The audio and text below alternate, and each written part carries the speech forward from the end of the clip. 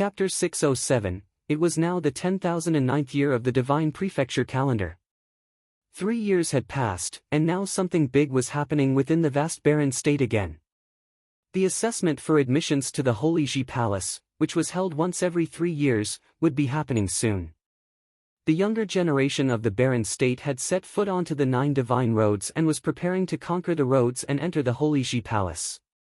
It was now the 10,009th year of the Divine Prefecture calendar. 3 years had passed, and now something big was happening within the vast barren state again. The assessment for admissions to the Holy Ji Palace, which was held once every 3 years, would be happening soon.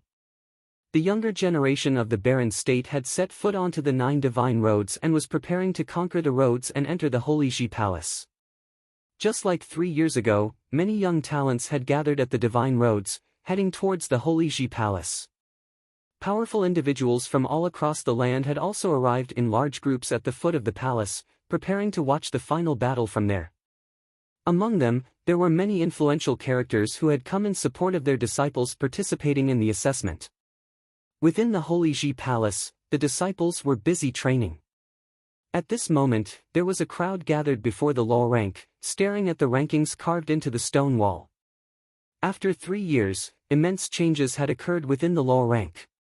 About 2 years ago, after the sparring sessions had ended, Hua Fan entered the Sage Palace and emerged from his training as sage. Afterward, Do Kun and the person who was third in the law rank entered the Sage Plane as well. Even then, they had not been replaced by the 4th and 5th person in the original rankings. Instead, the top 3 positions had been taken over by those who were lower down in the rankings. The batch of disciples from 6 years ago had already advanced to be at the peak of the noble plane. This put them ahead of many disciples in the batch from 9 years ago, who had not entered the Sage Plane yet. It was a large leap to get to the Sage Plane, which made it difficult for people to break through into the plane. As such, it was common that disciples from 2 different generations would clash with each other in the law rank at this particular plane. Such occurrences had happened throughout the years.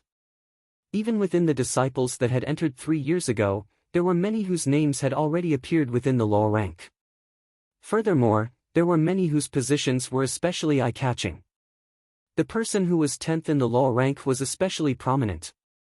His rank was not especially high, but he had steadily held that position for 2 years in a row. About 2 years ago, Futian had made a name for himself through a battle during the sparring sessions and become 10th in the law rank as a grade 8 noble. Afterward, he had maintained that rank without any changes happening. He did not increase in rank, but neither was he replaced by anyone. It was as if his position was fixed. Those who ranked lower than him skipped 10th place when they rose in ranking. Those who dropped in rank also fell beneath Futian as well. Once, there had been a person in 11th place who rose in ranking to take over the 9th place. The person originally in 9th place should have become 10th instead. But that did not happen. Futian remained in his rank, and the person dropped directly to number 11 in the rank instead. It was strange. However, those in the Holy Ji Palace were not fazed at all by this occurrence. Over the past 2 years, Futian had not participated in any more battles. He had even been absent from the sparring sessions for the past 2 years. Under these circumstances, even if one wanted to have Futian's ranking in the law rank shifted forward, it was unclear where he should be placed. As a result, a strange occurrence happened within the law rank where Futian remained in the exact same ranking for about 2 years. "What plane is that guy at now?" someone asked quietly, looking at Futian's name on the ranking. Those next to him knew exactly who he was talking about. In truth, there were many who were curious about Futian. Someone else answered from the side, "I thought he would have participated in the sparring sessions a few months back." In the end, he still wasn't interested. What a character. But even without participating in the sparring sessions or any other battle, his name is still getting more prominent within the palace. They continued, "He's someone who broke through many relics continuously, and he even helped many of those entering the Holy Ji Palace in their training. It's no wonder he's well known. He has an extraordinary capability in understanding things. We've already seen that back at the sparring sessions over 2 years ago. Today, whether it's sorcery, martial arts, or the Guqin path, he probably has outstanding achievements in all of them. Even those talents from the batch 3 years ago were willing to head to the Battle Sage Palace in order to ask him for training advice. Many people chattered before the law rank about how Yi Futian had become a legendary character among the Holy Ji Palace disciples. Despite his unconventional ways, he was still outstandingly capable. They predicted that if Yi Futian were to actually participate once, there would even be the possibility that he could leap straight into the top 3 from being 10th in the law rank. It had been 2 years already. With his current abilities and his potential to become first in the law rank, it was absolutely possible that he would be able to enter the top 3. Over at the sky-reaching tower area, shouts were heard, and there was a ruckus both within and outside the tower. Entering the 18th level? This guy's crazy good, some people were exclaiming in jealousy.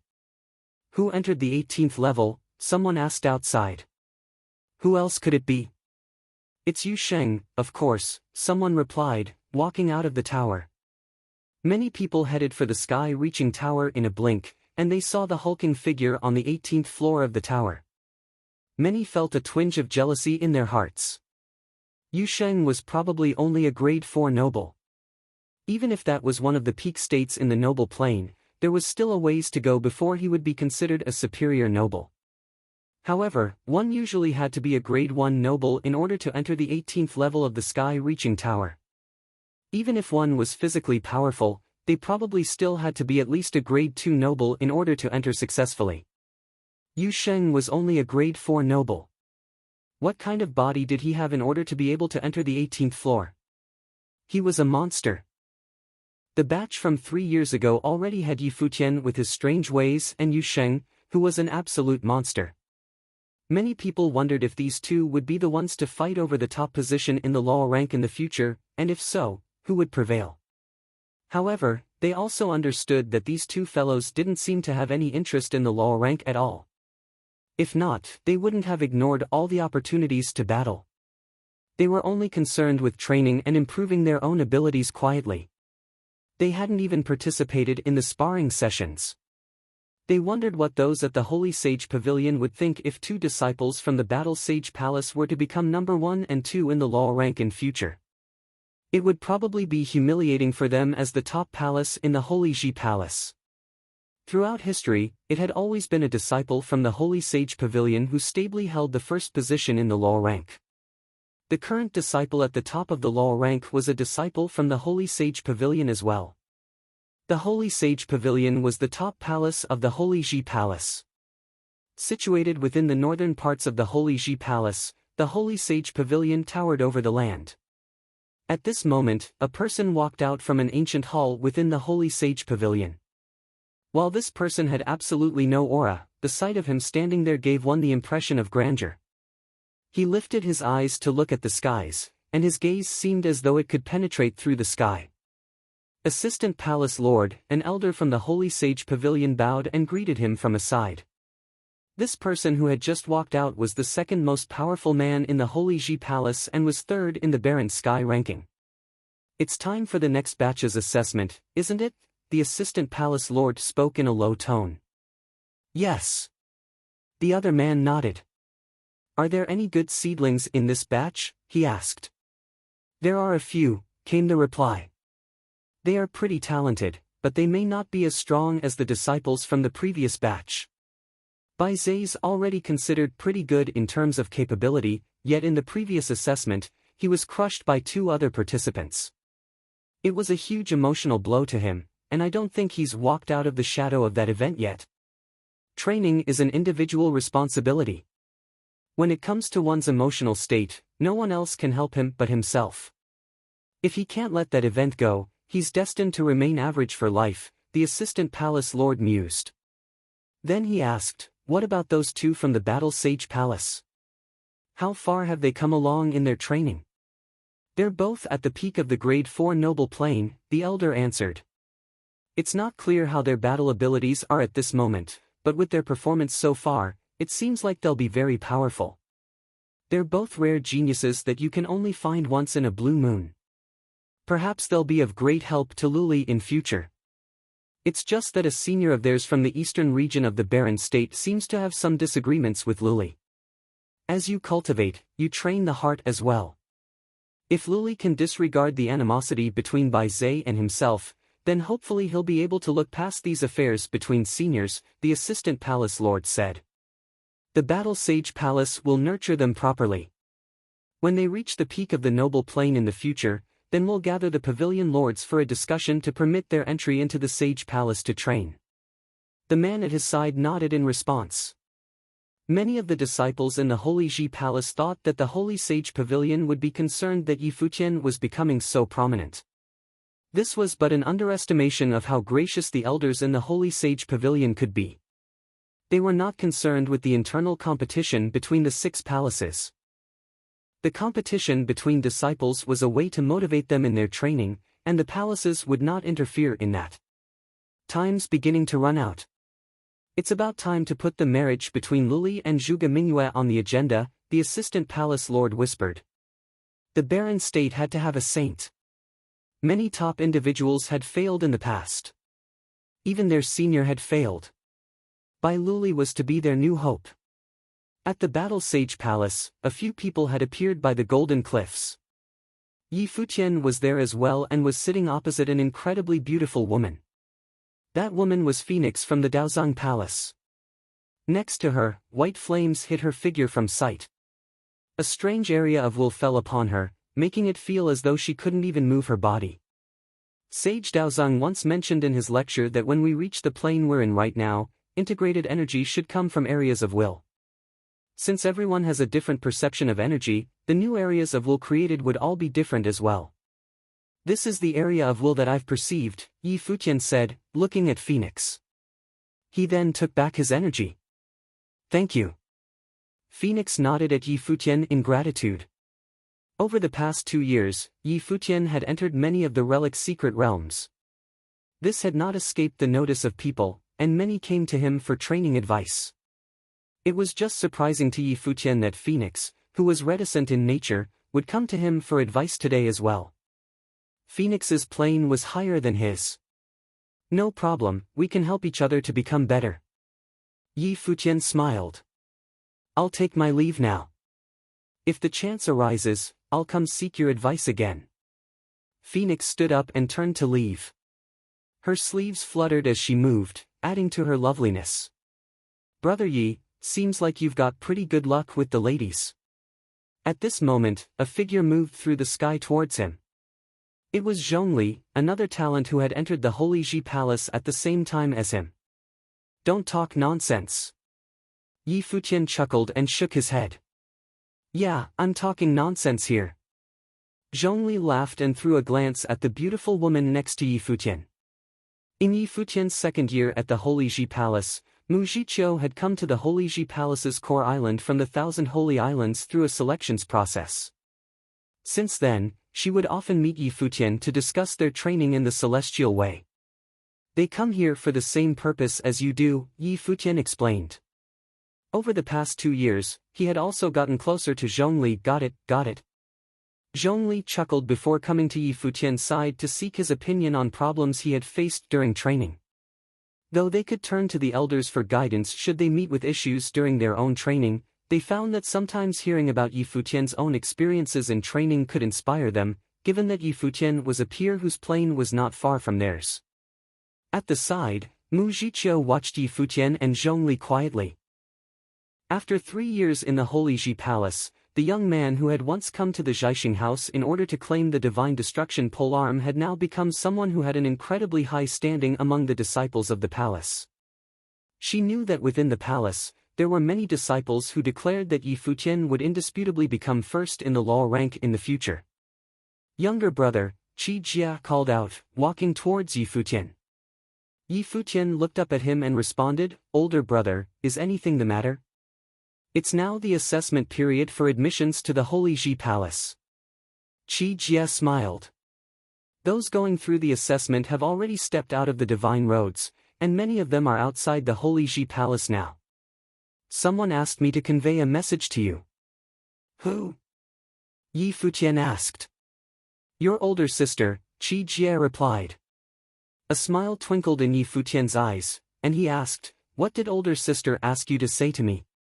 "She said to tell you that you were a rascal for not thinking about her for the past 3 years and that you better go and see her tomorrow." Qi Jie spoke, his expression caught in the middle of seriousness and mirth.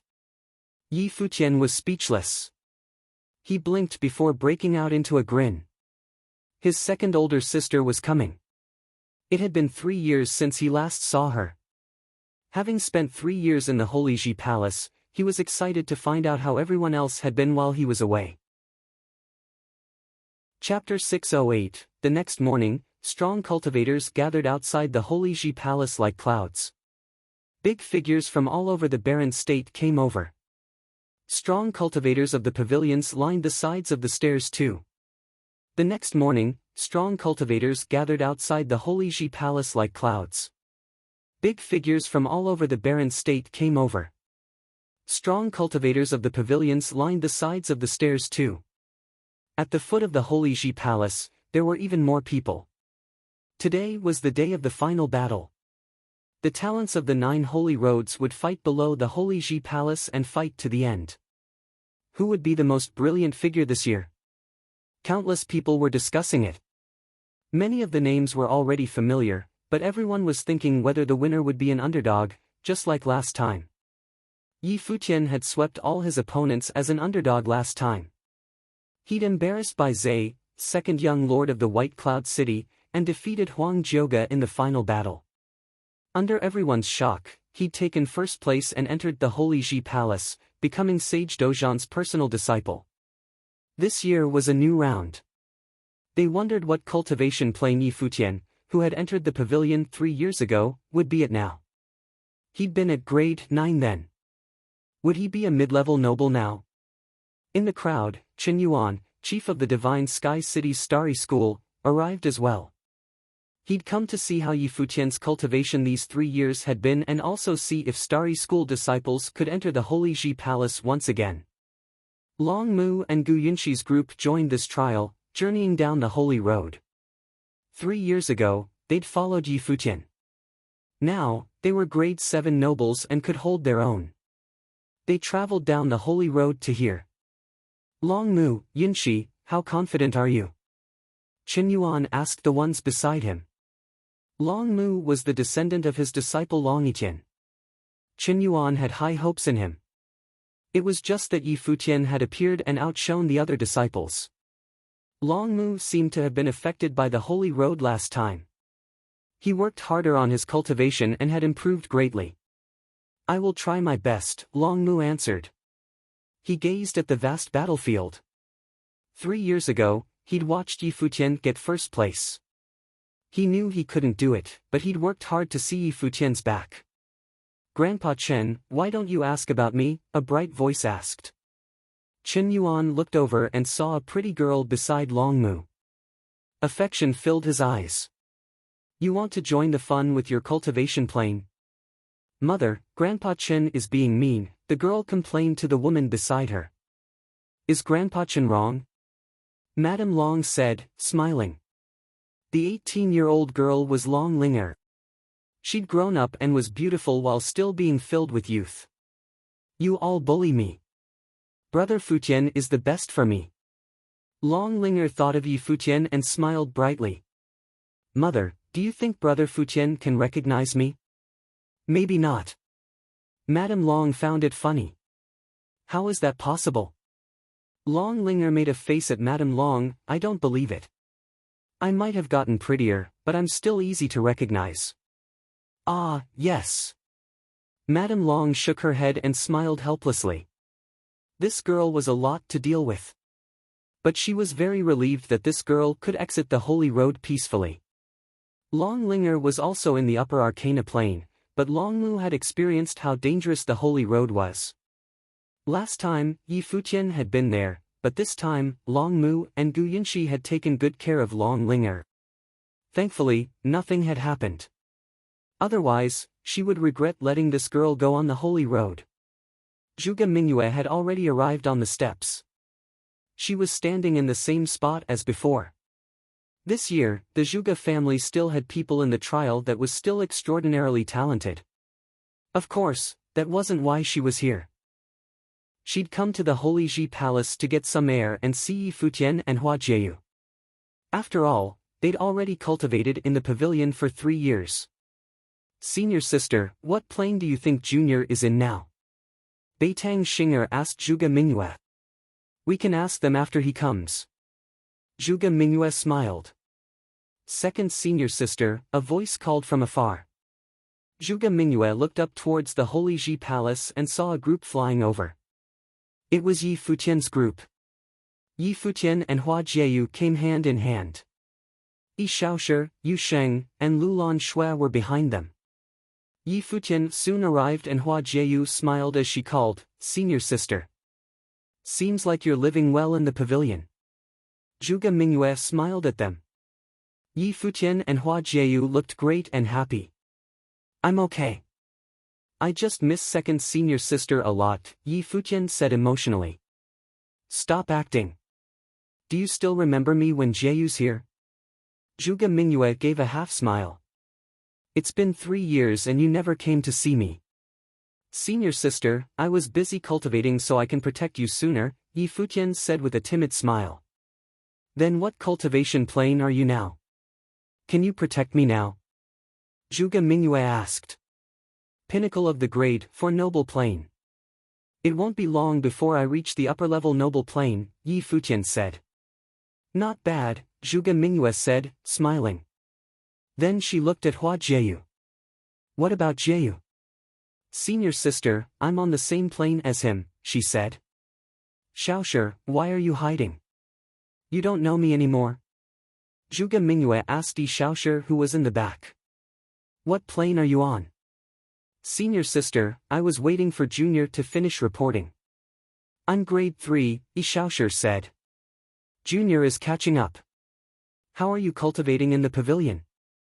Zhuge Mingyue grinned at him. "It's the problem of talent, you know. I work really hard in the pavilion. If you don't believe me, you can ask Junior." Yi Shaoshi glanced at Yi Futian and fluttered his lashes. "Yes. Seventh senior brother works really hard," Yi Futian said, nodding. Yi Shaoshi let out a relieved breath. Zhuge Mingyue looked at them with a half-smile, making the fatty's heart pound in fear. His senior sister's gaze seemed to suspect that he'd been slacking off. "Senior sister, is there news about third senior brother?" Yi Futian asked. "Dead." Zhuge Mingyue's smile disappeared.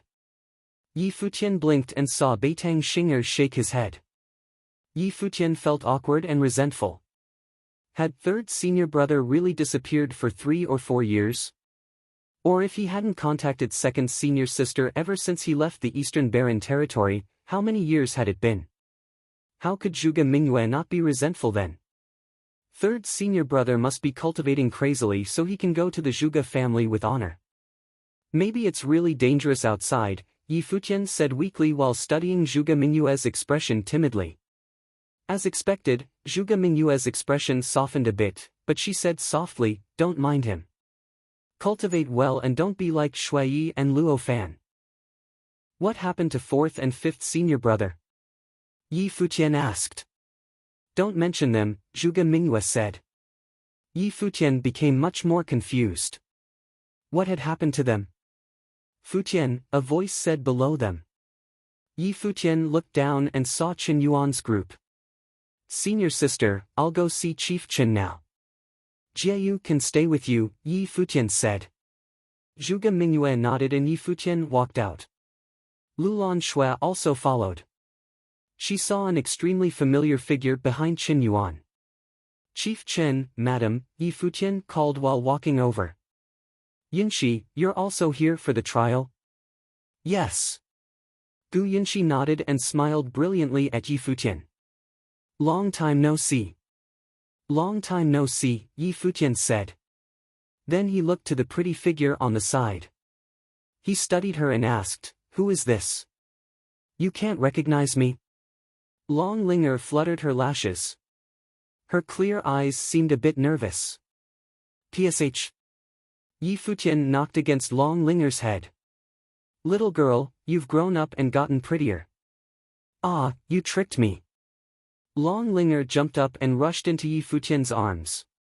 Brother Futian, did you miss me? Hey, you're an adult now. Aren't you embarrassed? Yi Futian stared speechlessly at Long Linger. The girl was 18 years old now. She was a slim and graceful girl. Linger, you still make trouble even after growing up, Madame Long said, glaring at Long Linger. This is my brother. It's okay, Long Linger said, upset. Right, Brother Futian? Seems right. Yi Futian shook his head with a dry smile. Long Linger had been a little demoness when she was little. Now, she was even scarier. Futian, someone came to the starry school asking for you, so I brought her with. Chen Yuan looked to the figure behind him. She was another beautiful woman with an extraordinary temperament. Lulan Shui had already walked before her. This woman was the Empress of Lulan. Empress, Yi Futian called, walking up. Yi Futian, come with me. I have something to say, the Empress said before turning to leave. Yi Futian followed with Lulan Shui behind him. The Empress led them away from the crowd. Then she turned and stared coldly at Yi Futian. Empress, why are you looking at me like that? Yi Futian asked. How is my daughter not good enough for you? Empress, what do you mean? Yi Futian asked. You have a girlfriend, but when I sent Lulan Shui to Book Mountain, I'd already said that you can even take her in as a mistress. Now, she's been by your side for so many years. How come she's still only on the side? Have you really ordered her around like a maid? Why are you humiliating her like this? The Empress asked coldly. She was the Empress of Lulan and Lulan Shui had the high status of a princess. She could give Lulan Shui as a mistress, but Yi Futian still didn't think she was enough. This was definitely humiliation. Yi Futian looked at the Empress, confused and speechless. What kind of mother was this? Thinking of this, he became more upset. You forced Lulan Shui into Book Mountain back then. But I'm the one who mistreated her. Hearing this, the Empress became even more furious. Coldness radiated from her and enveloped Yi Futian. Don't get angry. If we really want to fight, you're not my match anymore, Yi Futian said coldly. Everyone had a temper. You, the Empress roared. A cold storm arrived instantly. A frightening cold spear shot towards Yi Futian. Yi Futian stood there quietly, allowing the icy spear to pierce him without moving. Now, his physical body was very strong. Even if the Empress was a grade 2 noble, he wasn't afraid. However, ancient Lulan's nobles were much weaker than the Holy Ji Palace's nobles, even if she was the Empress.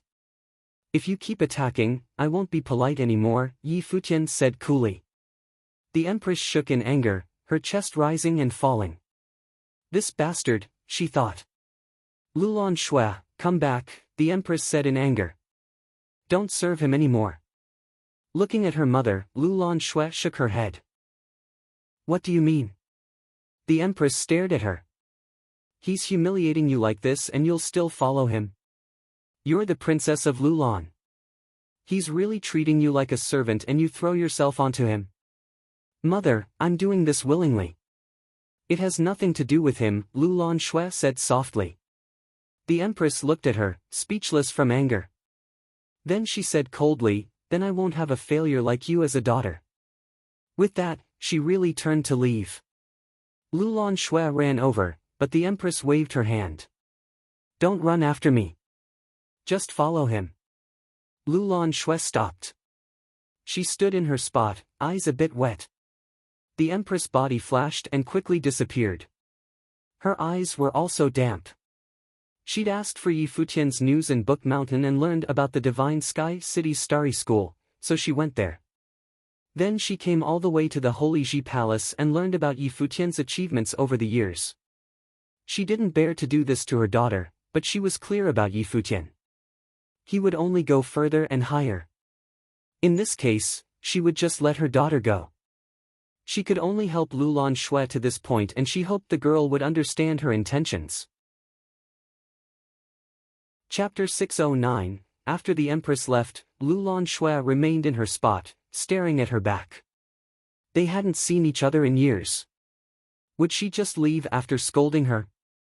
After the Empress left, Lulan Shui remained in her spot, staring at her back. They hadn't seen each other in years. Would she just leave after scolding her? Lulan, don't think too much. It's not how you think, Yi Futian said. The Empress isn't as heartless as you think. She did all that for you.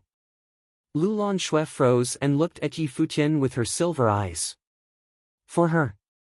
I've truly been ordering you around these years and I've gotten used to it. I'm sorry. If you want to leave someday, you don't have to worry about me. Yi Futian sighed and turned to leave. He knew how calculating the Empress was. He could obviously see through her intentions.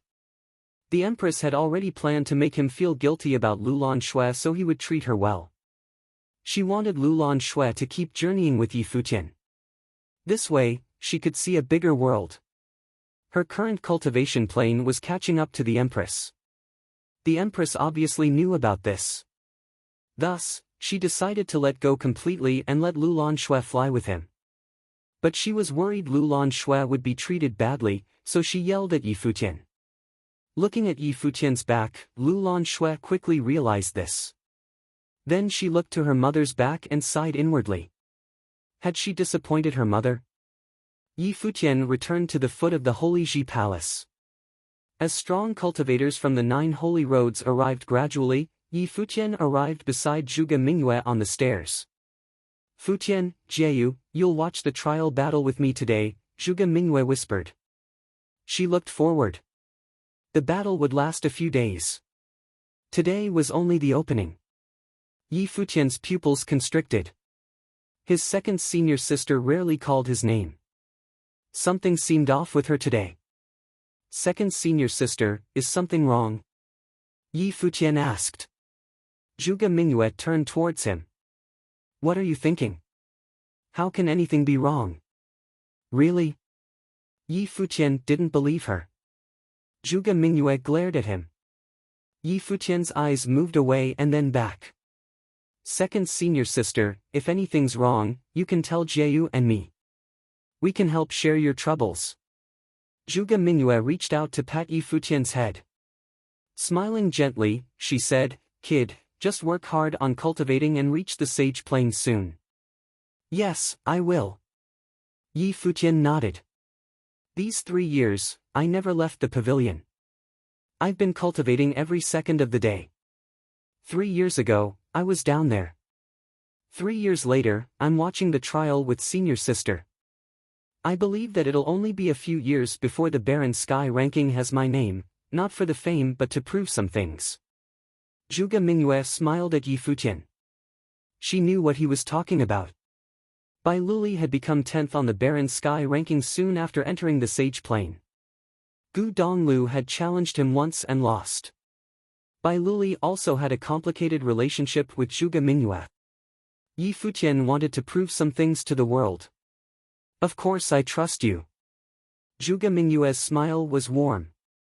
You're 25 years old now, right? I still remember how you were only 18 when you came to the cottage. You were so cute. Yi Futian was speechless. Cute? So Zhuge Mingyue had thought he was cute when they first met? Yes, I'm 25. Senior sister, I didn't awaken my life spirit and start cultivating until I was 15, Yi Futian said while looking in the distance. It's been 10 years. These 10 years, I went from the beginning stage to now. I'm only a grade 4 noble now, but if I'm serious, I can be at the top of the Holy Ji Palace's rank. If I enter the top-level noble plane, no nobles here dare to say they'll defeat me. His voice was extremely confident. Zhuge Mingyue looked at the handsome side profile and her eyes shone brighter. She knew that Yi Futian wasn't bragging. He just wanted to tell her. Seems like Junior has grown up, Zhuge Mingyue murmured. The 3 years passed in a blink and she could feel that Yi Futian had grown up. The 18-year-old who'd entered the cottage was now mature. A poem says, if only life can remain how it was at the first meeting, but it's nice to see you grow up bit by bit. Zhuge Mingyue patted Yi Futian's head. Feeling Zhuge Mingyue's gentle hands and affectionate eyes, Yi Futian was speechless. She said he'd grown up, but she was still treating him like a kid. Where was his image? Senior sister, who's the most popular for the battle this year? Yi Futian's gaze moved to the examination grounds. There were countless people now. Most of them would be eliminated. Zhongzhou City's large forces all have talented figures in every generation. It's the same this time. Amongst them, the Shimen clan and the Thunder Courtyard both have one very talented figure. People have high expectations. Other than that, the Yan Jiu that you defeated last time has a sister. She's even more talented than Yan Jiu, and she's here. The Zhuge family and White Cloud City also have powerful figures. Zhuge Mingyue smiled and continued, but no matter how talented they are, they can't surpass the last round. Of course, Yi Futian said, smiling. Look at who was in the last round. Zhuge Mingyue smiled at Yi Futian with pride. She left after the first day. Yi Futian and Hua Jieyu stayed beside her the whole time, and Yi Futian felt keen that something was wrong. He said many things to her. Some of them seemed arrogant, but Zhuge Mingyue must have understood his intentions. Yi Futian continued watching the other battles because Long Linger was there, along with Long Mu and Gu Yunxi. Long Mu had truly improved greatly these past 3 years, perhaps motivated by Yi Futian. Long Linger was only 18 years old, but she'd already shown her shocking talent as a dragon master. She was even more talented than Long Mu. The battles this year were still spectacular. There weren't any underdogs like Yi Futian and Yu Sheng who reached the end, but many talents were still very shocking. Shimen Gu of the Shimen clan was first, while Yan Qingyan of the Sword Saint Mansion was second. She was Yan Jiu's sister. Her swordsmanship was precise and graceful. She'd added her own thoughts to the 9 swords of the Celestials. Third was a pride from the Thunder Courtyard. Last time, neither the Shimen clan nor the Thunder Courtyard had been able to enter the top 10. This time was a boost to their ego. Shimen Gu entered the Holy Sage Pavilion and Yan Qinggu entered the Sword Pavilion. 3 years ago, the Sword Demon hadn't wanted Yan Jiu, but he was impressed by Yan Qinggu. When the strong cultivator on the steps announced the end of the battle, the vast space fell into an uproar. Some were happy while others were upset. Yi Futian walked down to Qin Yuan's group. He looked at Long Linger and saw her grinning. Brother Futian, how was I? Yes, the Daozang Pavilion made an exception for you. Seems like little Linger has grown up. Yi Futian patted Long Linger's head. At 18 years old, she was only in the upper Arcana plane, but Sage Daozang had personally made an exception to accept her. Clearly, her talent had been very impressive. Sage Daozang also knew Long Yiqian. Coming from the Divine Sky City of the Eastern Barren State, Long Yiqian had been on the Barren Sky ranking. He'd been incredible and shone for a while before passing like a shooting star. He saw yet another dragon master in Long Linger. Of course. Long Linger was a bit proud. Qin Yuan and Madame Long were also happy. They'd thought Long Linger wouldn't achieve anything and never thought the Daozang Pavilion would make an exception for her. It was a great surprise. Long Mu, you did well, Yi Futian said to Long Mu. He'd entered an island on the 1,000 Holy Islands. This counted as entering the Holy Ji Palace too. I'll catch up to you. Long Mu looked at Yi Futian. The disdain still existed, but it had become his motivation to keep improving. He was especially affected when he saw Yi Futian get first place 3 years ago and had cultivated crazily. Then you better work hard, Yi Futian said, chuckling. He'd moved on from the past conflicts. Madame Long smiled at these juniors. Her smile was just as beautiful as when she was young.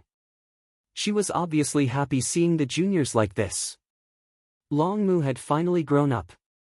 In the future, he could be a good and reliable man like her brother, Long Yiqian. Are you going back with me or entering the palace directly? Madame Long, I'm not going back. Mother, tell father that I didn't disappoint him this time, Long Linger said. Okay. Madame Long nodded. Your father's strictness was for the best of you. Now that you and Long Mu have entered the Holy Ji Palace, you must cultivate well. I will, Long Linger said. Mother, don't worry. I have brother Futian and sister Jieyu here. Futian, you'll have to take care of this girl, Madame Long said. Madam, don't worry. I won't let anything happen to Linger, Yi Futian said. I obviously don't worry with you. Alright, go on now, Madame Long said. Yi Futian nodded and looked to Gu Yinshi. Yinshi, don't be disappointed. You can cultivate well in the Starry School too. Yes, I will. Gu Yinshi nodded, but how couldn't she be disappointed? She'd already worked hard, but it still wasn't enough. Chief Chen, Madam, I'm going now. Yi Futian bid farewell to everyone and took Long Linger into the Holy Ji Palace. It wasn't just them. Many entered the palace directly instead of going back. With Yi Futian and Hua Jieyu, there was no need for the guards to lead the way. The group soared in the sky. Linger, I'll take you around the palace, Yi Futian said. Okay. Long Linger's eyes glowed with curiosity and excitement. Yi Futian brought her around the pavilion's law power zone. Long Linger looked down and said, What is that? It doesn't look like a cultivation area. There are so many people there. That's a law power zone. Some disciples planned battles there. Many enter the law rank there. You, newbies, are usually more interested in them, Yi Futian said, chuckling. Law rank?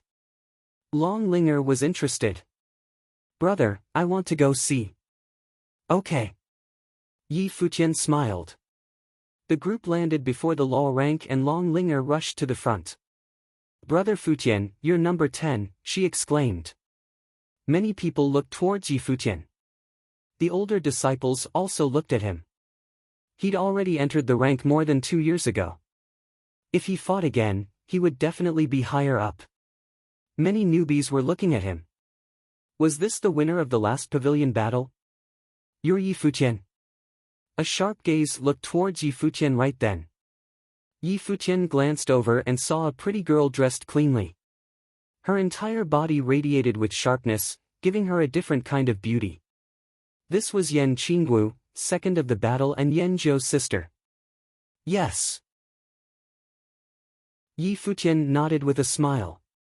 It's because of you that my brother returned soulless that year. Someday, I'll challenge you, Yan Qinggu said. I'll be waiting, Yi Futian said, smiling. He didn't mind. His mindset was completely different from 3 years ago. Number 1 from the last round, someone muttered, standing before the law rank with his back to Yi Futian. It's a pity I wasn't in the same year. Many people looked at the speaker. It was Shimin Gu, the winner of this year. Was this newbie challenging his senior? Yi Futian glanced at him. He was really arrogant, but Yi Futian didn't mind. The winner of the battle would definitely be arrogant. If you're in the same year, you won't be anywhere near number 1, Long Linger said. Shimin Gu turned around. He looked at Yi Futian and then gazed at Long Linger. Chuckling, he said, You're Long Linger, right? Yes. Long Linger looked at Shimin Gu, not liking his eyes. Look at who's number 1 on the law rank, Shimin Gu said.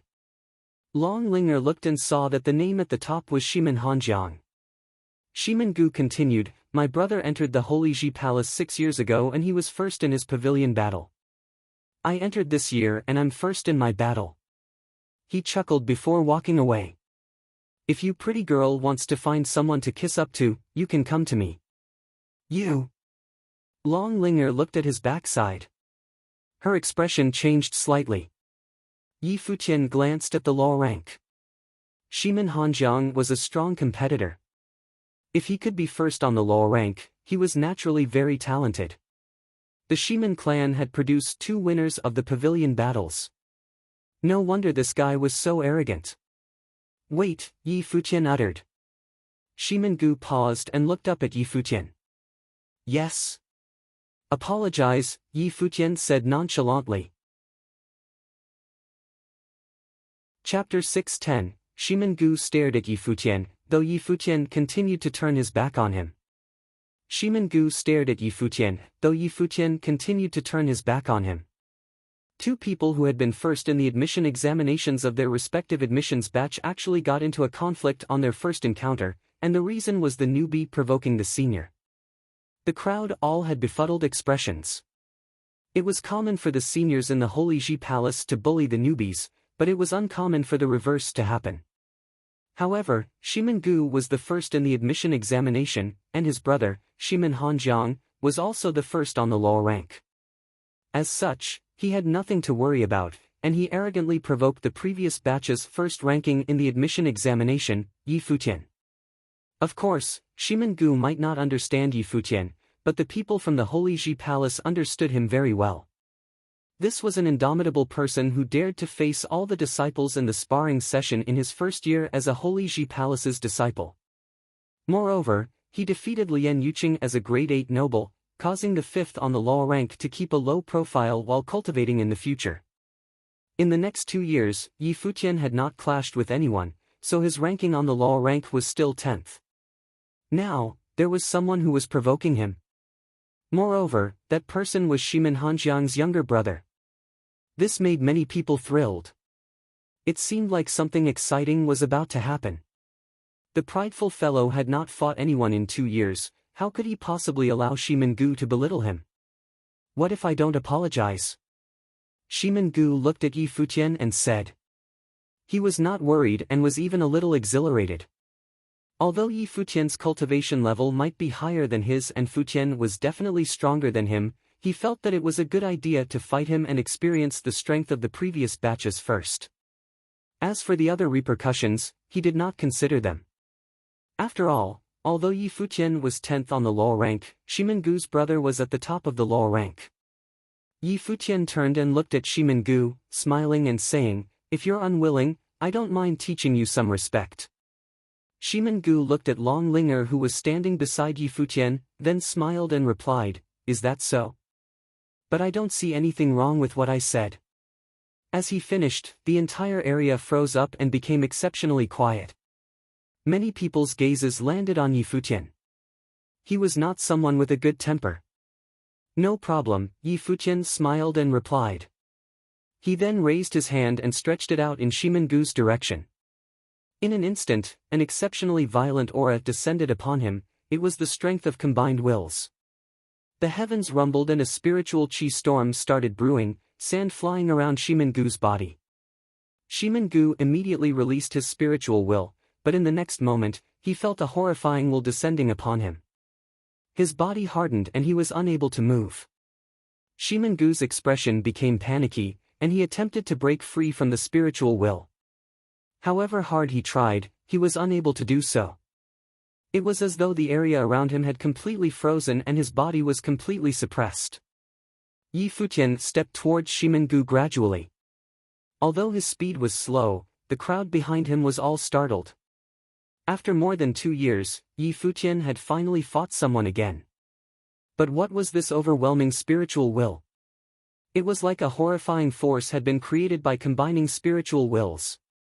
Gu was in trouble. The Holy Ji Palace doesn't have strict rules, so the seniors often bully the new disciples. When I entered the palace, I kept a low profile because I knew that I was unable to defeat them, so I hate it when the seniors bully the newbies. Today, I am going to do the thing that I hated. Yi Futian looked at Gu and said calmly, "That is because some people really deserve it." As his voice landed, he swung his palm outward and the wind started billowing and turned into a palm print. With a giant smack, it landed on Gu's face and sent his body flying, a distinct palm print on his face. Silence. The first in the admission examination, Gu, had been slapped by Yi Futian on his first day in the Holy Ji Palace. This was a feat that probably nobody would ever achieve again. Gu stood up and wiped the blood around his mouth. He raised his head and stared cruelly at Yi Futian. "You humiliated me intentionally." Gu clenched his fists and growled. "It looks like you understand how it feels to be humiliated." Yi Futian had no pity for him and did not feel that he had gone overboard. It did not matter how arrogant the first in the admission examination was since he was arrogant as well. However, he had dared to say such humiliating things to Long Linger and had no remorse. He could only let Shimengu feel the impact of his actions. Shimengu laughed mockingly and said, "You're a senior. Since you said that the Holy Ji Palace has no rules, it's fine if you humiliate me. However, have you thought of the consequences?" As he said that, he looked derisively at Long Linger, who was standing beside Yi Futian. He would remember this slap. "It looks like you haven't learned your lesson," Yi Futian said calmly. Then, his arm stretched forward and a giant palm appeared in the air, grabbing Shimengu by the neck. Shimengu wanted to dodge, but his body could not resist. The giant palm lifted Shimengu's body across the air and slammed him into the ground. With an ear-splitting crash, Shimengu's body was violently smashed into the ground and his body shuddered vehemently. "Yi Futian, you dare bully me like this? My brother will not let you off," Shimengu said ruthlessly. However, as he finished, the earth started to shake. A figure ran wildly from the distance and many people raised their heads to look at the person. They saw a burly figure land beside Shimengu and grab him by his shirt. Shimengu lowered his head and saw a pair of emotionless eyes with beastly rage in them. The expression in those eyes was as though they were looking at a dead person. Shimengu felt his body go cold. What kind of eyes were those? However, this was the Holy Ji Palace. Who would dare treat him like this? When they saw the figure appear, many people grieved for Shimengu. He had just entered the palace and had not understood Yi Futian before provoking him. What a tragedy! In the next moment, Shimengu felt his body being flung, and with a giant crash, his organs felt as though they had shattered as he was crushed vigorously into the ground. Moreover, the other party did not stop and smashed him into the ground repeatedly. Many people could not bear to continue watching. Shimengu was probably the most tragic first in the admission examination in the history of the Holy Ji Palace. He had barely been in the palace for a couple of hours and he had already been brutally defeated. Blood streamed from Shimengu's mouth and his brain stopped functioning. On his first day in the Holy Ji Palace, his views had been flipped upside down. How could this be? He was the first in the admission examination, the most outstanding among this batch's disciples. His brother was the first on the law rank. How could the other party humiliate him with no reservations? He did not understand. "Yu Sheng," Yi Futian shouted. If that fellow continued, he might really disable Shimengu. Yu Sheng heard his voice and stopped, then threw Shimengu on the ground and walked over to Yi Futian. He did not mention Shimengu but said, "Teacher wants us to go over." "Okay." Yi Futian nodded and then said to Hua Jieyu, "Jieyu, you bring Linger to the Daozang Palace." "I won't be sending her." "Okay." Hua Jieyu smiled and nodded. Yi Futian walked over to Shimengu's side and said softly, "You can go and tell your brother about today's incident. If he wants to look for me, that's fine. I'm just going to remind you, if you dare to insult Linger again like you did today, I will make sure that you are unable to stay in the palace." After saying that, he looked towards Long Linger and said, "Linger, your cultivation is the weakest in the palace. If anyone bullies you, come look for me." Long Linger nodded her head solemnly. Big brother Futian was more handsome than before, big brother Yu Sheng as well. She had not noticed that he was this handsome in the past. She would have another idol from now on. Yi Futian left with Yu Sheng, and Hua Jieyu also flew off with Long Linger. The surrounding crowd looked at the figure lying on the ground. After 2 years, they had finally seen Yi Futian and Yu Sheng in action again. How overbearing! That tone, it was as if. Many people reeled in shock. Did Yi Futian's words mean that he did not fear Shimen Hanjiang? Now, Shimengu was probably doubting his entire life. Tough luck, he had provoked Yi Futian. In the crowd, Yan Qingwu watched the incident with an equally stunned expression. Was this how things were in the palace? Was that the Yi Futian who defeated her brother back then? What a deep impression he left. In the Battle Sage Palace, Yi Futian and Yu Sheng made their way to the Battle Sage Hall. "Master," the two of them shouted as they saw Sage Dozhan. 3 years, not bad. Sage Dozhan looked at the two of them and smiled. He then asked, Yu Sheng has already made it to the 18th level of the sky-reaching tower, which level can you reach now, Yi Futian? The 17th level, Yi Futian replied. How many acupoints can you open from the incomplete Heavenly Manual's 7-star acupoints? Sage Dozhan continued asking. The same as Yu Sheng, for acupoints, Yi Futian replied. That's more than me. Sage Dozhan smiled and looked at his two disciples. He then said, teaching disciples is not my specialty. Although I've taken you two in as disciples, the truth is that all your cultivation is your own effort. Now, I will teach you two a body-enhancing technique for battle. It is extremely strong, so make sure to learn it properly. Yi Futian, I've heard that you specialize in all elements. However, Yu Sheng, you will have a chance to enter the Saint Plane with body refining. Don't waste your potential. Yu Sheng nodded. He also knew that his physique was superior to others and was a natural warrior. Body refining was indeed very suitable for him. Prepare yourselves. The eye in between Sage Dozhan's brow chakra opened again, and a gleaming light emitted from it, heading straight towards Yi Futian and Yu Sheng's brow chakras. Following that, images flooded into their brains. In their heads, they saw what looked like a god. Sage Dozhan stood in the air, naked. His frame appeared to be bigger, like an ancient god. What was even scarier was the gleaming light around his body. An unparalleled shadow appeared. It was an imposing golden figure. The Dozhan body can create a martial arts body and provide astonishing power. It is an unstoppable offensive ability, a voice sounded in their heads. Next, the cultivation method and things to look out for were all imprinted into their brains. Yi Futian and Yu Sheng closed their eyes, taking it in silently. The incomplete Heavenly Manual combined with the Dozhan body created Sage Dozhan, who is 7th on the Barren Sky ranking. Your potentials are both higher than mine, so your achievements will definitely surpass the 7th on the Barren Sky ranking. Sage Dozhan looked at the two of them and said softly. He had high hopes for both of them.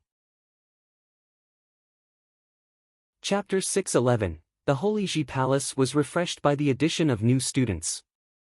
The news of the champion of this year's law battle being humiliatingly crushed by Yi Futian and Yu Sheng within a mere 2 hours after entering the palace spread far and wide like wildfire.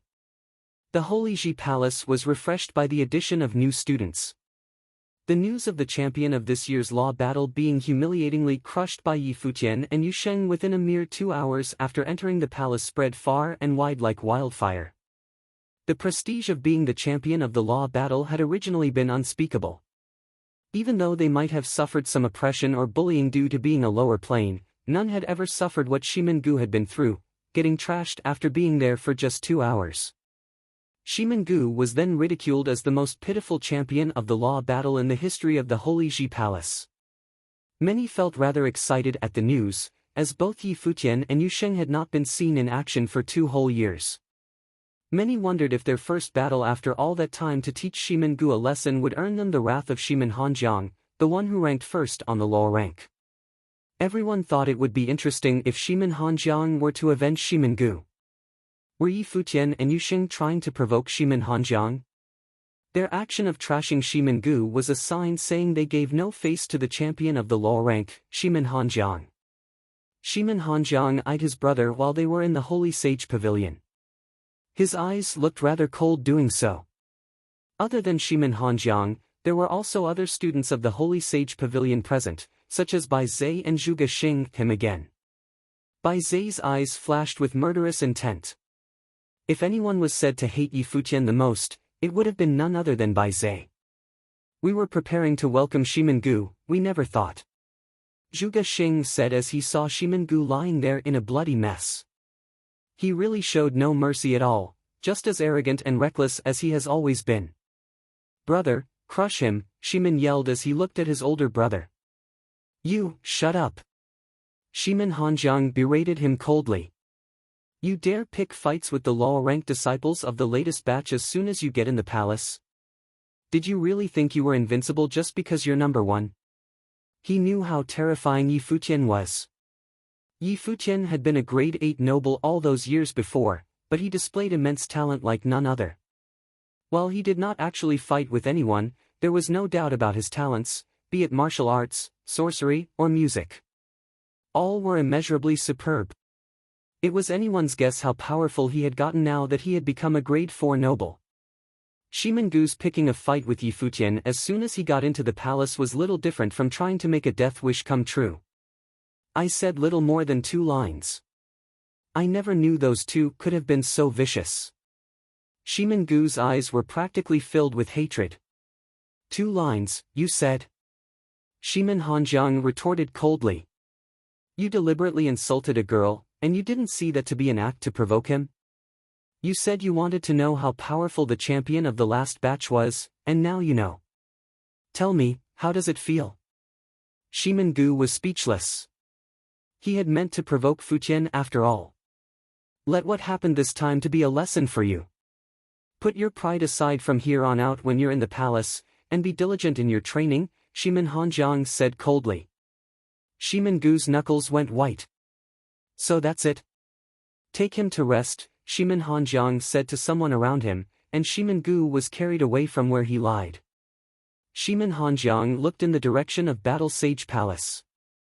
While there was no doubt that Shimengu was indeed the one at fault, it was also true that Yi Futian went too far. Brother Shimen, are we going to just let this slide? Bai Zhe asked as he looked at Shimen Hanjiang. Since he is already at such a level now, it'll only be a matter of time before we clash. He probably won't miss this year's sparring sessions, Shimen Hanjiang said calmly. His main objective at the moment was to make it into the ranks of saints, as he was already at the pinnacle of noble plane. The fact that Shimen Hanjiang was not nominated by the Sage Palace was an obvious indication to him, saying that he, despite being the one ranked first on the law rank, was not someone of exceptional caliber like Hua Fan of the previous generation. He failed to prove himself worthy of entering the Sage Palace. No one else said much after that, but Zhuge Xing quipped, Alchemy City is inviting forces from all over Barren State to witness their ceremony. Are any of you, seniors, interested in going? I'm preparing to train behind closed doors. As such, I won't be going. In the case of all of you, however, this would prove a great chance for you to train and get exposed, as mighty ones of all kinds will gather in Alchemy City, Shimen Hanjiang said. The Holy Ji Palace was a comprehensive, self-sufficient place in itself. Most nobles simply trained within the palace and rarely made contact with the outside world. However, if an opportunity presented itself, the Holy Ji Palace's members were free to venture outside. Alchemy City was highly renowned and held an important status in the Barren State.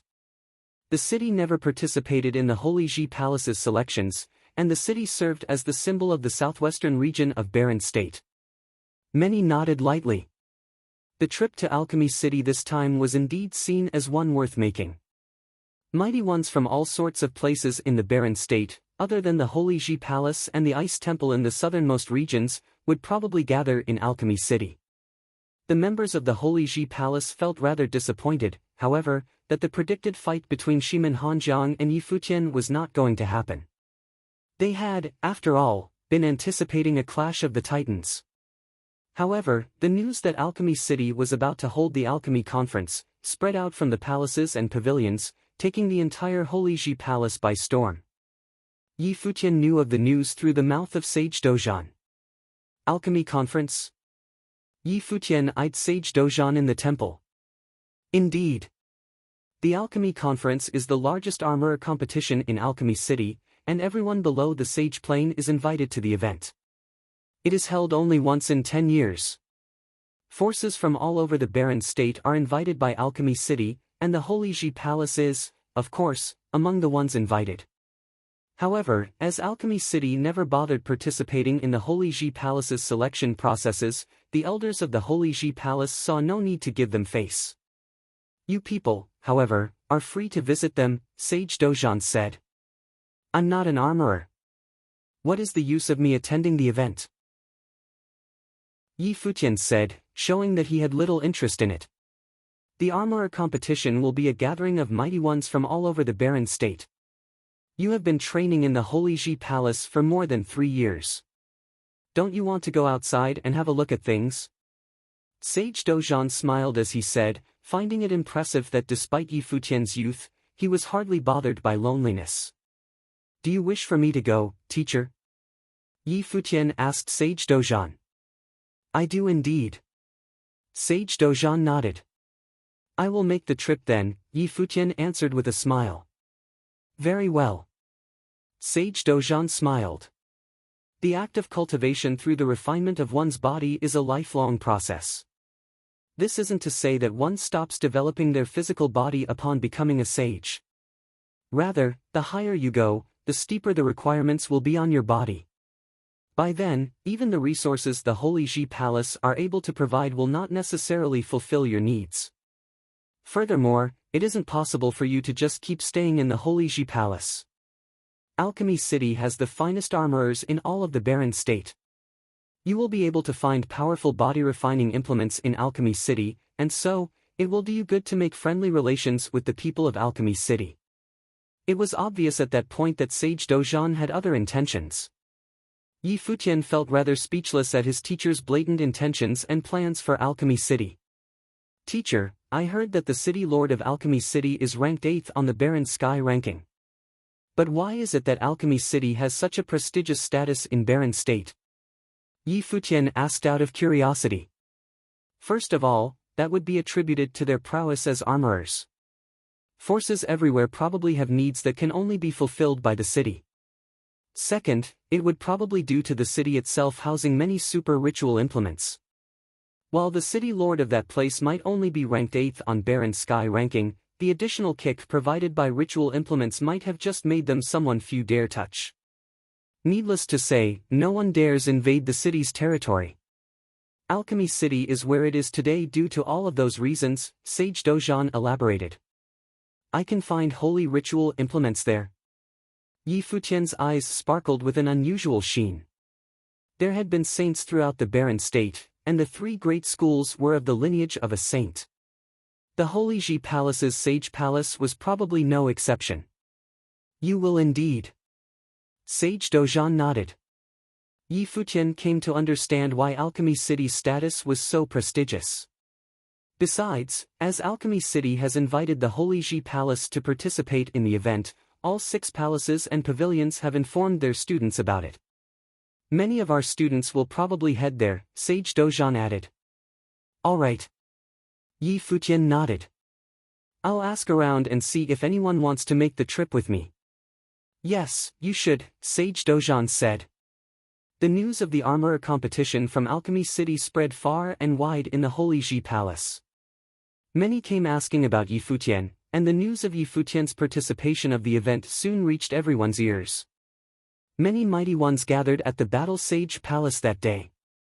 Yi Futian, Yu Sheng, Yi Wuchen, Yi Shaoshi, Yuan Zhan, Su Ke, and Zui Qianqiu were all present. The silhouette of 3 girls made their way through the air, and everyone's eyes sparkled.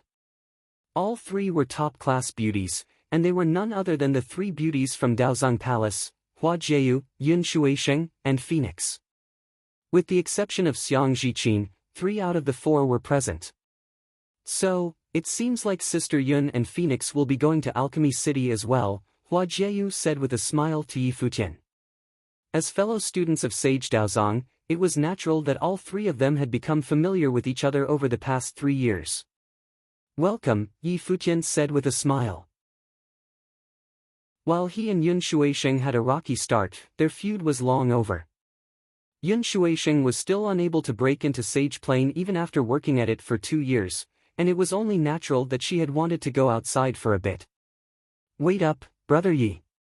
A few more figures were seen coming through the air. It was Zhongli and the others, fellow students who entered the Holy Ji Palace with Yi Futian.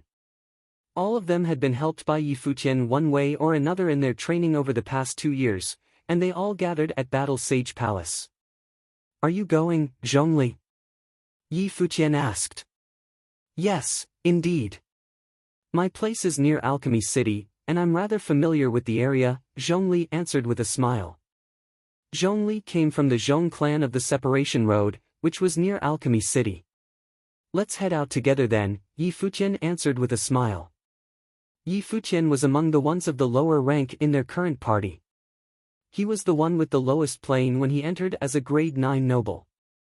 3 years had passed and he became a grade 4 noble, but the others were training as well. There were grade 3 nobles among them, and the stronger ones had even become grade 2 nobles. Yun Shuisheng had been at the pinnacle of the noble plane all that while. The party was indeed a fearsome one, as many hailed from top forces from all over Barren State. They leaped into the air and quickly vanished into the clouds. Sage Dozhan and Sage Jingang stood looking in Battle Sage Palace after they left. Sage Jingang was seen with a smile, saying, "That batch from 3 years has indeed become quite formidable. This time, it's no longer the Holy Sage Pavilion being the center of things, but Yi Futian. That guy really has a way with things." Yi Futian was the one with the lowest plane among his party, however, the current way things went spoke volume of his natural prowess and talent, as well as his charisma. Shimin Hanjiang is far from capable of such feats. He lacks the decisive advantage which allows him to make those of the same batch submit to him. Hua Fan, however, accomplished something like that. Yi Futian will probably succeed Hua Fan. Maybe he will someday become like Bai Luli, a symbol of one whole generation in the Holy Ji Palace, Sage Dozhan elaborated with a smile. Chapter 612, The western region of the Barren State looked vast and endless. The place was filled with many magnificent cities, and there were 2 that were the most renowned among all, Alchemy City and White Cloud City. While other major cities were also very, very influential, none were able to match those 2. The western region of the Barren State looked vast and endless. The place was filled with many magnificent cities, and there were 2 that were the most renowned among all, Alchemy City and White Cloud City. While other major cities were also very, very influential, none were able to match those 2. White Cloud City reigned supreme in the northwestern region while Alchemy City was situated in the southwestern corner. Alchemy City's influence encompassed all surrounding areas. Many top forces forged amicable relations with Alchemy City. Alchemy City was also immensely grand and luxurious. It was as if the entire city was made out of ritual implements. The designs of the buildings there differed greatly from those of other regions. In Alchemy City, many buildings served as ritual implements themselves. Intensely thick spiritual qi was found within Alchemy City, and the concentration of metal and fire elements were especially strong. Countless mighty ones gathered at that incredibly old and renowned city. Many more kept arriving in the city by air.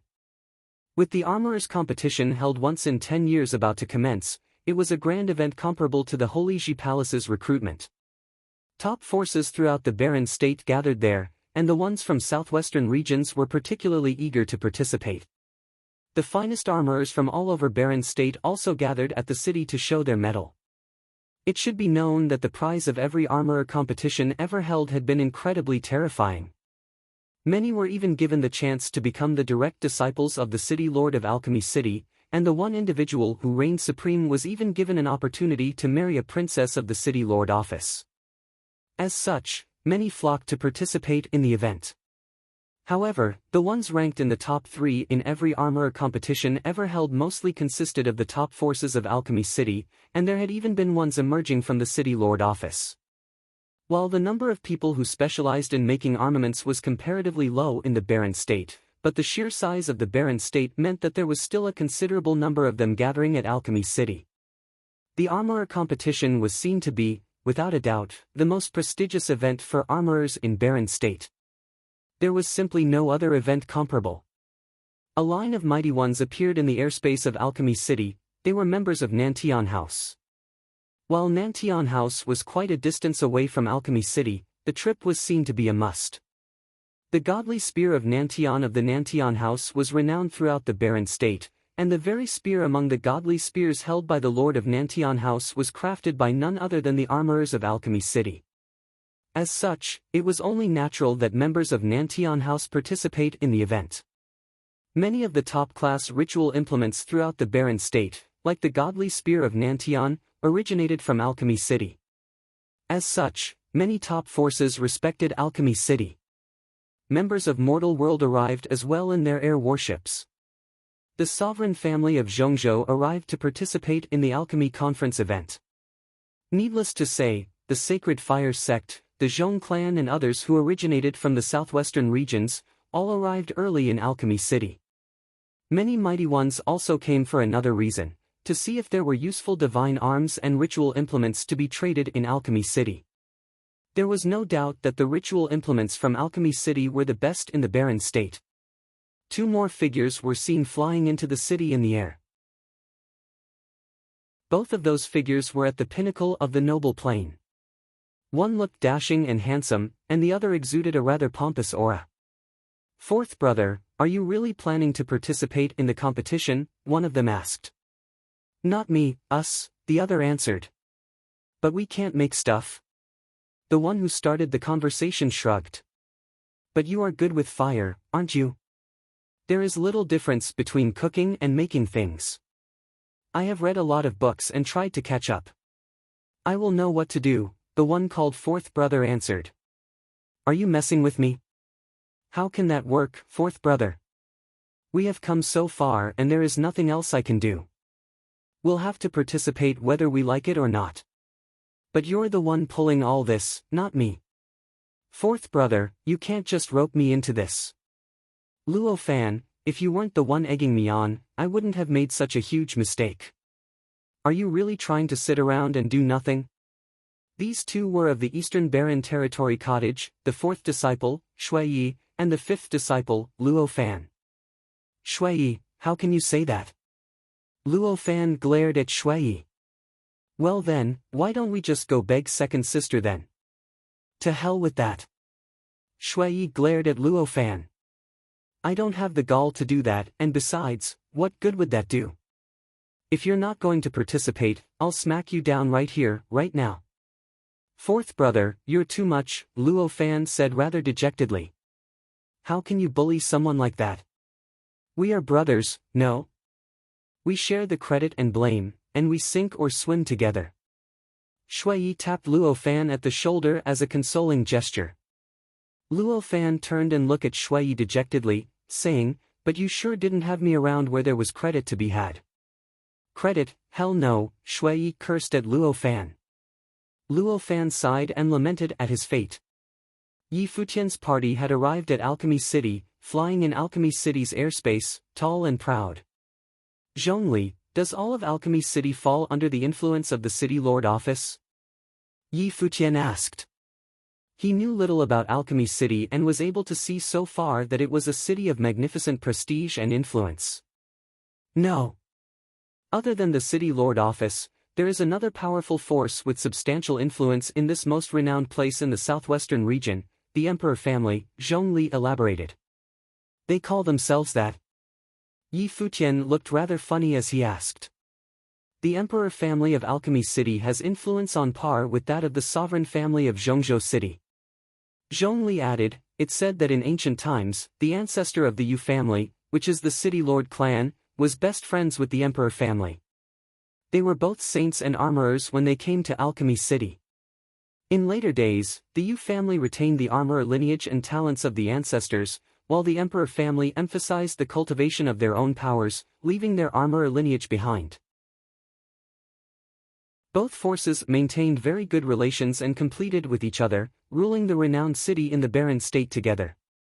Their relations stayed amicable, even to this day, and it was common for members of both families to marry. The City Lord of Alchemy City ranked 8th on the Barren Sky ranking, while the head of the Emperor family ranked 12th. Both forces never bothered participating in the Holy Ji Palace's selection processes. They made it out solely on their own. Zhongli continued, "Furthermore, exceptionally talented individuals emerged frequently from both forces, and it was said that one of the exceptional talents, capable of going against the heavens, has emerged. Rumors sat that person rivals the likes of Bai Luli, and the Emperor family has pinned great hopes on them, hoping that they will one day to become a saint." Yi Futian nodded. The barren state was a vast place, and while the Holy Ji Palace was a sacred ground in the barren state, it was not the only one. Huang Jioga of the sovereign family refused to train in the Holy Ji Palace. The likes of Alchemy City and the Ice Temple made it on their own as well, and mighty ones emerged one after another from their ranks. They thought themselves to be able to meet many excellent armorers participating in the event this time. Will many forces from Barren State come?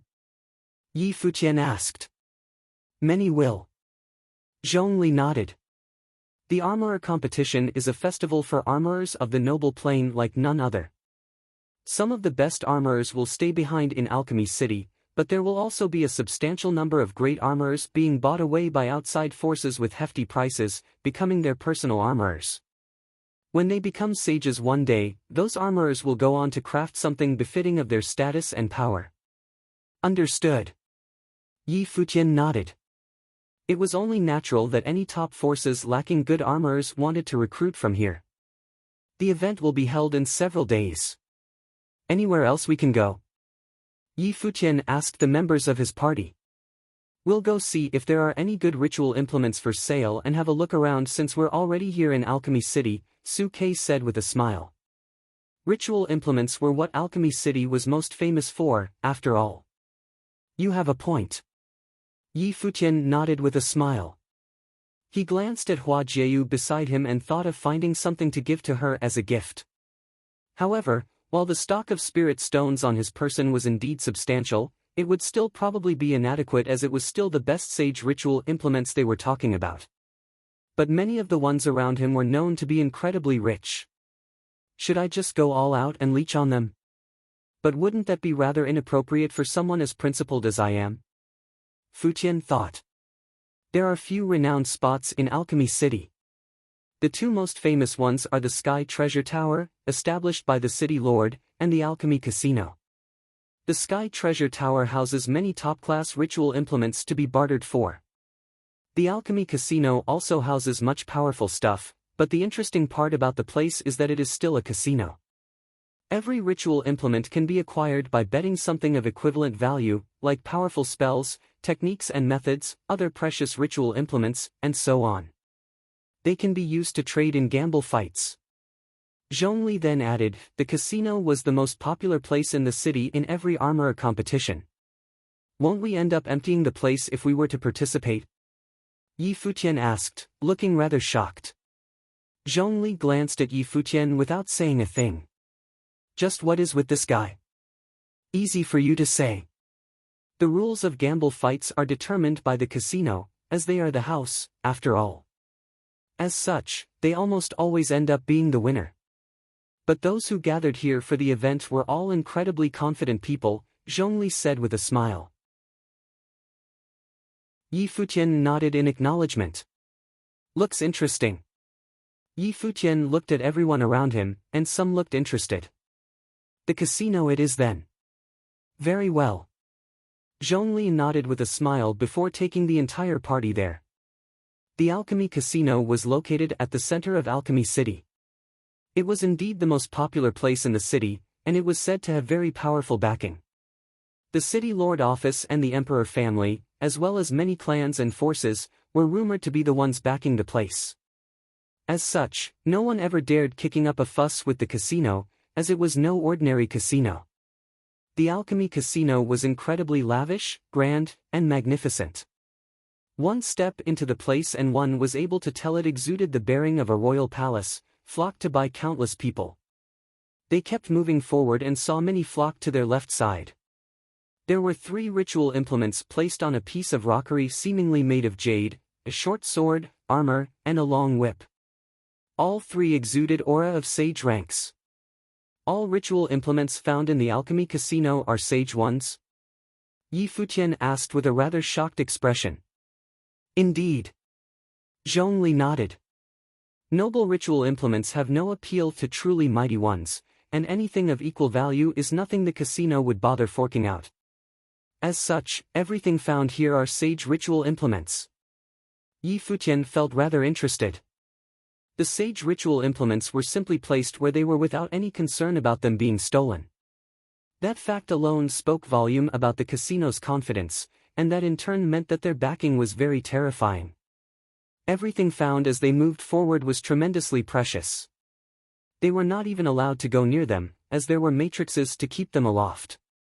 Yi Futian saw a fearsome golden spear before him, which seemed to have whipped up an appalling storm. The tip of the golden spear emanated light of destruction, where one could somehow see a terrifying black hole. No one dared go near the weapon. Many gathered around the spear, and everyone lifted their heads to look at the weapon that exuded destructive powers. Their eyes burned with a tinge of passion, and it was obvious that the spear was an incredibly precious ritual implement. There is a magical bell. In another corner, a large magical bell was levitating in the air. The light spilled out of it contained terrifyingly destructive powers, and many gathered around the magical bell as well. Yi Futian swept his gaze around and found the place littered with powerful ritual implements. His eyes sparkled. What a nice place to be. Jieyu, if you see anything you like, just pick it out. Wuchen needs a sword as well. Qingxian and Qinyuan don't lack anything, so there is nothing for them here. Yi Futian's eyes continued shining. Everyone's eyes froze and they stared at him speechless. Is this guy actually behaving like he owns the place? Yi Futian, I see that you've come to Alchemy City. A group of people arrived in the air, staring down at Yi Futian's party. They were members of Nan Tian House. Nan Hao, Nan Feng, Nan Yu, and all the others were there. Let's go. Yi Futian kept going forward without paying them any attention. Can't you hear what I said? Nan Yu's expression turned rather sour seeing Yi Futian ignore them. Yi Futian spared a glance at Nan Yu and said plainly, "Who do you think you are, talking down at me like that and whatnot?" Chapter 613, Yu.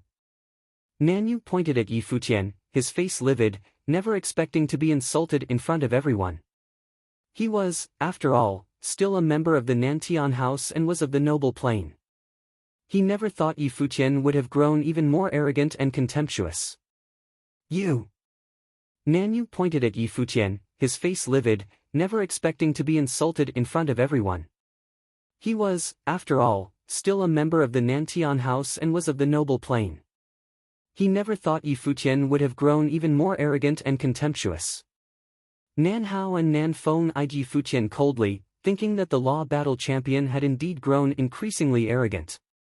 He deliberately refrained from making a move against Yi Futian on the Holy Road, due to wanting to see where Yi Futian would end up with Hua Jieyu after they made it out of the Holy Road. Nan Yu had never expected him to defeat Zhuge Xing and crush Bai Zhe, emerging as the ultimate dark horse by becoming the champion. Yi Futian then entered the Holy Ji Palace and became a couple with Hua Jieyu. Furthermore, many who entered along with Yi Futian were by his side, even Su Yu, who had defeated him. Yi Futian spared a glance at Nan Yu and saw that the elders of Nantian House were there as well. However, he did not care about their presence and continued to eye Nan Yu sarcastically. Nan Yu was all high and mighty as he deemed others to be below him, and now Yi Futian thought it best to have Nan Yu taste his own medicine, humiliation and ridicule.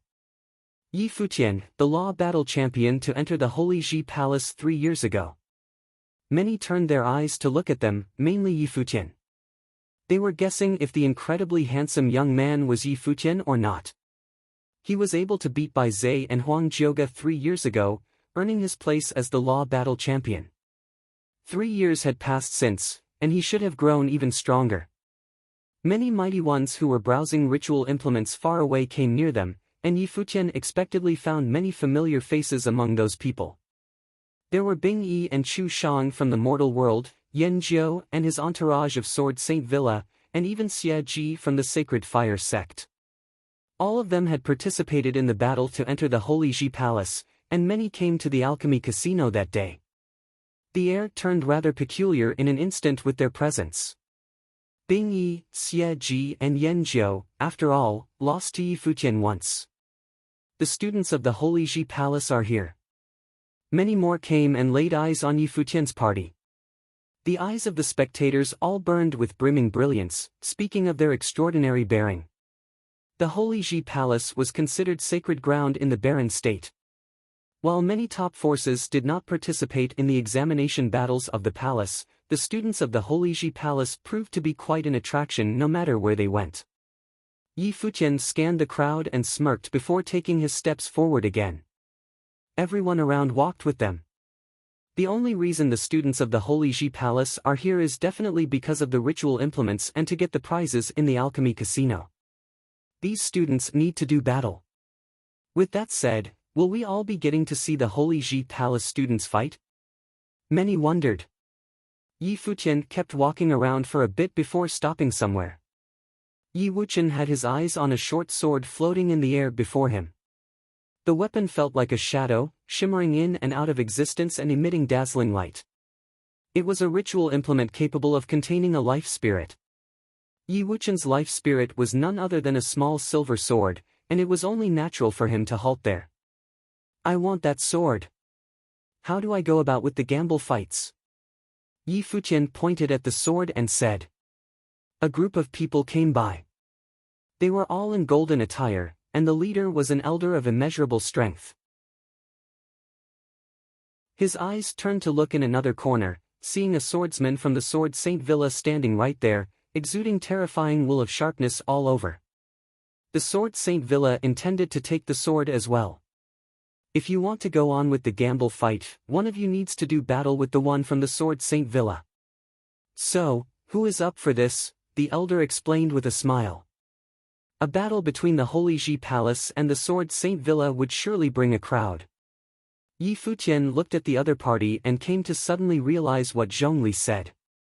The rules of the gamble fights were set by the casino, and it was impossible for the house to lose.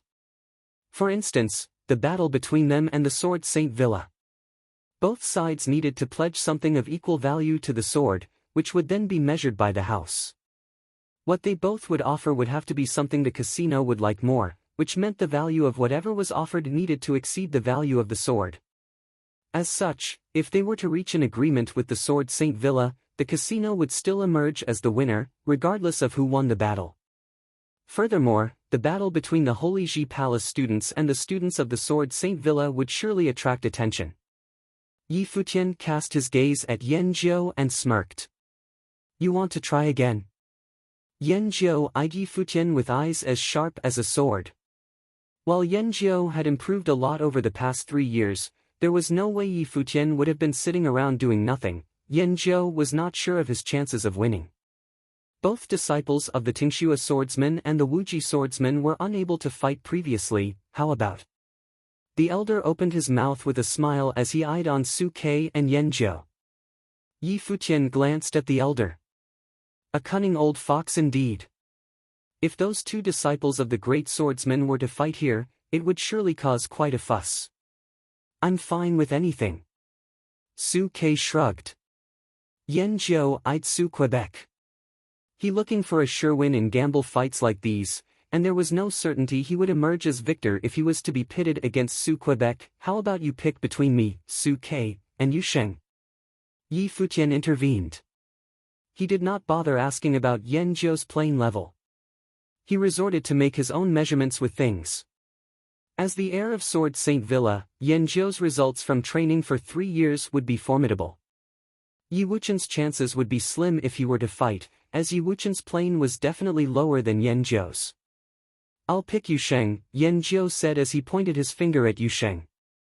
He lost to Yi Futian back then, and Yu Sheng lost to Su Quebec. Yu Sheng's combat capacity was utterly terrifying, but Su Ke had been able to fight Yu Sheng and win by combining his speed with sword techniques. Yan Jiao's sword attacks were as fast as lightning, and he deemed himself of being able to accomplish what Su Ke did back then. Deal. Yi Futian smirked. Yu Sheng glanced at Yan Jiao plainly, his eyes colored with a tinge of ridicule. The sword was something forged by a sage, a high-class sage ritual implement. What do you offer as a bet? The elder looked at Yi Futian's party. The Guqin score of Lu Guangsheng, the 9-fingered Guqin devil, mesmerize, Yi Futian said. That will do. The elder nodded with a smile. The 9-fingered Guqin devil was a senior from the previous generation. His song, Mesmerize, was notorious in all of Baron State as many top-class figures fell under the song. It was deemed a worthy bet, and it seemed that Yi Futian was incredibly confident about the battle. Please, if you would. The elder led the way. Yi Futian and his party moved and everyone around them began to move in the same direction. Someone beside the elder asked the elder, "How about we make a bet on the fight?" "That is a given." The elder's eyes sparkled. There was no way that there would be no bets with one such battle. The odds? 2-1 if Yusheng wins, 1-2 if Yanjiu wins, the elder said with a smile. Wah! The pupils of the eyes of everyone around dilated. You have that much faith in Yusheng? Yanjiu was famous, and that was further compounded by the fact that while Yusheng was formidable, he had lost to Su Quebec. Such odds would have had most betting on Yanjiu. If Yusheng lost, they would have lost a big one. Relax. The elder then left with a smile on his face. He deemed that there was no way that Yusheng would lose. The odds he put were simply to have people bet on Yanjiu. As the game was set, many in the Alchemy Casino bet on Yanjiu in a crazed rush. Yanjiu was a top-class genius and the heir of the Sword Saint Villa. While he did lose to Yi Futian's emergence as number one in the battles meant that there was nothing surprising about Yanjiu's loss. While Yusheng was indeed formidable, he ended up losing to Su Quebec. As such, the odds of both people should have been even. However, since the odds were set in such an imbalanced manner, most would have bet on Yanjiu. Of course, there were still quite a number of people who refrained from betting. The casino was clever, and they deemed it wise to be on their guard. There were definitely reasons for them to place so much faith on Yusheng. The Alchemy Casino had specialized platforms for holding gamble fights. Both Yusheng and Yanjiu stepped onto the platform and found themselves surrounded by countless people.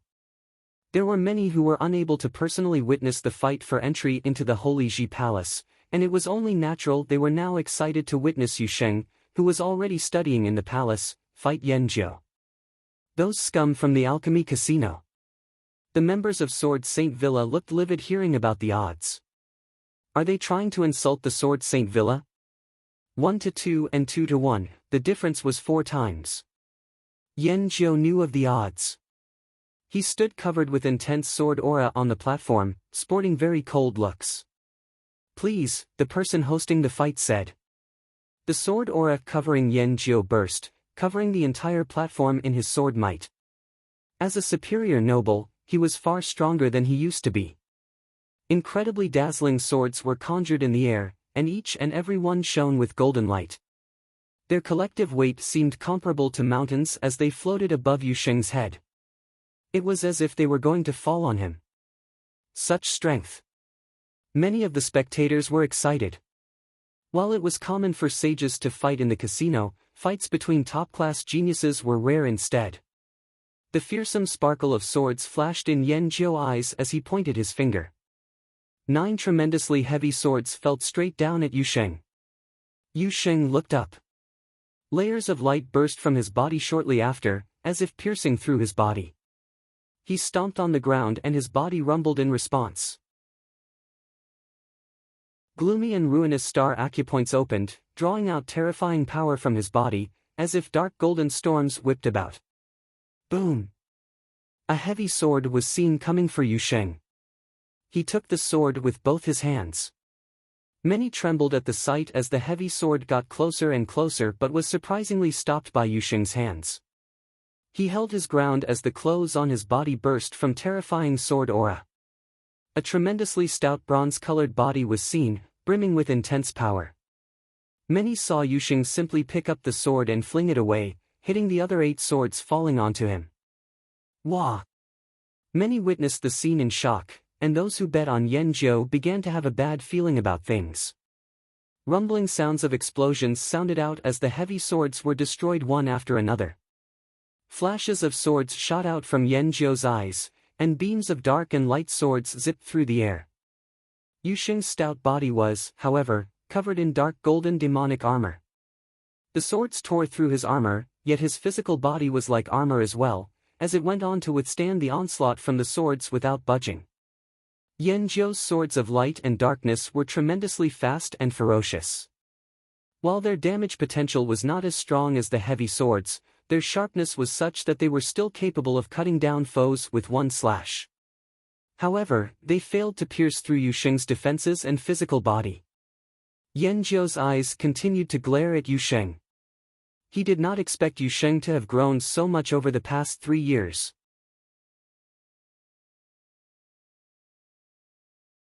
Chapter 6:14. Yan Zhou's expression turned serious as he accelerated the flow of sword wool around him. His body became like a sword as his sword spirit appeared behind him in a blinding flash. His 9 swords swirled around in the air as countless sword aura rushed and turned them into 9 dazzling swords. Yan Zhou's expression turned serious as he accelerated the flow of sword wool around him. His body became like a sword as his sword spirit appeared behind him in a blinding flash. His 9 swords swirled around in the air as countless sword aura rushed and turned them into 9 dazzling swords. The swords hummed as Yan Zhou took to the air and pointed his finger forward. 9 extremely blinding flashes of swords zipped through the air in an instant, heading for Yu Sheng. The sword aura flowed like a great river, completely covering the space between them. Yu Sheng stomped his feet on the ground. The light around his body shone in an even more dazzling manner as he reached out for one of the giant swords. The sword headed for him with the full intention of piercing through him. However, it ended up stopping in its tracks, caught between Yu Sheng's hands. The tremendously sharp sword aura tore through everything around him and hummed loudly as if it was trying to tear his hands apart. Yu Sheng's hands seemed to have conjured another pair of giant palms. The dark golden-colored palms pinned the sword in its place. Both hands seemed to have gone through the entire body of the sword as they did so. That is some sheer brute force like none other. The hearts of many were stunned. That is the body refinement techniques of Sage Dojan. The art opened up the 7-star acupoints. The ruinous star, flirting star, gloomy star, and the other acupoints enable power to permeate 7 major points of the body, including both of the user's arms and legs, allowing the use of sheer power like no other. Some powerful sages looked at the battle thinking to themselves that despite being sages, this was a battle to be noted in all seriousness. Terrifying sword aura tore through everything in its path as it headed for Yu Sheng, and then attempted to pierce through him with incredible force. However, the sword aura still failed to cut through Yu Sheng's physical body. Back then, Su Ke had been able to make Yu Sheng submit by using sword techniques in conjunction with intricate body movements. Yan Zhou had wanted to imitate what Su Ke did but then discovered that Yu Sheng's body had developed to become much more sturdy and powerful than it had been back then. Boom! A fearsome light was seen. It was the light conjured by Yan Zhou's sword, which Yu Sheng threw back at him with his bare hands. It was indeed a show of brute force like no other. The platform shook in response. Yu Sheng made his way to Yan Zhou by stepping onto the swords. Sword flashes like none other flowed about Yan Zhou's body. A giant sword that seemed to be out to destroy the space between them and crush the earth appeared in a dazzling flash, cutting the sword that was thrown back in a single, clean stroke. Yan Zhou's body seemed to have become part of that cleaving sword itself as he swung at Yu Sheng, who was heading for him. It was the embodiment of sword and swordsman cutting everything in its way. Boom! Yu Sheng's body seemed to be covered by the shadow of a devil devouring all spiritual qi around him. His body burst into dazzling brilliance as he lifted his arms and reached out for the giant sword coming his way. Many in the audience stood up at the scene, stunned by Yu Sheng's strength. The very next moment, Yu Sheng's hands trapped the sword swung at him. The giant sword cut through the air with a force capable of splitting the earth, yet it was stopped dead in its tracks by Yu Sheng's hands. It was as if the devil was holding up a godly weapon. It was a stunning scene like none other. Cut him! Yan Zhou yelled in fury. Sword aura gushed about as the giant sword attempted to finish its job, yet Yu Sheng seemed entirely unperturbed. His hands slid along the sword as he moved forward, and in one single step, he descended upon Yan Zhou like a bolt of lightning. Yan Zhou looked utterly dejected as he threw away his sword and turned into a sword flash, backing away. However, Yu Sheng's movements seemed to be faster than a lightning bolt. He descended upon Yan Jiao in mere moments before he lifted his fist up high and brought it down on the swordsman. Bam! The dark golden fist tore through the space to reach its target, and the attack landed hard on Yan Jiao, sending him flying. Yan Jiao slammed down on the platform, spitting blood from his mouth as he yelped. Yusheng landed on the ground with a spectacular boom, looking as if a devil had descended upon the platform. He lifted his head to look at the elder and asked, "Where is the sword?" "Fetch the weapon," the elder said. A figure was seen holding the sword in both arms, walking onto the platform and handing it to Yusheng. Yusheng took the sword and walked down from the platform, returning to Yi Futian and handing the weapon to Yi Wuchen. "Good work." Yi Wuchen took the weapon without any hesitation. "You are indeed giving away ritual implements." Zhongli, who was standing nearby, was rendered speechless. It was no wonder why Yi Futian had been so confident. What Yan Jiao did was no different from handing them their prize indeed. However, many eyes coldly looked in the party's direction, especially those from the Sword Saint Villa and those who had bet against Yusheng. How is it possible for that asshole to be so powerful? He became even more terrifying. The mighty ones from Mortal World and Nantian House noted to themselves as they looked at Yusheng. The young man's mastery of the demonic arts had made him a formidable being 3 years ago. That, coupled with the newly learned body-refining techniques, allowed Yusheng to simply take Yan Jiao's sword head-on. Ha ha ha. A laugh came from the elder from the alchemy casino. He looked very pleased with himself at the moment, smiling from ear to ear. The one who benefited the most from that battle was not the victor, Yusheng, but the elder's casino. While the sword that was traded away was a high-class sage ritual implement, the price the Sword Saint Villa paid was just as valuable. The gamble that he set up with the spectators earlier also made him quite a lot of money. That was spectacular. A battle truly befitting of the status of the students of Sage Dojan and Wuji swordsmen. While Mr. Yen lost the match, the strength that was demonstrated definitely held up well to the reputation of the Sword Saint Villa, the elder said in an attempt to make the outcome seem less embarrassing for the Sword Saint Villa. The alchemy conference is about to begin and many mighty ones will come, even cultivators from the Holy Ji Palace. Shouldn't the casino show a token of appreciation or something? Someone from the crowd quipped. The elder smiled and replied, "There are still many top-class sage ritual implements in the casino. Would you all like to have a look?" "Well, bring them out already." The eyes of many sparkled. "Just wait for a moment. I will make the trip myself." The elder flashed and left the place, returning after a while. Several other elders followed him, all of whom had an incredibly fearsome aura. One walked onto the platform and waved, conjuring a ritual implement in the air above the gamble fight platform. It was a scepter of coldness. When the ritual implement was unveiled, a terrifying will of coldness swept through the air, covering the entire platform in a cold, white frost. The currents of cold continued to emanate from the scepter, making their way into everyone's bodies. Yi Futian's body was seen covered with a layer of frost, and he was able to feel the coldness seeping into his mind. The Hail Scepter. A ritual implement capable of assaulting one's mind and obstructing the casting of spells. It is also an item with very potent control abilities. The elder introduced the weapon and the eyes of many burned with excitement. The ritual implement showcased on the platform was then put away, before another walked onto the platform and unveiled another ritual implement. It was an article of clothing as thin as the wing of cicada. It was a clear, dazzling, and brilliant. A girl who was dressed skimpily went up and put the ritual implement on. It covered her white skin in an instant, as if having melded to her skin. A layer of brilliance shone about her. The elder who stood beside her used a palm attack on her.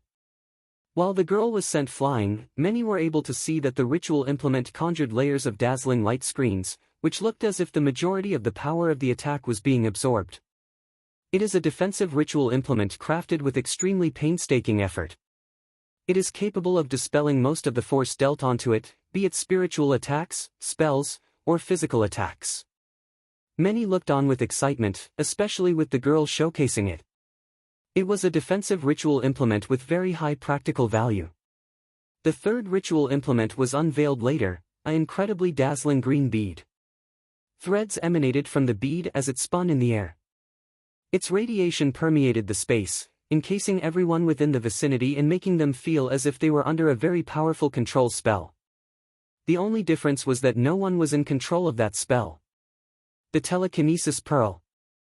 The most valuable treasure for spirit elementalists, especially those specializing in the use of telekinetic control. The item amplifies one's mental powers, granting a huge boost to abilities of both offensive or defensive nature. The elder finished his introduction. His people packed up all the introduced ritual implements. The excitement in the crowd is obvious, as all three treasures were indeed top-class sage ritual implements. The elder spared a glance at Yi Futian before turning to look at Hua Jieyu, who stood right beside him. His intentions were unreadable. The telekinesis pearl would have served as a huge boost to a divine spiritual sorcerer, especially one at such a level. Yi Futian took note of the elder's eyes. Is that old guy trying to lure me into fighting a battle myself?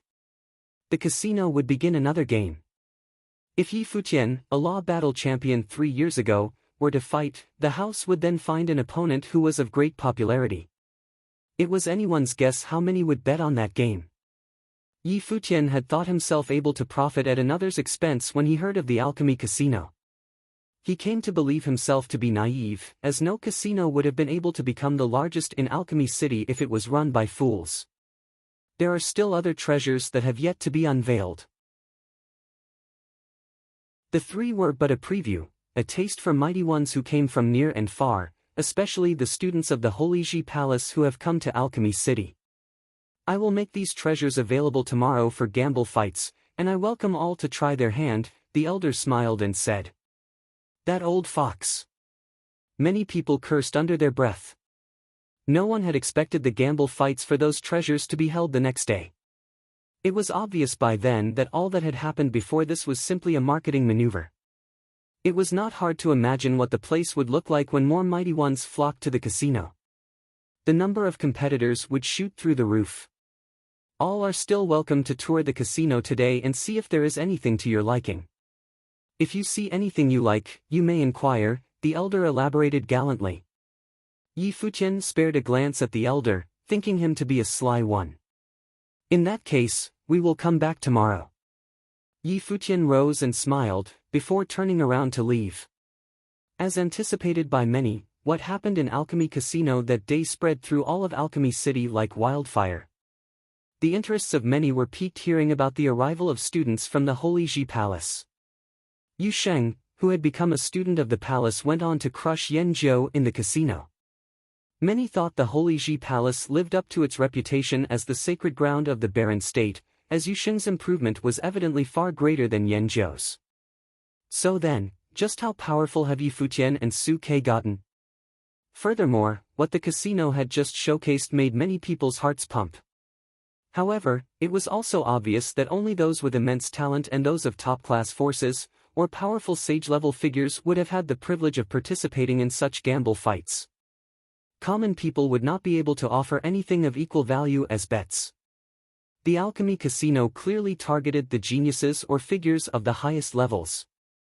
Top-class sage figures would not participate easily in gamble fights. As such, only proud sons and daughters were deemed capable of drawing mass attention. As anticipated, mighty ones from all walks of life arrived at the casino the next day. Even mighty ones from the sovereign family in Zhongzhou City were there, and Huang Jiuge was among those people. He looked incredibly dashing and eye-catching as he walked into the casino. It was anyone's guess how powerful he had gotten in the past 3 years.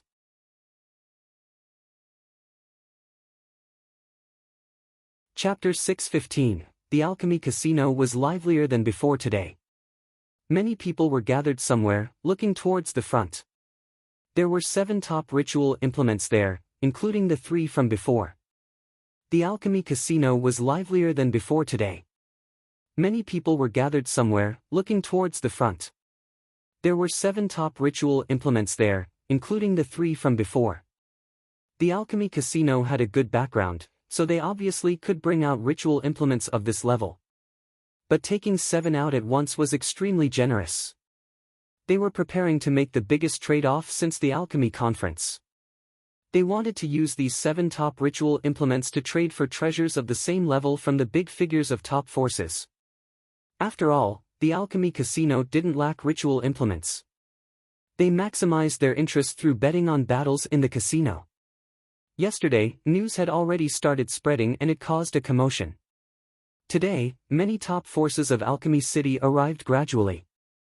Some very powerful sages had arrived too. After all, even sages would be tempted by treasures of that level, but they knew that the alchemy casino's target wasn't them, it was the descendants of the top forces. Senior sister, Hail Scepter suits you. The strong cultivators of the mortal world stood together in the crowd. Chu Shang told Bing Yi, go for it. When the elder had taken out the Hail Scepter yesterday, she'd thought that it really suited her senior sister. 3 years ago, Bing Yi had been embarrassed at the pavilion battle and lost to Yi Futian. Later, Yi Futian won first place. This proved that it wasn't because Bing Yi wasn't talented enough. Instead, Yi Futian was too powerful. Bing Yi nodded. That Hail Scepter indeed suited her, but there were too many strong cultivators here today. They came from the east of the Zhongzhou lands while this was the west. This wasn't their main city. The top forces of the west were all here. Ji Qin, which treasure do you want? I'll give it to you, someone in the crowd said. His tone was very arrogant. He had long fiery red hair and looked handsome and domineering. Seeing him, no one found his words strange. He was qualified to talk like that. The woman beside him was indeed Xiang Jiqin of the Holy Ji Palace. Looking at the handsome man by her side, she said, I don't need anything. Jiqin, if your brother-in-law wants to give you a gift, just accept it. Choose any of the treasures here and he'll figure out how to get it, the beautiful lady beside Xiang Jiqin said. She looked similar to Xiang Jiqin. Dignified and beautiful, she was on Xiang Jiqin's level. However, compared to Xiang Jiqin's youthfulness, she looked more mature. This was Xiang Jiyan, the other princess of the Xiang kingdom. She'd already married Li Futu of Fire Mountain's Fire Emperor Palace. The handsome red-haired youth by her side was indeed Li Futu. He'd come from the vast Fire Mountain and was one of the West's top prides. He was in the top 3 of his generation in the West. One could imagine how powerful he was. Then that shirt. Xiang Jiqin pointed at a beautiful women's ritual implement shirt instead of saying anything. She'd heard that Yi Futian's group had arrived as well. Yi Futian had unmatchable talent in the Holy Ji Palace. She didn't know how her brother-in-law would compare. The sovereign family has arrived. At that time, many eyes looked over and saw the sovereign family walking in the crowd. Is Huang Jiuge the most talented of this generation from the sovereign family? He was second in the pavilion battle 3 years ago, but he didn't cultivate in the Holy Ji Palace. Many eyes fell upon Huang Jiuge. The sovereign family. A young man's eyes fell upon Huang Jiuge at this time. He smiled. The sovereign family calls themselves the descendants of the queen, but they couldn't even get first place in the battle. He lost to someone of a lower cultivation level. I think it's just empty talk. Everyone turned to focus on him. Who was brash enough to mock someone from the sovereign family of Zhongzhou City? But when they saw the speaker, it made sense. It was Di Zhou of the emperor family. They were the emperor family while the Huangs were the sovereign family. Thus, many in the barren state would compare the two. The emperors were famous in the west, the sovereigns in the central region. Huang Jiuge gazed at the youth and asked indifferently, who are you? Di Zhou, the youth replied. Never heard of you, Huang Jiuge replied arrogantly. Di Zhou didn't mind. He just smiled and said, you've at least heard of the emperor family's Di Gang, right? The one who's known as the once-in-a-century genius of the emperor family. Huang Jiuge said nonchalantly. Di Gang was known as number 1 of the alchemy city. Even Li Futu of the Fire Emperor Palace shone dimmer compared to him. Seems like you know him. Di Zhou chuckled. Yes, but we haven't fought before. I don't know if his talents meet his reputation, Huang Jioga replied coolly. He was a descendant of royalty and they were both proud. So what if Di Gang was famous? You're probably not enough, Di Zhou said nonchalantly. If my brother participated in the pavilion battle, no one else can be first. I heard that Shiman Hanjiang of the Shiman clan is first on the law rank. I wonder if he'll come to Alchemy City. He used big words, but Di Gang was indeed an extraordinary figure. Everyone in Alchemy City knew him. This was also the Emperor family's territory. Right then, commotion sounded at the back of the crowd. Many people turned around and saw a group walking over. It was Yi Futian's group. Even with the emperor and sovereign families, the Holy Ji Palace was the true mecca of cultivation in the barren state. It gathered the top prides to cultivate together. Yi Futian's group were the geniuses of the Holy Ji Palace.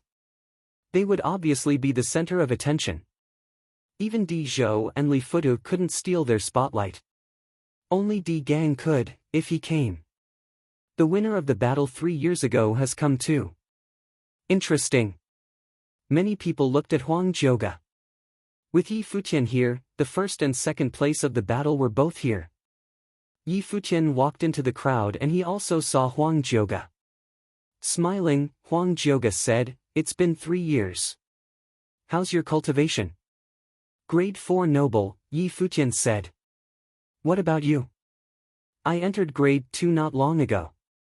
"You won't be able to win against me anymore," Huang Jioga said, smiling. He seemed extremely confident. "Really?" Yi Futian said nonchalantly. "That's not definite." Many people came from the Holy Ji Palace. Di Zhou gazed at Yi Futian's group. "Other than Yi Futian, who are the others?" Someone beside him said, "Yu Sheng, Hua Jieyu, Yi Wuchen, Su Ke, Yuan Zhan, Yi Shaoshi, Huang. That one might be Yun Shuisheng. They all entered 3 years ago." Yi Futian glanced at the other. This man knew them quite well and could recognize them all. "How are their abilities?" Xiang Jiyan asked Xiang Jiqin. "All very strong," Xiang Jiqin said. Yi Futian hasn't fought in a long time, but 2 years ago, he defeated everyone at the Holy Sage Pavilion's battle podium. After that, he only cultivated.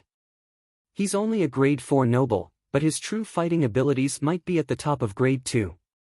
I heard that Yusheng defeated Yan Jiu yesterday.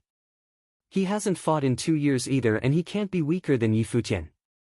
The Holy Ji Palace is the mecca of the barren state, Xiang Jian said. They're all very powerful. This group entered 3 years ago and they seem to have all matured. But it's okay if they don't take the treasures we want. Li Futu had his eyes on 2. One was for himself. The other, he wanted to give to his sister Xiang Jiqin. He didn't care about himself, but his sister was cultivating in the Holy Ji Palace. There were tons of talents and the pressure must be high. At that time, Yi Futian scanned the treasures with a hot gaze. These were all sage ritual implements. This trip wouldn't be a waste of time. Alchemy City was the top armory city in the barren state. Which do you want? Huang Jioga asked from the side. All of them, Yi Futian said, smiling. These were all top sage ritual implements. There wasn't one that he didn't like. He picked up a brilliant pearl and said, Jieyu, this telekinesis pearl will suit you well. And this defense shirt too. The Hail Scepter too. Everyone stared at him in shock. Was he really spoiling his girlfriend like this? This was crazy. These were top sage ritual implements. Of course they all suited her. Which one wouldn't if he just chose randomly? But was he going to give it all to his girlfriend?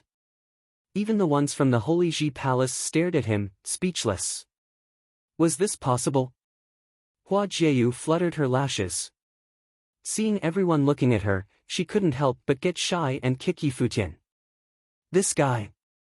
Many people were dazed. This must be divine spiritual sorcerer Hua Jieyu.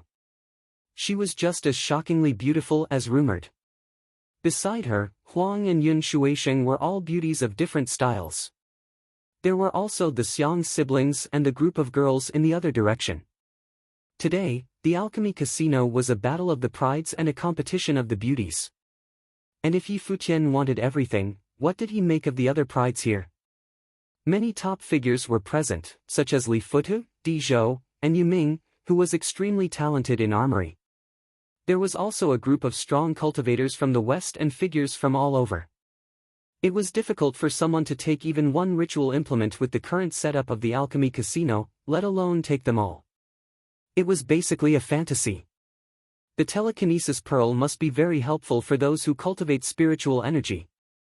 I like it too, a gentle voice said right then. Many people looked over to see a beautiful girl. She seemed as gentle as water and was movingly beautiful. People could be mesmerized by one smile. This was Su Hongxiu, the virgin of the goddess pavilion. I'll give it to you, a voice said. The speaker was Yu Ming, the top armorer. He would attend the alchemy conference and was known as one of the top 3 competitors. His abilities were evident. He was infatuated by Su Hongxiu, but so were many people. The girls of the goddess pavilion were all so beautiful and powerful. Many prides had fallen for them, not just Yu Ming. Li Futu wants to give a ritual implement to Xiang Zhiqin, his wife's sister. Yu Ming wants to use the telekinesis pearl to win over the beauty. Yi Futian wants everything, and there are top figures from other places as well. This will definitely be a good show. Many people were impressed by the alchemy casino's tactics.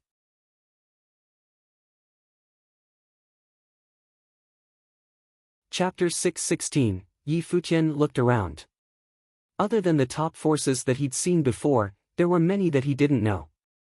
They were most likely from the western region. Yi Futian looked around. Other than the top forces that he'd seen before, there were many that he didn't know. They were most likely from the western region. In the southwest, Alchemy City was the largest city. Other than that, there was the powerful Inferno City. Fire Mountain was in the west and its influence reached outward, so many fire elemental forces arose in that area. The armorers of Alchemy City, the people of the main houses, the Sacred Fire Sect, and the Fire Emperor Palace were all skilled in the fire element. On the other hand, the Southern Ice Temple was obviously more skilled in water and ice. It would be hard to take away these top ritual implements. Bright laughter sounded right then. The elder from before brought people over again. Seeing all the strong cultivators gathered here, his eyes smiled.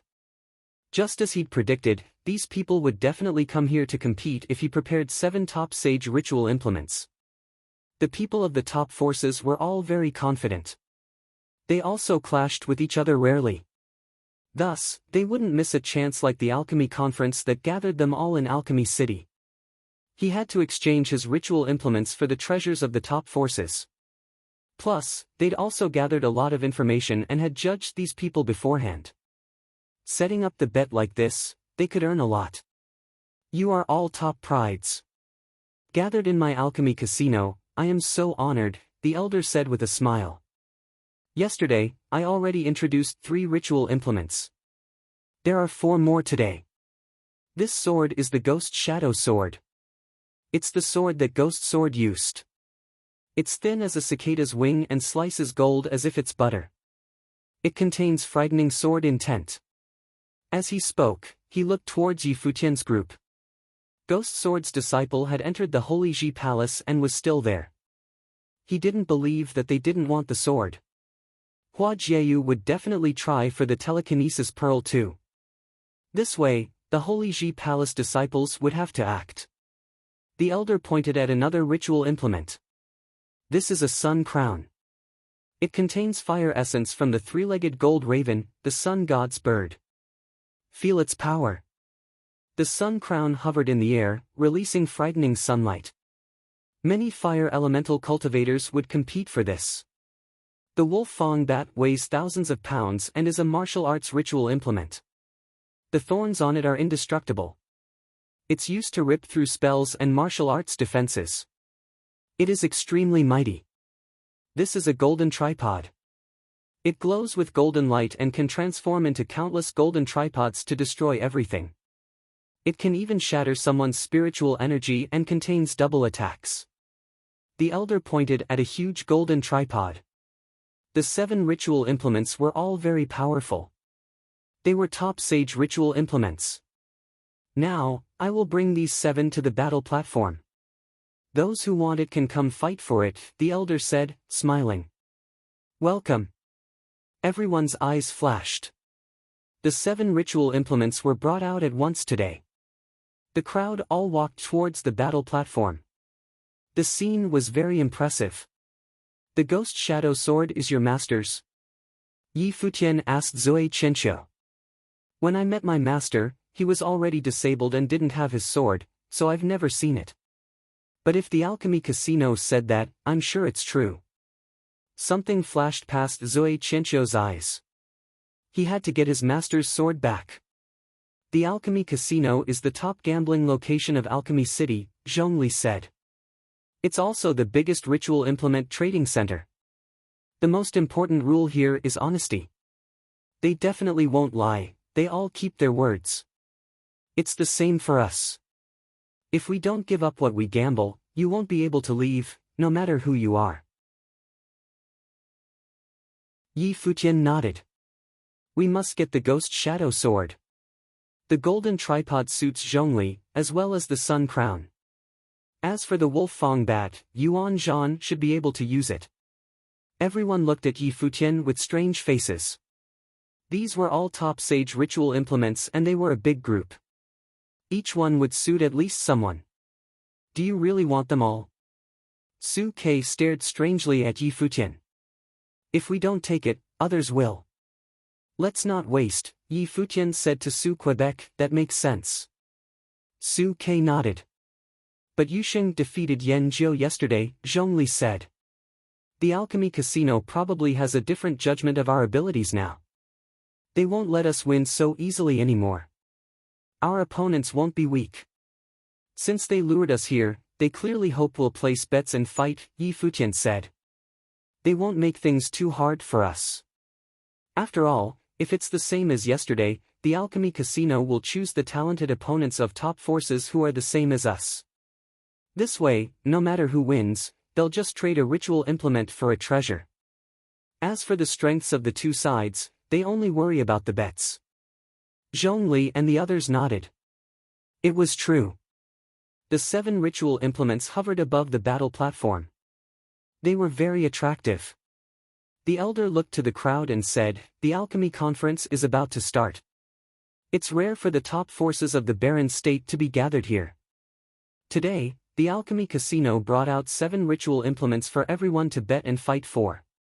If you want something, please stand before the ritual implement and I will arrange for a fight. Of course, you must agree to it. As expected. Many people's eyes flashed. This battle was designed for the figures of the top forces. These people were the best at attracting the spotlight. Many people walked onto the platform. Bing Yi walked to the Hail Scepter. She didn't know who she would fight with, but she had to try for it. Bing Yi, Virgin of the Mortal World, someone said. Yan Jiu of the Sword Saint Mansion lost yesterday. He doesn't seem satisfied. Yan Jiu walked out of the crowd at that time and walked to the Ghost Shadow Sword.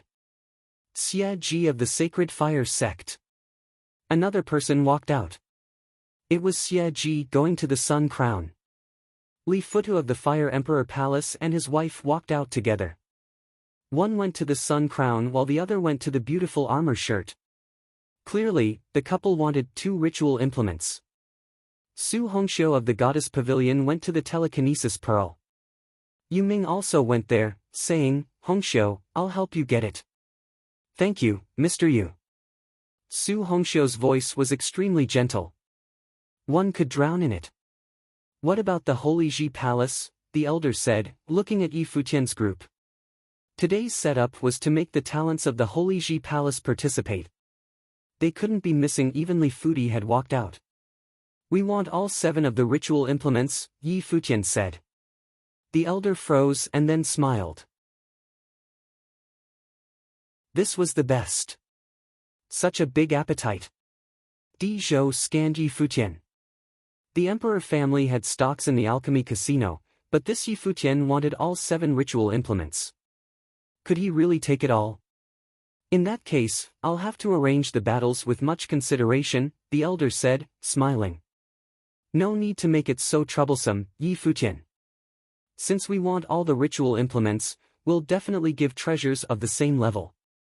You only need to find 7 people who can give treasures of the same level to participate in the battle and arrange one battle. 7 is too complicated. Everyone's chests tightened and their eyes flashed. Yi Futian was very ambitious to want to take it all for himself. So you mean you want a group battle? The elder asked. Yes. Yi Futian nodded. We can send 7 people with no problem. Interesting. Di Zhou chuckled. In that case, count me as one. I'd like to experience the Holy Ji Palace's abilities. With that, he stepped out to the battle platform. He wanted to participate. Me too. Hearing Yi Futian's words, Nanhao of the Nantian house also walked out. Yi Futian actually wanted a group fight. He couldn't miss this chance. Everyone's eyes focused on the battle platform. The setup there now was frightening.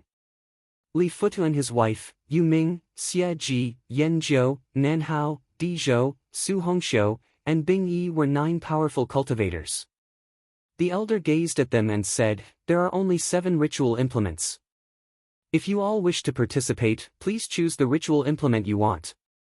Hongxiu, leave it to me, Yu Ming said. Su Hongxiu nodded.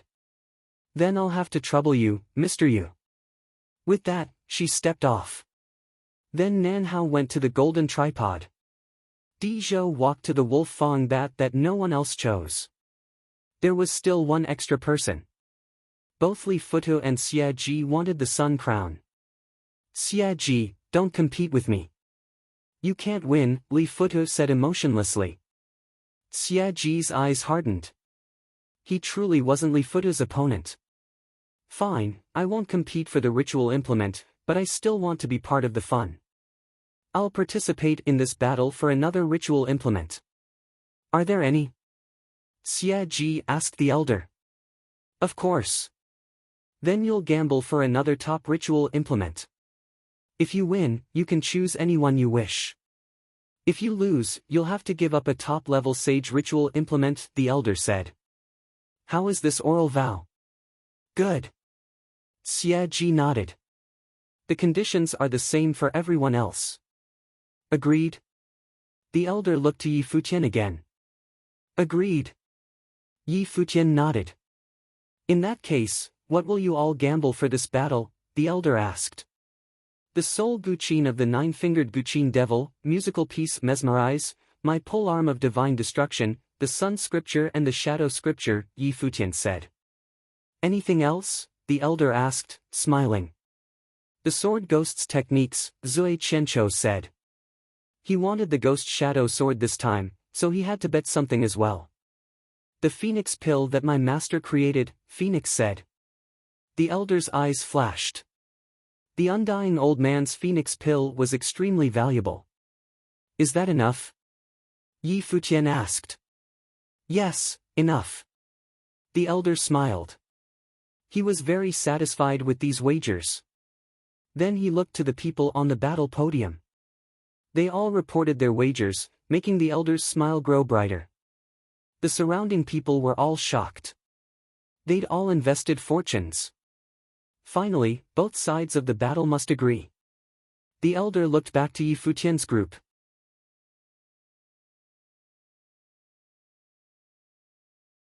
Chapter 617. Yi Futian looked at the gamble fight arena and said, I want to know the cultivation levels of all the people here. Yi Futian looked at the gamble fight arena and said, I want to know the cultivation levels of all the people here. All right.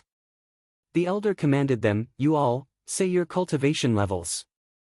Immediately, the 8 experts on the gamble fight arena reported their cultivation levels. Of the Li Futu couple, one of them was a grade 1 noble, the other was a grade 2 noble. Yu Ming, grade 1 noble. Di Zhou, grade 3 noble. Xie Ji, Yan Zhou, Nanhao and Bing Yi. The three of them had taken part in the admission examination battle 3 years ago, so Yi Futian knew a little about them. Li Futu is from the Fire Emperor Palace and is extremely strong. In the region around Alchemy City, only Di Gang's reputation exceeds his. Yu Ming is an elite armorer and specializes in matrices. Be careful. Li Futu's wife is Xiang Zhiqin's sister and Di Zhou is Di Gang's younger brother. Although he is only a grade 3 noble, he is also rather formidable. Zhongli introduced them to Yi Futian. There are 2 grade 1 nobles in the gamble fight arena, while we only have 1 grade 1 noble. Moreover, only Su Ke is a grade 2 noble, the rest are grade 3 and grade 4 nobles. We are in too much of a disadvantage in our cultivation levels. I would like to borrow the strength of someone else, is that alright? Yi Futian looked at the elder and asked. Who? The elder asked. Huang Jioga, Yi Futian replied, and his gaze landed on Huang Jioga. He smiled and asked, We're already at the Alchemy Casino, aren't you interested? Huang Jioga had a shocked expression. He was surprised that Yi Futian would invite him as an ally in battle. He looked at the people on the gamble fight arena. He also wanted to try it out, so he replied, Sure, I'll join you in battle, but you have to settle the wager yourself and accept the result of the battle. Of course, if you still wanted the spoils of victory, I wouldn't have looked for you. Yi Futian smiled brilliantly. Huang Jioga was speechless. Was this how wretched this guy was? What about the other people participating? The elder asked again. Me, Yu Sheng, Su Ke, Huang Jioga, Yun Shuisheng, Yuan Zhan, Yi Shaoshi and Phoenix, Yi Futian replied. 1 grade 1 noble, 2 grade 2 nobles, 3 grade 3 nobles, and 2 grade 4 nobles. Do you have any objections? The elder asked the people on the gamble fight arena. None, Li Futu replied nonchalantly. Sure. Yu Ming also nodded his head. The others had no complaints as well. They had 2 grade 1 nobles, Li Futu and Yu Ming, giving them a huge advantage. Li Futu's battle ability was undisputed and Yu Ming was an expert in matrices. Xiang Zhiyan was also very strong. Coupled with the other 5, they felt that their lineup was extremely strong. Then it is settled. I will give all of you 2 hours to plan your tactics. The battle will begin in 2 hours, and the victor will be able to take all the ritual implements with them, the elder smiled and said. Many people snorted at his words. Giving them time to plan their tactics? More like giving the casino time to open up their betting house. However, this match was really something to look forward to. Out of these 16 people, half of them were geniuses from elite factions while the other half had 7 Holy Ji Palace disciples and Huang Jioga. A battle of such grandeur got the crowd really excited. Who would win this battle? The elder walked to one side and had a quiet discussion with some people. This battle was a group battle and was extremely complicated, so they needed to seriously consider the odds. On the surface, Li Futu's group had a stronger lineup with higher cultivation levels. The most prodigious duo from the Holy Ji Palace, Yi Futian and Yu Sheng, were only grade 4 nobles, but their battle strength could definitely not be considered the same as a normal grade 4 noble. Huang Jioga, Su Ke, Yuan Zhan, Yi Shaoshi and Phoenix could be compared with Di Zhou, Yan Zhou, Xie Ji, Nan Hao and Bing Yi. The former 5 should be slightly stronger, but the difference would not be that big. If Xiang Zhiyan was added to the latter 5, it would be enough to make up the difference. What would be left was Li Futu, Yu Ming, Yi Futian, Yu Sheng, and Yun Shuisheng. Li Futu's battle ability should be higher than Yun Shuisheng. After all, Yun Shuisheng was not that famous in the Holy Ji Palace. Yu Ming was a matrix sorcerer. Apart from his own battle ability, he could set up matrices to boost the battle ability of his entire team. If his whole team's strength went up a notch, it would immediately resolve Di Zhou, Yan Zhou, and the other 3's weakness and turn it into an advantage. Therefore, Li Futu's lineup was likely to be stronger when considering the entire picture. What was left would operate the betting house. Soon, the odds were released. The casino had offered a 1-to-1 payout for both sides. The whole casino was in an uproar and countless people rushed to place their bets. Although the elder in charge of the betting house was there were people repeatedly coming forward to report the situation. Today's match had attracted an innumerable number of experts, and the bets would reach a shocking amount, which was why he had specially allocated an hour for people to place bets. 80% of the bets are on Futian's team. If Futian's team wins, we will incur a huge loss, the elder frowned as he thought. The initial opening of the betting house was to assess the situation. As he had expected, because the strongest two members of the Holy Ji Palace had the lowest cultivation levels as grade 4 nobles, the majority of the crowd did not favor them, especially with Li Futu and Yu Ming's reputation in the Alchemy City region. In such a scenario, the casino needed to balance the odds well. If they felt that Yi Futian's team would win, it was worth the gamble. However, they did not feel that Yi Futian's team could win. This was different from Yu Xing's fight with Yan Zhou.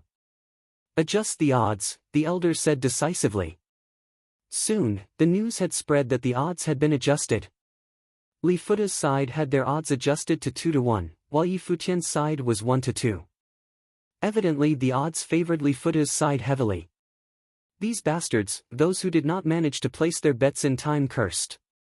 They had wanted to place bets, but they did not expect the odds to change so quickly, and it had changed to a difference of 2 times. It looks like the Alchemy Casino is also optimistic about Li Futian's victory. The majority of the crowd must be betting on them, even at a 2-1 payout, many people thought as they continued to place their bets. After Li Futian's group heard about the odds, their expressions did not change. This was well within their expectations. However, Yi Futian's group was surprised. It looked like the majority felt that they would lose. As time passed, information continued to be transmitted to the elder. Soon, the odds changed again. Li Futian's group had changed to 4-1, while Yi Futian's group was now 1-4. Bastard, I'm not betting anymore, someone shouted in a rage. There was no point in betting on a 4-1 payout, there was too little to earn. Why not? A voice sounded. The person who had shouted raised his head and saw a handsome teen smiling at him. It was Yi Futian. 1-4, you can bet on us, Yi Futian smiled and said. His gaze then turned to the elder on the viewing stand and he asked, Senior, can we place bets as well? You can only bet on your own victory, the elder replied. This was to prevent people from losing intentionally. However, this was an uncommon sight for geniuses like Yi Futian. From a values standpoint, those who participated in the gamble fight were not allowed to place bets, but it was inevitable for participants to get others to place bets for them. Therefore, the Alchemy Casino would supervise the participants to ensure that they did not lose intentionally. If the casino found any such cases, they would not live to walk out of the casino. Yu Sheng, 7th brother, don't you all have ritual implements? The opportunity has come, Yi Futian smiled and said. 1-4, it seemed like they would be able to be well equipped with ritual implements after this. Alchemy City is a good place indeed, Yi Futian exclaimed in his heart. If that is so, I will partake, too, Huang Jioga smiled and said. Did you not consider me when you allocated the ritual implements? Su Ke smiled and asked Yi Futian. You're from the Tingxue house, after all, why would you lack ritual implements? Yi Futian replied, looking at him disdainfully. Then why did you ask me to battle? Su Ke saw Yi Futian reply with a matter-of-fact expression. Do you know how rare it is to get a chance to battle? I'm thinking of you. Moreover, you can place a bet now, Yi Futian replied righteously. Su Ke was speechless. As expected, it was impossible to reason with a shameless person. He could only place bets using his own treasures. Does anyone have something good that I could borrow to place bets? Yi Futian asked the people around him. Yun Shuixing glared at Yi Futian. Her impression of Yi Futian had gotten better, but now it had reverted to the first time they had met, shameless. I'll lend you this, a gentle voice sounded. A brilliant flame illuminated beside Yi Futian and the cries of a phoenix could be heard occasionally.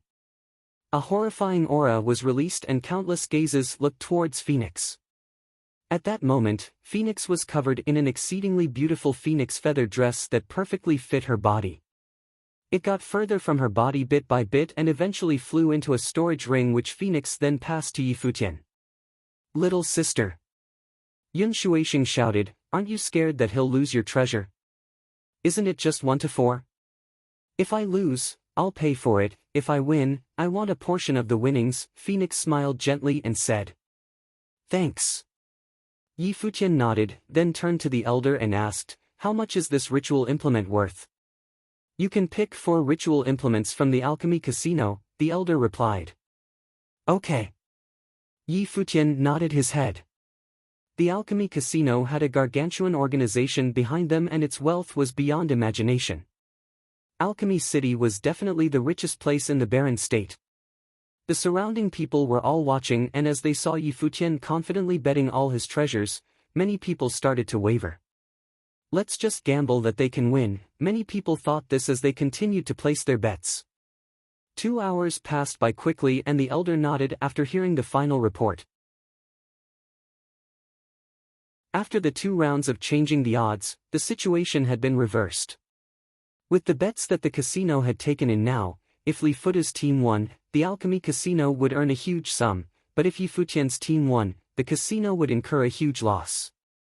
Evidently, the alchemy casino expected Li Futa's team to win. The alchemy casino knew about Li Futu and Yu Ming's strength. Moreover, Di Zhou was also very strong. Li Futa's team had no reason to lose this grand gamble fight. "Please take your places," the elder looked at both parties and said. Immediately, Li Futa's group stepped onto the gamble fight arena. Yi Futian's group also moved rapidly into the arena. The group of 16 people, the geniuses from the Holy Ji Palace versus the prodigies from all over the barren state. Everyone got into position in an instant. Li Futu, Yan Zhou, Nan Hao and Di Zhou stood at the front and were responsible for the assault. Bing Yi, Xie Ji and Xiang Jian stood into the middle, supporting the team with their spells, and Yu Ming stood at the back, preparing his matrices. Yi Futian's group also got into their positions. Yu Sheng and Yuan Zhan stood at the front, Su Kei on the left, Huang Jiuge on the right, Yi Shaoshi, Phoenix and Yun Shuixing at the back. Yi Futian's position was right in the middle.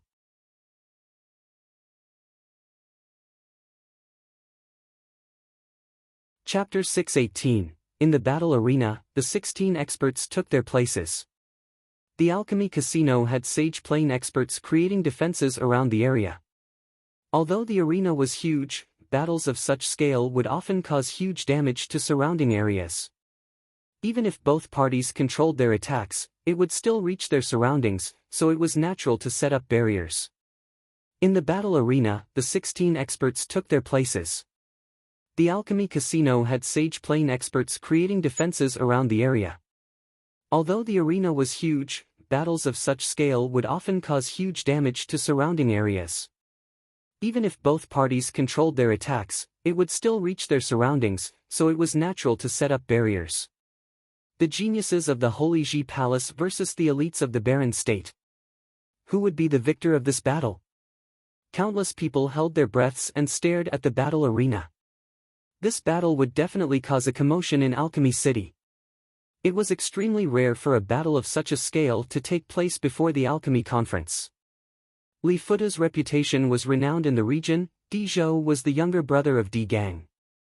Although he did not have as much potential as Di Gang, he was still extremely strong. Yu Ming was one of the favorites for this time's Alchemy Conference, and the others were also experts who had taken part in the Holy Ji Palace's admission examination. On the other side, the first and second in the admission examination 3 years ago, Yi Futian and Huang Jiuge, as well as the savage Yu Sheng, the Tingxue House's Su Quebec. This match was really a sight for sore eyes. As ray after ray of brilliant light glowed, the spiritual qi in the air started to rampage, multiple colors illuminating the area. Everyone released their aura at the same time and all kinds of powerful life spirits appeared. These elite geniuses were extremely strong in one-to-one combat, but they all held their positions and did not move recklessly. Evidently, they would not underestimate their opponents and knew that the people they were facing were also equally strong. Become chess pieces as you land. Yu Ming stepped forward. His life spirit was a huge golden chessboard, and the chessboard projected itself on the spacious battle arena. Golden lines intersected, turning the area into a game of chess, and the 8 of them on his team each took up a square on the board like they were pieces in a game of chess. The chessboard rapidly evolved and turned into matrices. Although they did not move, they felt as though they were moving simply by standing on the chessboard, due to the developments of the chessboard. Yi Futian's group felt dizzy, like they were constantly being displaced. It was as though they were battling on a moving chessboard. What a peculiar control-type life spirit, Yi Futian thought to himself. In front of him, his Guqin spirit appeared and he sat cross-legged, strumming the strings on his Guqin. A melody sounded, giving off an unrestrained feeling. It was loud and clear and appeared arrogant, resounding in the air.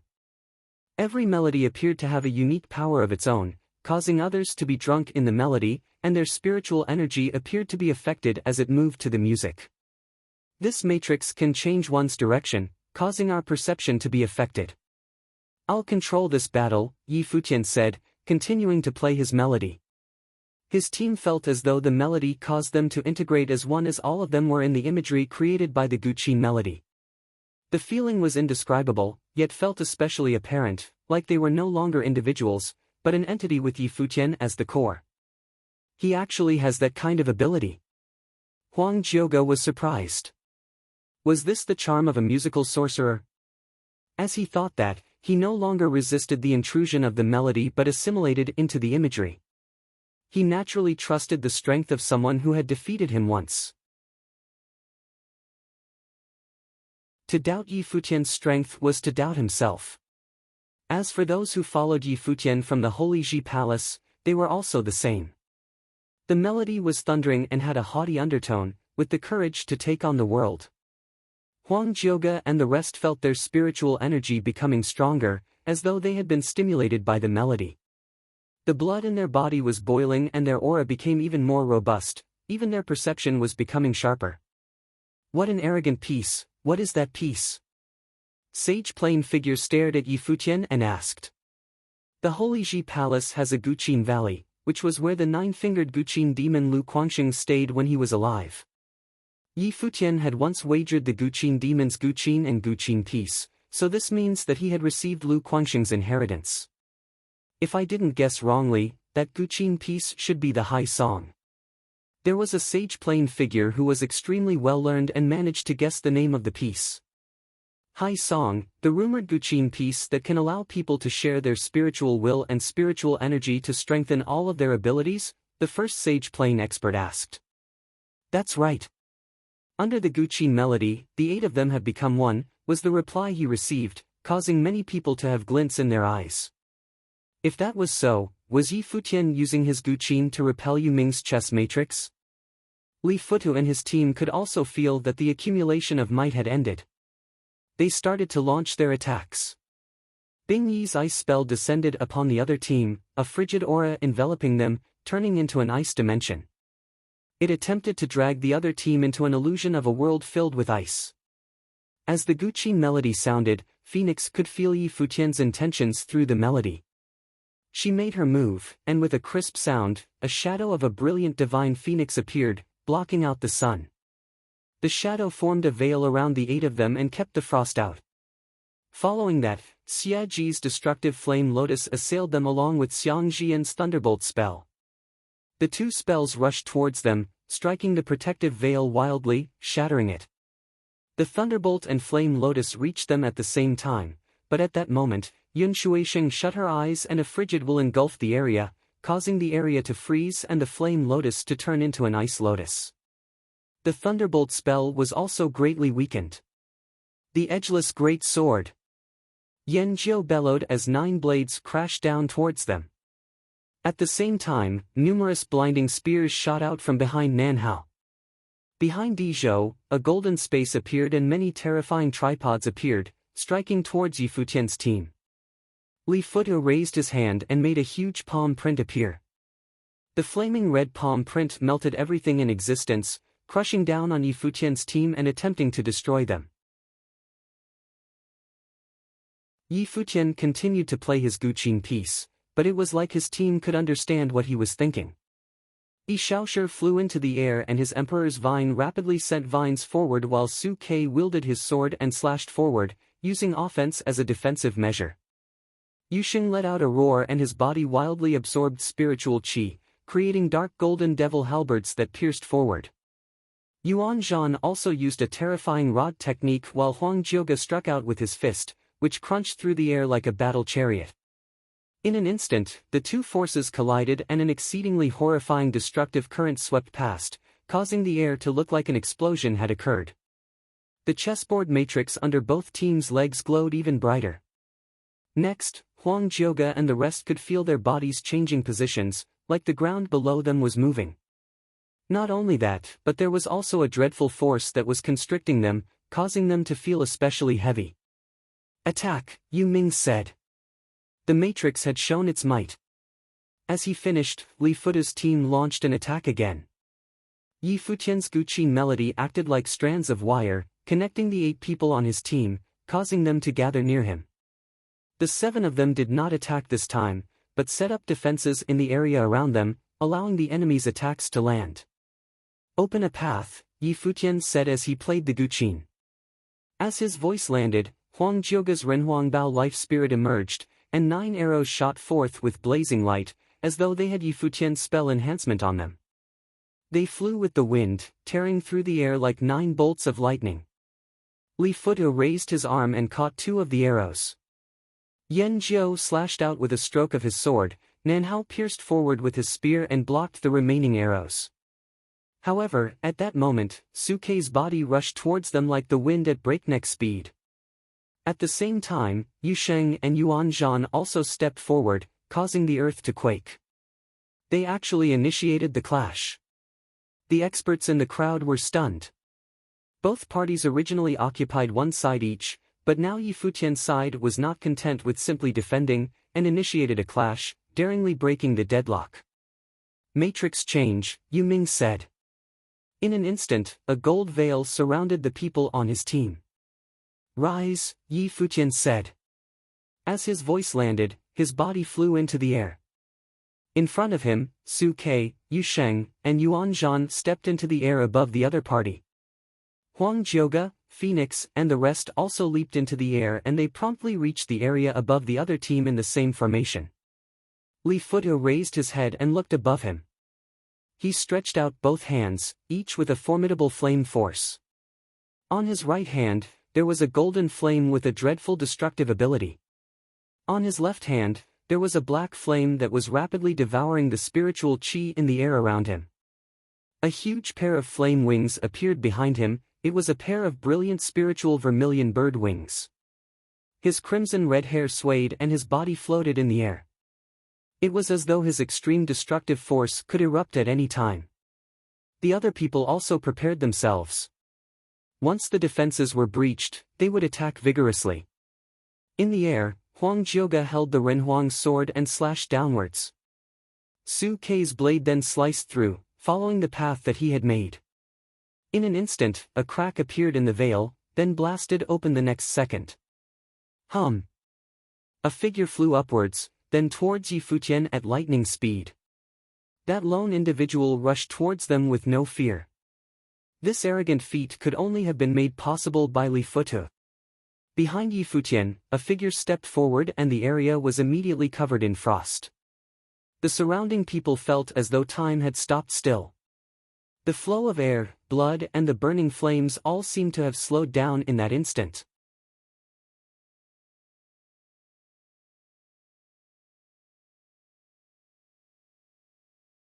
Chapter 619. They want to take down Yiming first.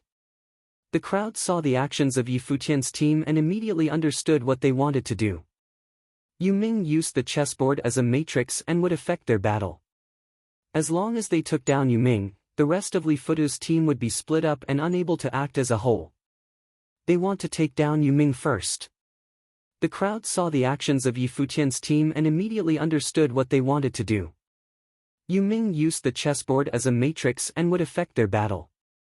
As long as they took down Yiming, the rest of Li Futu's team would be split up and unable to act as a whole. Yu Ming looked at the air with a cold expression. The brilliant chessboard on the ground flew into the air, turning into a defensive ability that spread out across the air. In the air, Yi Futian continued to play his Guqin piece. The high song became even more thundering, and the aura on the 7 people beside him became stronger, as though they had all entered a state of rampage under the influence of the Guqin piece. Behind Huang Jioge, the Renhuang body life spirit appeared. He was like a descendant of the Renhuang with the Renhuang's sword in his hand, slashing down towards the ground. A blade of light that penetrated the heavens appeared and struck the chessboard. The chessboard slowly split, and Su Ke moved as well. With a graceful arc, the blade in his hand sliced down, splitting the chessboard in two. With a blinding glow, the chessboard disappeared. At the same moment, the attacks from the experts on the ground landed again. Yun Shuisheng looked down, and a frost wool surrounded her body with extreme coldness. Frost surrounded the air, and the icy intent permeated every expert on the ground. They could feel their movements becoming slower and their blood felt as though it was about to stop flowing. Their spells were all being delayed and frozen. Only Li Futa's body was bathed in endless flames, and he flew into the air, the terrifying flames burning in the air, expelling the frost intent. Yi Xiaoshu's vines rushed wildly towards the people on the ground with rustling sounds. At the same time, Huang Jioge and Su Ke moved towards Yu Ming. Yu Ming's expression was ruthless. The chessboard life spirit behind him lit up glaringly and shone onto Huang Jioge and Su Ke, slowing them down. Kill! Huang Jioge fired arrows which tore through the air. However, Yu Ming's expression did not change as he stretched out his hand and waved it. The chessboard moved and caused Huang Jioge's arrows to deviate from their original path and miss him. Su Ke's blade landed, yet Yu Ming's body turned into a shadow. He was like a piece on the chessboard, always in motion. It was as though he could predict all of Su Ke's moves on his chessboard. No matter how fast Su Ke was, he could not escape Yu Ming's perception. Wanting to deal with him first? Dream on. An even more terrifying glow was emitted, and using the heavens as pieces, Yu Ming looked at Yi Futian who was in the middle of the team, and revealed a mocking expression, chanting, ground restriction. As his voice landed, the chessboard that had projected onto Yi Futian's team surrounded them, trapping them within like a prison cell. Li Futa, it's up to you now, Yu Ming said. He had controlled his matrix to seal Yi Futian's team within his chessboard. Li Futa's body flew into the air, his vermilion bird wings sparkling brightly, covered in inextinguishable flames. He stretched out his palm and a golden flame current rampaged wildly. Gradually, the flames transformed into a vermilion bird and flew out from his palm, shadowing the heavens and attacking Yi Futian's team. The vermilion bird's wings slashed downwards, the flames burning even the heavens. While Yi Futian's group was trapped, Li Futa's ritual implement, Yan Zhou's sword, Nanhao's spear, and the other experts fired their strongest attacks simultaneously towards them. As expected of Yu Ming, many people thought. Yi Futian's team wanted to deal with the matrix sorcerer, Yu Ming, but they had not expected to be trapped between a rock and a hard place. At that moment, Huang Jioge, Yun Shuisheng, and the rest did not resist and stood still, allowing the matrix to trap them within. They released their formidable spiritual energy which combined with the Guqin melody to form a terrifying spiritual energy resonance. Yi Futian, who was standing in the middle, was immersed in a brilliant light. At that moment, his spiritual energy flooded the entire battle arena. With his fingers strumming the Guqin, Yi Futian lowered his head and continued playing without looking at the attacks descending from the sky. The chessboard's matrix surrounded them and it seemed like the attacks were about to land on them. The vermilion bird dived towards them, destroying everything in its path. However, at that moment, a formidable force appeared around Yi Futian's body, surrounding his team within. A veil of light that resembled starry brilliance encompassed them. Although the veil was invisible, the divine vermilion bird was unable to break through it. The sword and spear reached as well, rushing towards Yi Futian. But the moment they reached the veil, they were unable to progress. All attacks appeared to falter before the veil. What an intense zone force, some strong sage plane figures said while looking at Yi Futian's surroundings. They could only see a handsome figure playing the guqin. The 8 figures appeared to have combined into one at that moment, all of them encompassed by the imposing light. "Break," Yi Futian said. Immediately, his body was surrounded by countless bolts of lightning. In the next moment, thunderstorms appeared and tore through everything, resembling the rage of the thunder god. The heavens shook in response, and the thunderbolts appeared to have multiple colors. Green, golden, purple. All the thunderbolts turned into dragons and serpents, and frantically devoured everything around them. The vermilion bird was struck by lightning and howled in agony. Its huge body pierced by the lightning. Its limbs were all surrounded by dreadful lightning and its body was completely torn apart. All the other attacks were also nullified, and even the chessboard was destroyed by the thunderbolts. Spiritual energy resonance, using the guqin melody as a medium for spiritual energy to cast spells. "Is this Lu Guangxing's guqin piece?" many people commented as they watched. At that moment, the resonance was still active and Yun Shuisheng had a glint in her eyes. The frost in the heavens descended onto the battle platform, and she stretched out her palm and the snowstorm landed on the other team. Yan Jiu, Nan Hao, and the rest of the other team were all buried within the snowstorm, and their consciousness started fading as their thoughts came to a halt. "Go," Yi Futian said. As his voice landed, the people surrounding him flew forward and Huang Jiuge headed directly for Yu Ming. Yu Sheng launched off the ground, pouncing towards Yan Jiu, a terrifying golden glow surrounding his feet as he stomped down. Yan Jiu growled in anger and broke out of the ice. His sword slashed forward, tearing through the air. Bang! The footprint crushed the sword strike that had yet to reach its maximum power. Yu Sheng then stepped on Yan Jiu's chest, pummeling him into the ground, crushing numerous rib bones in the process. In another direction, Su Ke headed for Nan Hao, his figure like a sword, dripping with a thirst for blood. Nan Hao was already affected by the frost spell and was unable to deflect Su Ke's sword. Blood trickled from his arm and his spear fell to the ground. There was even a trace of blood on his throat. He fell to the ground, unable to continue battling. Phoenix flew towards Xie Ji instead. The divine phoenix shadowed the heavens and devoured the opponent's destructive flame lotus and sent Xie Ji flying. Yuan Zhan assaulted Di Zhou, the two of them trading blows crazily. Di Zhou repeatedly fought back, and under the guqin melody, Yuan Zhan attacked bravely in a flurry of strikes. Yi Shaoshi flew towards Xiang Jian, his vines rushing madly at her. The sudden reversal caused many people to be stunned, especially the crowd who had bet on Li Futa's team. They were flustered that they were going to lose. However, those who had bet on Yi Futian's team in the last round of betting had sparkling gazes. A 4-to-1 payout, if Yi Futian's team won, they would be the biggest winners.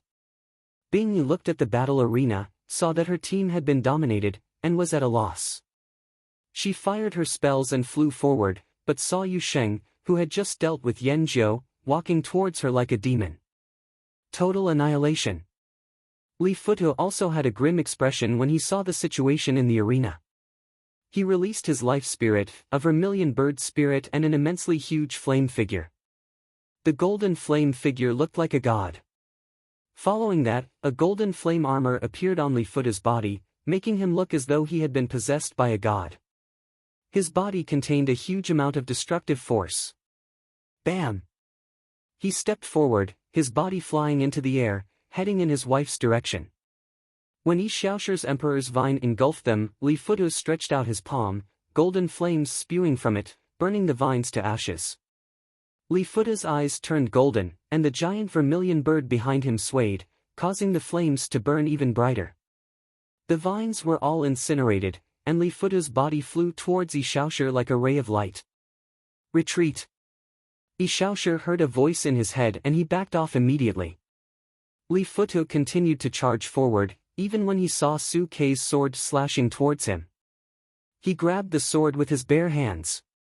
Although the sword sliced towards him, his golden palm appeared to have hardened beyond belief and burned Su Ke's sword. Li Futu continued stepping forward and delivered a punch.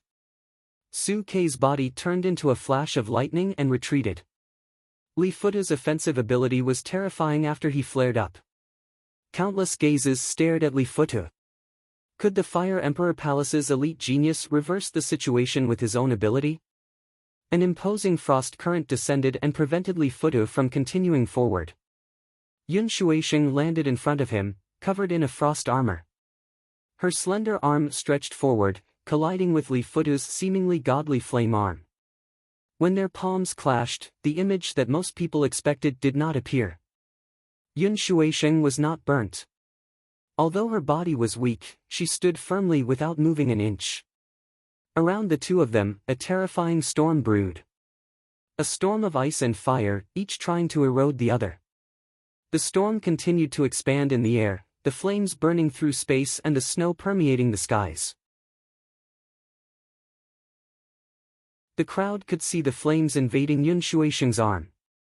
The golden flame was extremely overbearing and attempted to melt the ice on her body. Similarly, the armor on Li Futu's body had been invaded by the frost, and it was making its way into his body. Li Futu stared at the figure in front of him. He came from the fire mountain and his flames and body had been tempered by the mountain's flames thousands of times, yet, the girl in front of him could withstand and resist it. Was the Holy Ji Palace really such a scary place?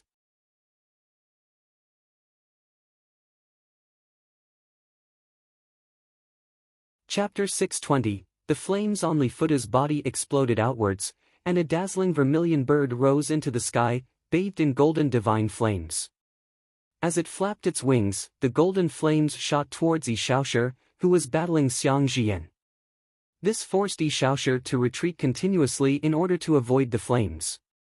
Then, the vermilion bird soared through the sky in a brilliant curve towards Yi Futian. Flames of a divine bird descended from the heavens, covering the sky with it. The flames on Li Futu's body exploded outwards, and a dazzling vermilion bird rose into the sky, bathed in golden divine flames. As it flapped its wings, the golden flames shot towards Yi Shaoshi, who was battling Xiang Jian. This forced Yi Shaoshi to retreat continuously in order to avoid the flames. Then, the vermilion bird soared through the sky in a brilliant curve towards Yi Futian. Flames of a divine bird descended from the heavens, covering the sky with it. A cultivator of the noble plane was able to send their life spirit out of their body to attack their opponent. As a top-notch noble, Li Futu was definitely able to do just that. Yun Shuisheng's expression changed slightly, and she retreated. But Li Futu followed after her. There was no way he was going to let her escape. The space surrounding them was set alight, and golden flames raged around the two. An icy world appeared around Yun Shuisheng, protecting her from the flames. Meanwhile, the terrifying vermilion bird charged straight for Yi Futian, and countless gazes turned towards him. Yi Futian was not participating directly in this battle. Instead, he was managing the situation through his Guqin. However, it was clear to everyone that this Yi Futian, who had been the first in the law battle 3 years ago, was the crux of this fight.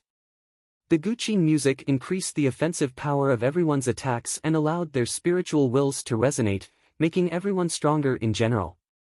If Yi Futian was taken down, there was a real possibility of their opponents turning the tide against them. However, it was like this realization did not register in Yi Futian's mind. The message he sent everyone was to pay him no mind and continue fighting. Right then, a frightening spiritual will surrounded Yi Futian and radiated through the space. The entire sky seemed to be filled with the terrifying energy of that spiritual energy. When the vermilion bird rushed down towards Yi Futian in all its fiery might, Yi Futian's fingers began to dance even more intensely across the Guqin strings, and the spiritual will in the air activated at the same time as the spell he cast. In the next moment, the space around him seemed to freeze, and the vermilion bird was slowed down in the sky as if it was being pushed back by invisible energy. Frightening golden flames shot out from its eyes towards Yi Futian, but the energy controlling the surroundings grew stronger as well. Powerful spiritual qi accumulated in the space, and as it was let loose, the space seemed to freeze even further. The vermilion bird's large body seemed to slowly become immobilized as it started to slow down even more. This was a spell that Yi Futian had created. Through combining multi-elemental sorcery and martial arts he had manifested a unique new spell, the sky freezing technique. With a roar of thunder, purple and golden lightning appeared in the space. The violent lightning energy turned into the wrath of the thunder god spell, which shot straight for the vermilion bird. This was also a spell he had created. By improving on the original spell, Punishment of the Thunder God, Futian had created Wrath of the Thunder God. As the wrath of the Thunder God descended upon it, the vermilion bird shook violently, and it let out a mournful cry as it seemed on the verge of being destroyed. Right then, Futu, who was battling Yun Shuisheng, spat out a mouthful of blood. His breathing turned weaker, and his face was pale. With his life spirit under attack, Futu would naturally be greatly affected as well. After all, the life spirit was at the heart of a mandate sorcerer's abilities. If it was badly damaged, the sorcerer's spiritual energy would take a terrifyingly immense hit as well. This battle is about to end, someone commented. At the sight of Futu's condition, many people who had placed large bets on him turned pale. They had originally banked on Futu being able to use his life spirit to shift the battle in his favor. It came as a shock to them that Futian would use Guqin music to borrow the spiritual energy of others, resonate with it, and cast an incredibly strong spell that trapped Futu's life spirit, allowing Futian to launch an attack that caused him great damage. Many people looked over to the other side of the battlefield where Huang Jiuge and Yu Ming were. Other than Futu, Yu Ming was a grade 1 noble as well, possessing incredible power.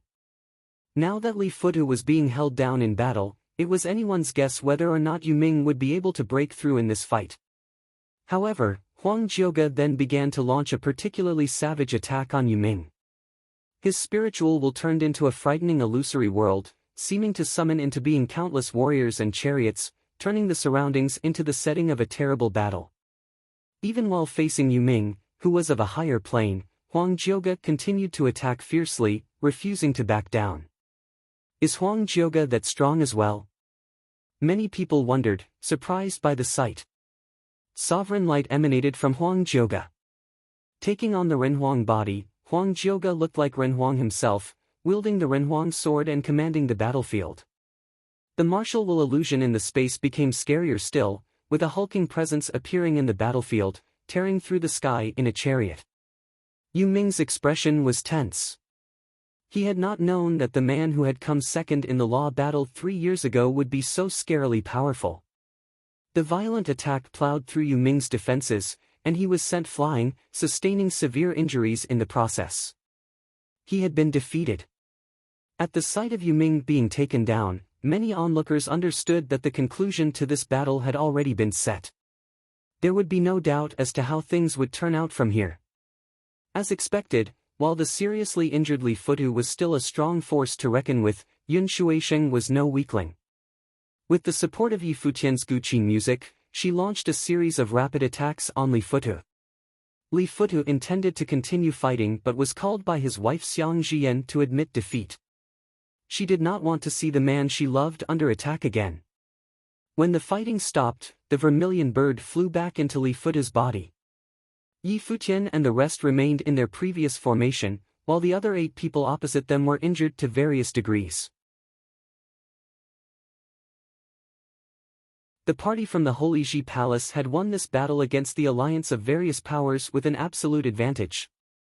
Those from the Holy Ji Palace may have been lower in plane as a whole, but they had displayed the glorious might befitting disciples of the barren state's holy grounds in this battle. Of course, other than the 7 disciples of the Holy Ji Palace, Huang Jiuge had shown in the battle as well. Coming in second in the law battle 3 years ago, he was second only to Futian. "You've gone easy on us," Futian smiled and said politely, taking back the Guqin spirit. On the opposing side, everyone's expressions were tense. Futu, who had come from the Fire Emperor Palace on Fire Mountain, had finally witnessed the power of the Holy Ji Palace's disciples for himself. His wife, Xiang Jian, was considerably shocked as well, especially when she thought of how her younger sister Xiang Jiqin was training with such a group of people. It was as if Yan Jia, Nanhao, Xie Ji, and Bing Yi didn't even exist. Back then, they had lost during the law battle. And now as they faced those who had entered the Holy Ji Palace to train, they still faced the inevitability of losing. Yu Ming looked somewhat disappointed. Walking off the battle platform, he walked toward Su Hongxiu from the goddess pavilion and said, "Hongxiu, looks like I've lost this time. You did your best, there's no need to blame yourself." Su Hongxiu's gentle smile belied a great tenderness that could melt one's heart. The people around her did not dare to look at her. Women from the goddess pavilion may be beautiful, but it was still better to restrain oneself when interacting with them. There was the risk of finding oneself trapped in love, as proven by many before. Even a brilliant cultivator like Yu Ming had been deeply attracted by Su Hongxiu's charms. These women were naturally attractive, and with the special skills they trained in, they were bewitching figures. Li Futu and the rest began to walk off the battle platform as well, but Di Zhou remained.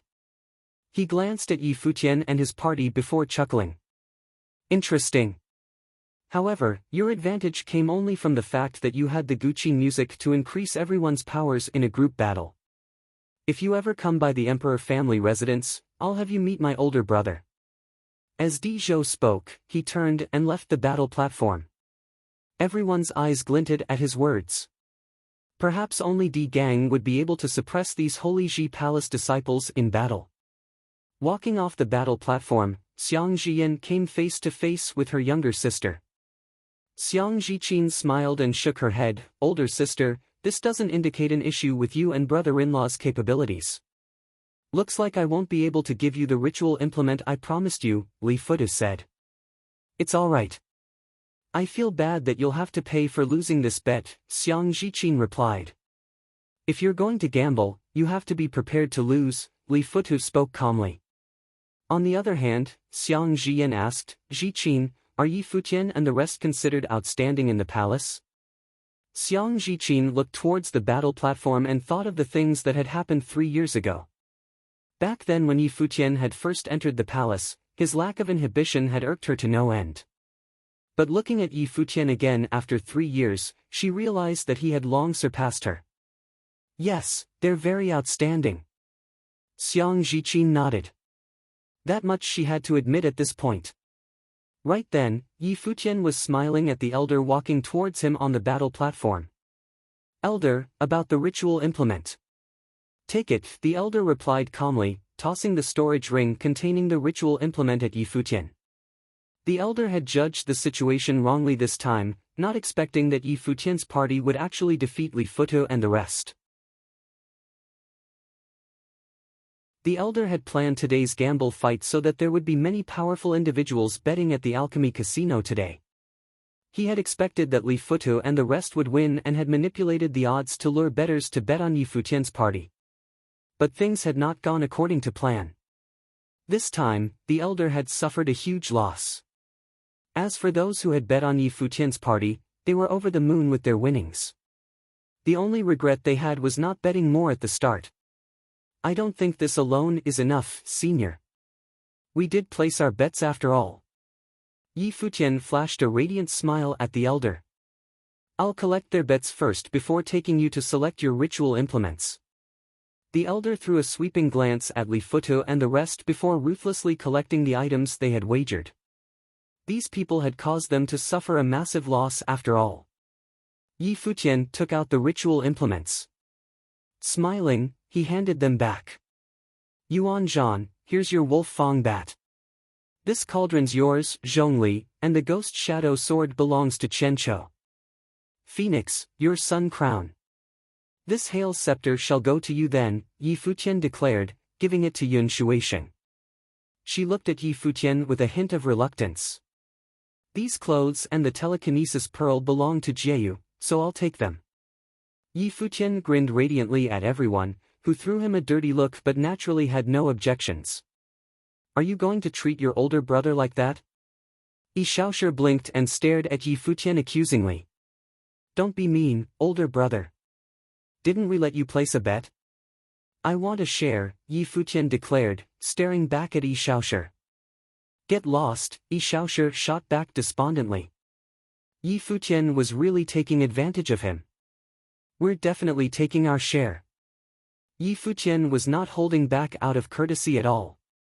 He continued, "Yu Sheng, let Qing Xian pick some good stuff from your bets. I still have some ritual implements here for you all to take. Wu Chen, you can pick a treasure for Qinyu later. Phoenix, you take one too, here's your ritual implement back." Phoenix took the ritual implement, and everyone stared at Yi Futian, speechless at what he was doing. Those who had bet on Li Futu would have loved to tear Yi Futian apart in that moment, while even those who had bet on Yi Futian were tempted to hit him. As for those from the alchemy casino, they were incredibly tempted to kill Yi Futian, that despicable fellow. It was too much that Yi Futian was openly discussing how to split the ritual implements from the alchemy casino. Did he not consider how they would feel? But of course, Yi Futian didn't care about their feelings. Right now, his only thought was that all this was super awesome.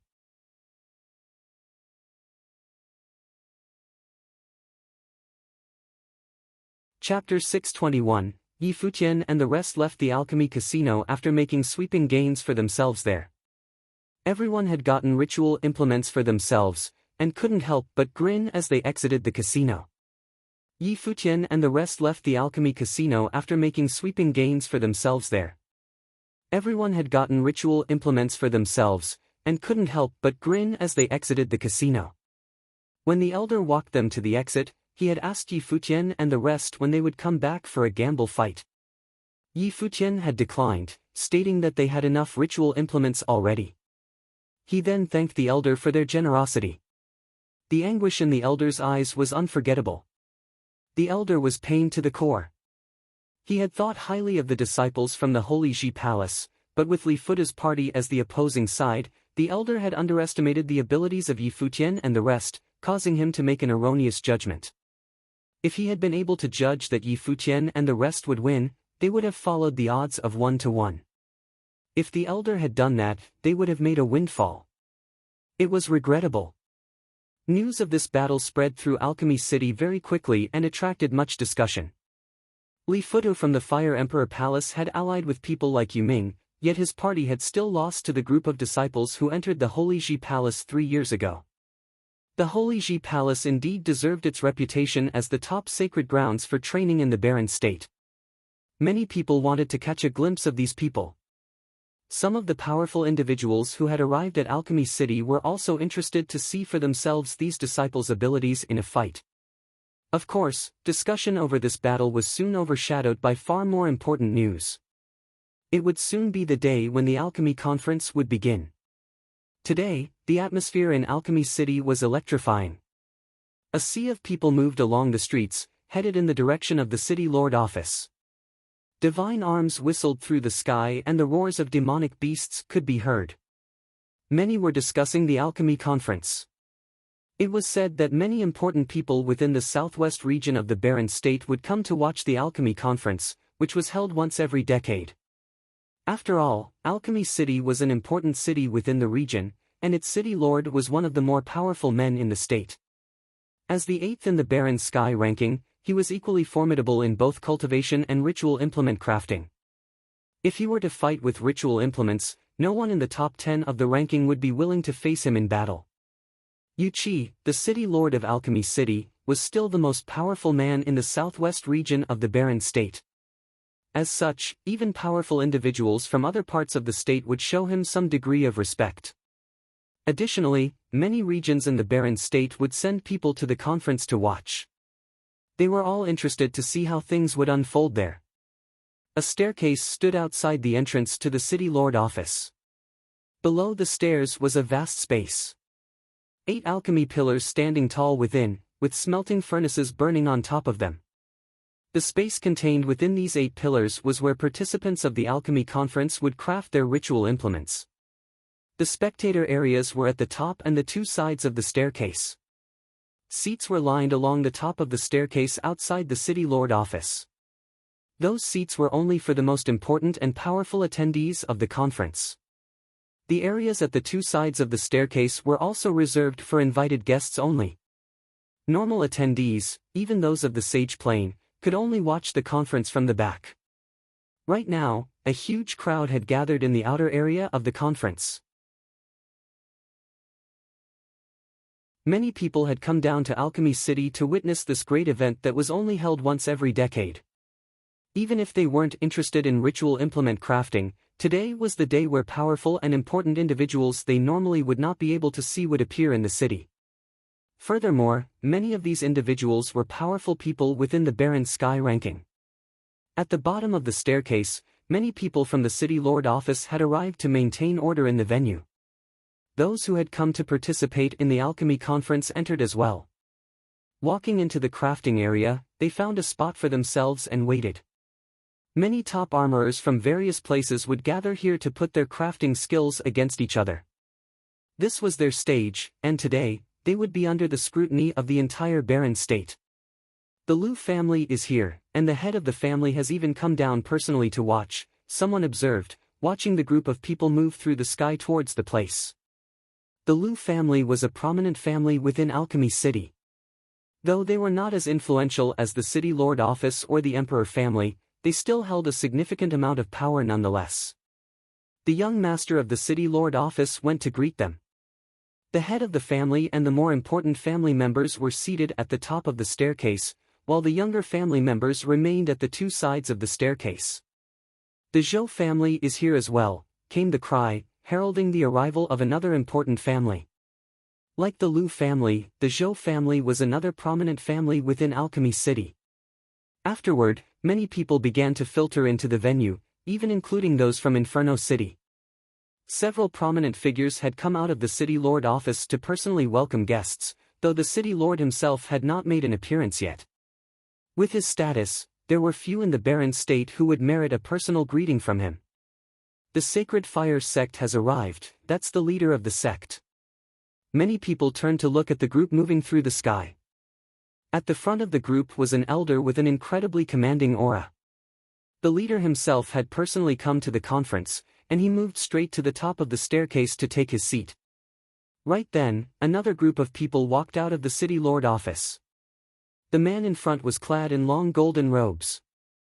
Middle-aged, his features were angular and chiseled, and he moved in great style. The many important guests who had arrived at the event stood up to greet him. The City Lord has come out. Many people stared at the man who had just walked out. Now that many important people from all over the Baron state was arriving, of course, Yu Qi had to make an appearance soon, in his capacity as host and the City Lord.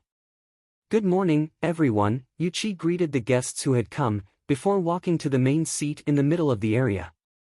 He stood there, surveying the endless crowd. Everyone in the sea of people clasped their hands and greeted him in a sonorous roar. Yu Qi waved a hand and spoke, "Today is the day of the alchemy conference, and I'm definitely not the star of this event. Those who intend to participate in the conference, you can enter now." At his words, more people entered the venue. "City Lord Yu, I hope you've been well," a voice called out. Just then, a frightening flaming beast appeared in the sky with a group of people on it. The man at the front of the group had a magnificent demeanor. His eyes seemed to be a fiery red, and his hands were clasped behind his back. "It's Yan Jun," someone announced. Everyone stared at the newcomers. Yan Jun was the Palace Lord of the Fire Emperor Palace and ranked amongst the most powerful of the Baron Sky ranking. Li Futu, who stood next to him, was a prominent young talent whose reputation was second only to the gang of the Emperor family in this region. While there had been news of Li Futu suffering a loss a couple of days ago, it was not his fault. It had been a group battle, after all. In addition to Li Futu, his wife Xiang Jiyan and disciple of the Holy Ji Palace Xiang Jiqin had come as well, descending from the sky towards the venue. "Yan Jun, how have you been?" Yu Qi asked after the newly arrived guest. "How well could I be on top of those flames? I've come to join the fun." Yan Jun chuckled heartily. "It's good that you've come, a couple of the old guys are here too." "Have a seat," Yu Qi replied, before turning to Li Futu. "I've heard that the son of Yan Jun is overpoweringly talented. Seeing you now, indeed, you're just like your father. You don't have to go to the side of the staircase, stay and watch the conference from here." "Thank you, Senior." Li Futu joined his hands and thanked Yu Qi. It's embarrassing to mention, But this fellow has been a good-for-nothing guy, suffering a loss a few days back at Alchemy City and all, Yan Jun commented. Li Futu and Xiang Jian stood behind him, while the others went down to the two sides of the staircase. There were limited seats, so not every one of the younger guests could stay up here to watch. But that was a group battle, so it wasn't young Master Li's fault.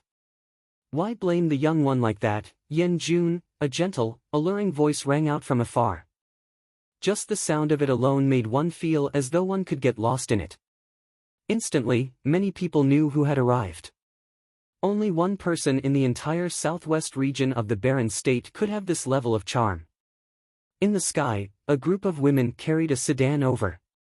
Those women were all in white and were as beautiful as fairies. Even the famously gorgeous Su Hongxiu was only standing to the side of the sedan. The chair blind of the sedan was pulled apart, and a woman descended from the sky.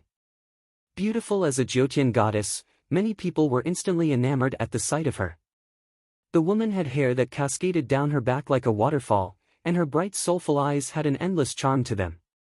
One couldn't help but be drawn to the delicate curves on that alluring figure. Wearing a long dress, the side of her leg appeared in flashes, and one could not tear their eyes away from those lovely long legs. Her skin was clear and smooth as jade, almost as delicate as a young girl's. However, her most beautiful features were still her eyes and face. They were so perfect there was nothing to pick on, and just a look from her alone could have one utterly smitten. This woman was Chu Ji, Pavilion Lord of the Goddess Pavilion, and the most beautiful woman in the southwest region of the barren state. As cultivators grew stronger through training, their lifespans would increase and their features would remain unaged. But Chu Ji was probably the only woman of her kind in the barren state. As she trained, she grew even more beautiful. Even Su Hongxiu, a great beauty, paled in comparison standing next to her. The two looked about the same age. It was almost like they were sisters. Furthermore, Chu Ji was frightening not because of her beauty, but because of her charm. Su Hongxiu was already incredibly charming, yet she was still far from Chu Ji's level. Chu Ji was the kind of woman who could have someone enthralled with her forever with just a glance. Even Yan Jun did not dare to look at her for too long, only giving her a calm glance and grunting coldly, "Chu Ji, don't you flaunt your glamour sorcery before the young ones." Yan Jun knew just how scary Chu Ji's charm could be. There was no way the younger guests would be able to withstand that.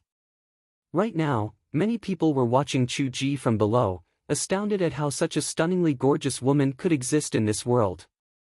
Was this the Pavilion Lord of the Goddess Pavilion talked about in rumors, the most beautiful woman in the southwest region of the barren state? Sure. Chu Ji smiled, and her aura changed instantly. She had stood there elegant and unattainable as a goddess. But in a flash, she had changed her aura to give off a completely different impression. At the sight of this, many sighed to themselves that a beautiful woman could be trouble, and this woman was definitely a disaster of epic proportions. In the sky, more people began to arrive, and many eyes were on them. "It's the Emperor family," someone announced. Di Kai, the head of the Emperor family, is here. Di Gang has come along with him as well, someone else added. Many people gazed towards the descending figures. One of them was Di Kai, another powerful being within the rankings of the barren sky ranking. The other person, Di Gang, was said to be the most talented within the southwest region of the barren state and was unmatched within his generation. A loss is a loss. Since Li Futu was there at the fight, he has no right to distance himself from it, Di Gang said calmly upon arriving, shooting Li Futu a cold glance. It was evident that he was responding to Chu Ji's comment about how Li Futu's loss in that battle was no fault of his. Li Futu's gaze hardened, and he looked at Di Gang before replying, "Indeed, since I was there, I definitely had a part to play in it." A loss is a loss. Di Gang looked upon Li Futu with new admiration. Li Futu's humility made him worthy of his reputation. What a proud fellow. Chu Ji chuckled lightly. Di Gang did not look at her. He had definitely heard of her, and he did not want to be affected by a woman, especially a woman as insanely powerful as she was. By Luli, hereby pay my respects to you, seniors." A figure appeared from afar, and countless gazes turned in its direction to see a handsome young man stepping through the sky towards them. It was Bai Luli, who was said to be the most prominent figure in his generation. While he was probably the lowest in plane amongst everyone in the Barren Sky ranking, he was 10th in the ranking, unmatched in the entire Barren state.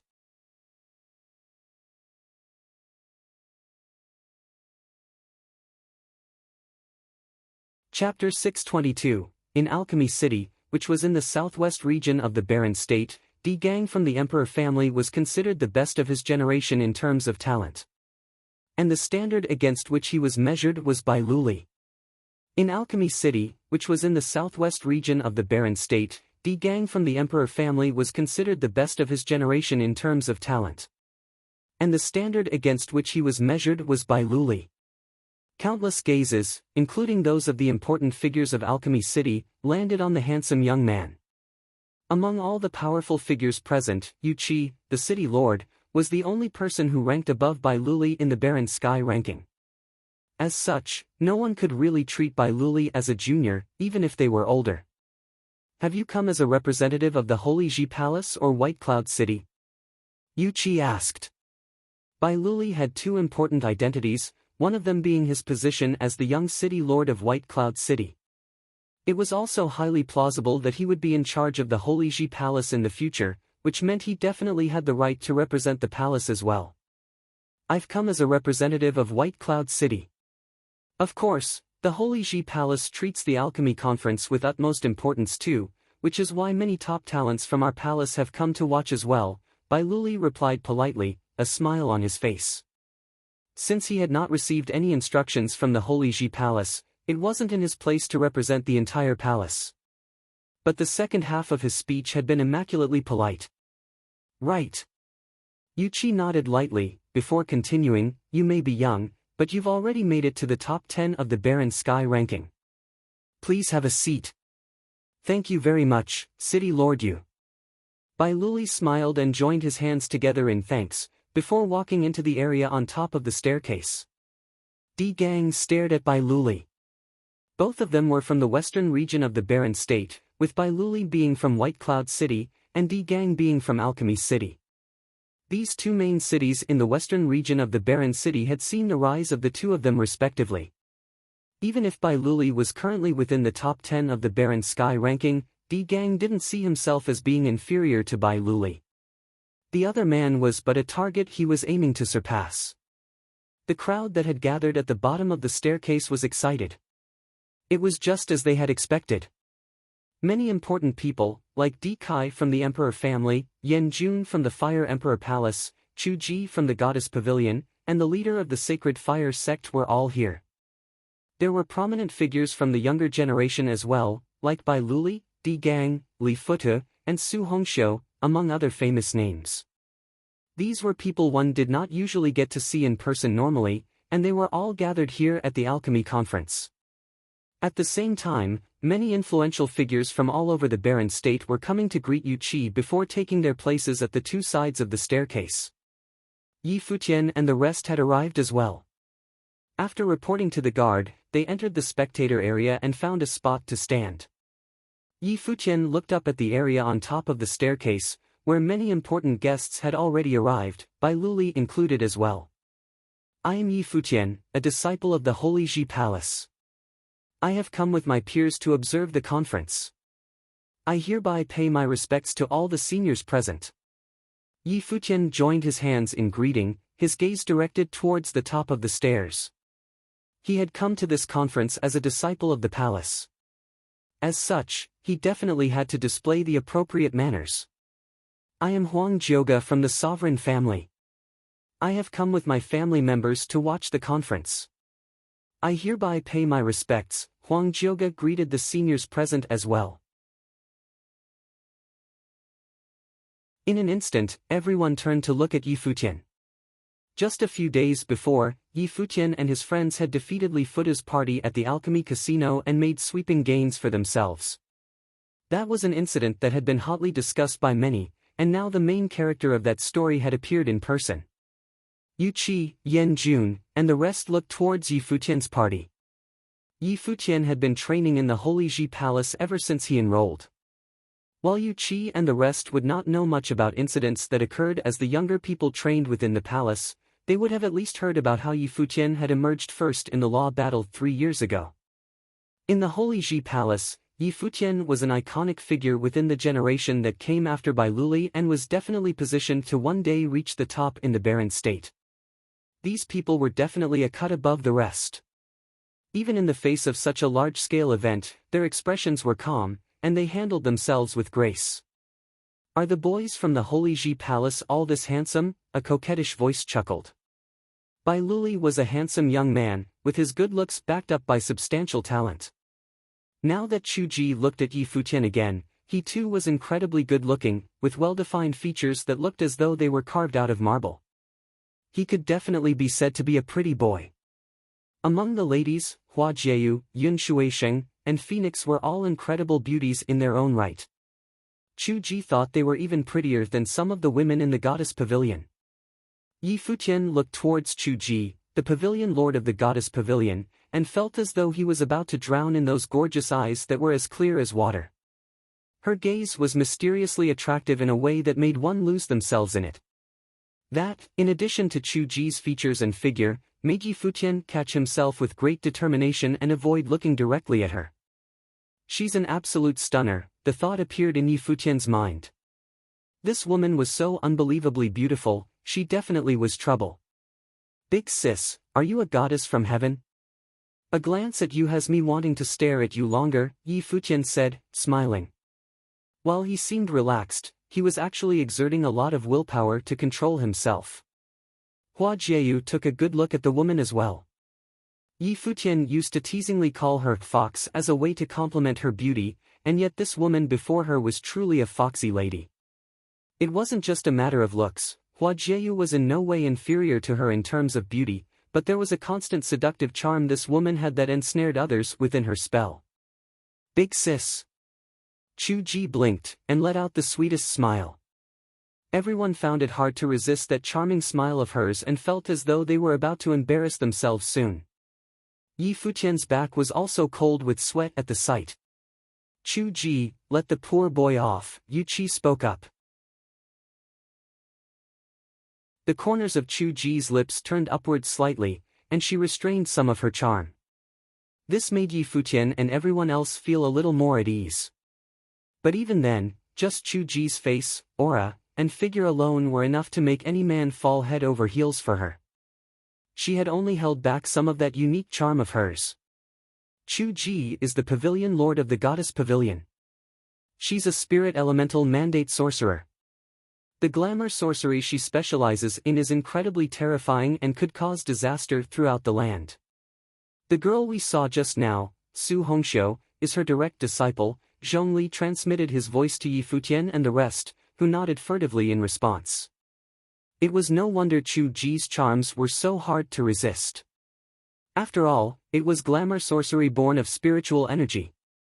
Furthermore, she had already integrated this glamour into her own aura, making her endlessly charming. "Are you interested, little brother? Do you have a girlfriend? Would you like Big Sis to introduce you to a few girls?" Chu Ji smiled at Yi Futian. Hua Jieyu looked warily at her and reached out to hold on to Yi Futian. Yi Futian chuckled and replied, "Thank you, Big Sis, but I already have a girlfriend."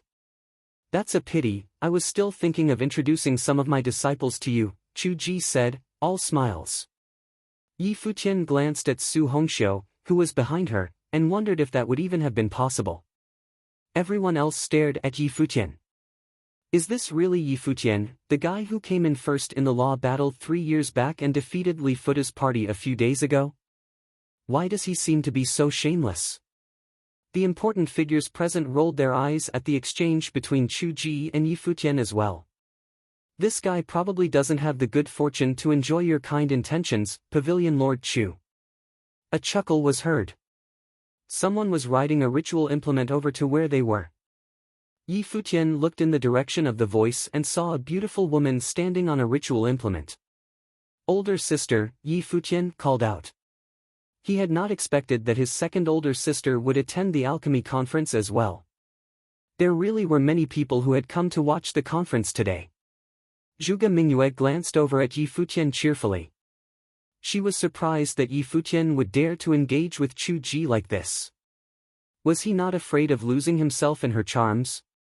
Zhuge Kanyang had arrived as well, and the siblings walked forward to greet those on top of the staircase, joining their hands together. We, Zhuge Kanyang and Zhuge Mingyue, hereby pay our respects to all the seniors here.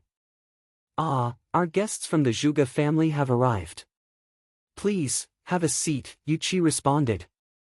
Not only were the two newcomers of the Sage Plain, but they were also representatives from the Zhuge family as well.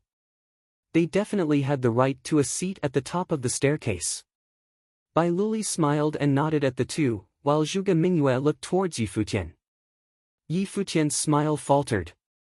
He was curious as to why his older sister would attend the alchemy conference.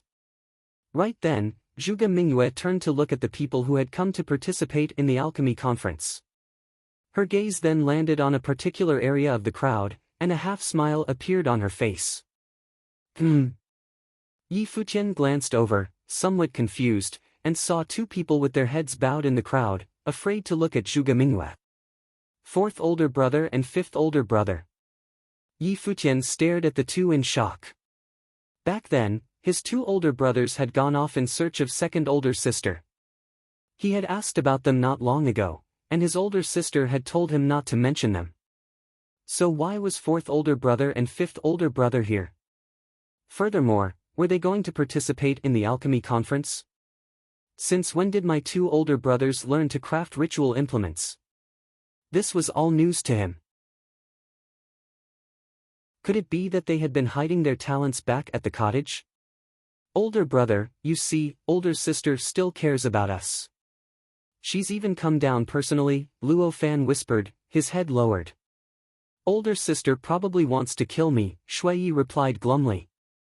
Older brother, you've already come this far, does it matter? Either way, we're still going to die, Luo Fan whispered back. Younger brother, you're so loyal. Shui Yi was touched. Don't drag me into this, Luo Fan shot back. I miss older sister. How about I go over to where she is? Shui Yi was speechless at Luo Fan's words and itched to pummel the rascal. Younger brother, I remember you saying something about second older sister not being the romantic type and third older brother being a block of wood. Shui Yi sighed quietly. Older brother, I was in the wrong. Luo Fan was anguished at his misfortune of having such an older brother. Younger brother, now that youngest brother has a bit of fame and is training at the Holy Ji Palace, do you think he'll be able to help us? Shui Yi spoke up again. He had not missed Yi Futian's appearance at the alchemy conference. Don't even think about it. With what you're asking for, even the palace lord of the Holy Ji Palace himself won't be able to save you from City Lord Yu. Either way, you're going to die. Why don't you just accept your fate? Luo Fan sighed, bemoaning his own tragic circumstances. Shui Yi sighed too. If it wasn't for you, I wouldn't have gone to Fire Mountain to train. Then I wouldn't have met her there. Are you blaming me? Luo Fan hissed back, scandalized. What did I even make you do? Didn't you encourage me to chase the girl? Shui Yi glared at Luo Fan. Did I tell you to cause this trouble? Luo Fan shot back, unwilling to back down. Who can control love between two people? Who knew she did it on purpose? Who knew her identity? This life of mine is in her hands now, Shui Yi lamented, sighing over how it was rare for a great guy such as himself to even like a girl. At the beginning of this romance, he had felt so lucky as to have met an absolute beauty like her. Who would have thought that this would turn into a tragedy? It is one's greatest fortune to die for a beautiful woman, Luo Fan commented gloomily. He had made a bad judgment. He thought he was going to help his older brother win back his woman, but he had not expected to be trapped in this situation. It was tragic.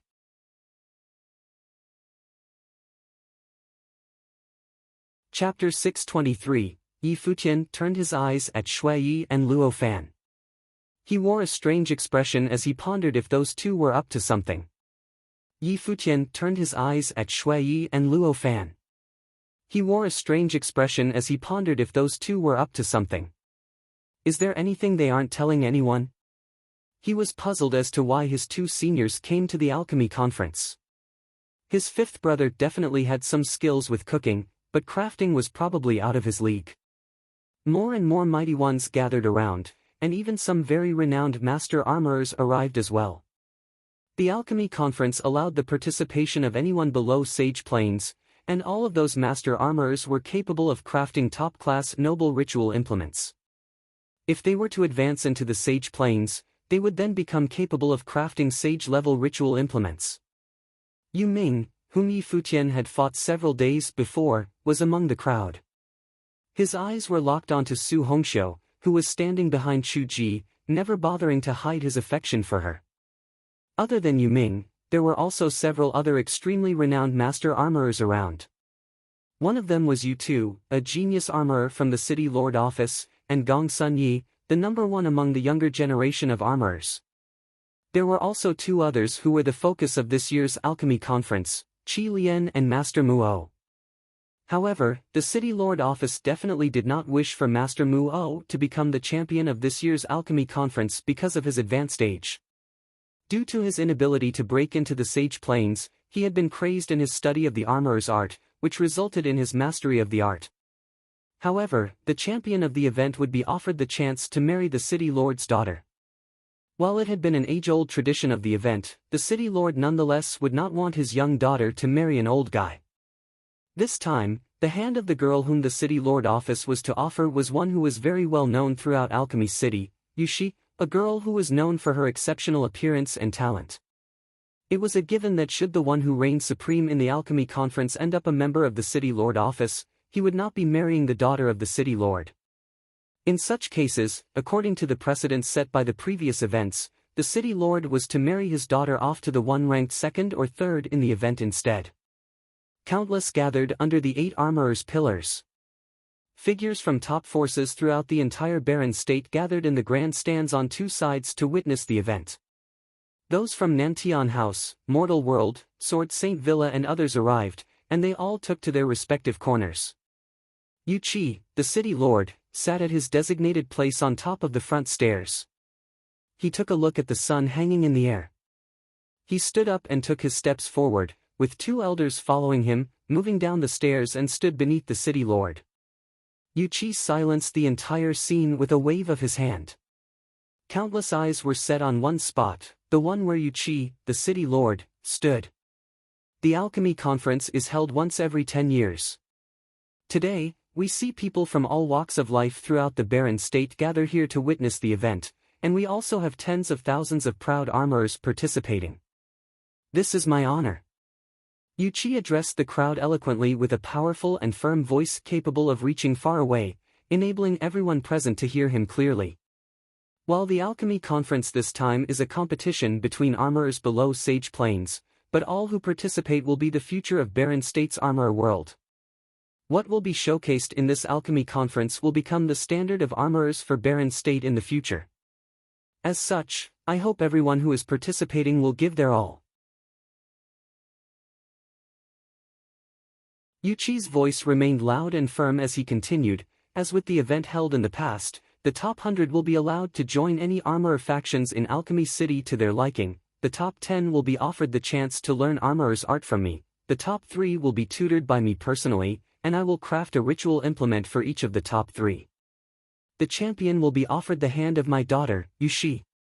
Of course, the one offered these options are free to take it or leave it. There is no obligation. Many laughed. The event held once in 10 years would no doubt showcase the highest standards for the current generation. As the representative of the armorer world, the City Lord Office of Alchemy City would also offer their best to hold the event. As such, the daughter whose hand was to be offered would need exceptional qualities.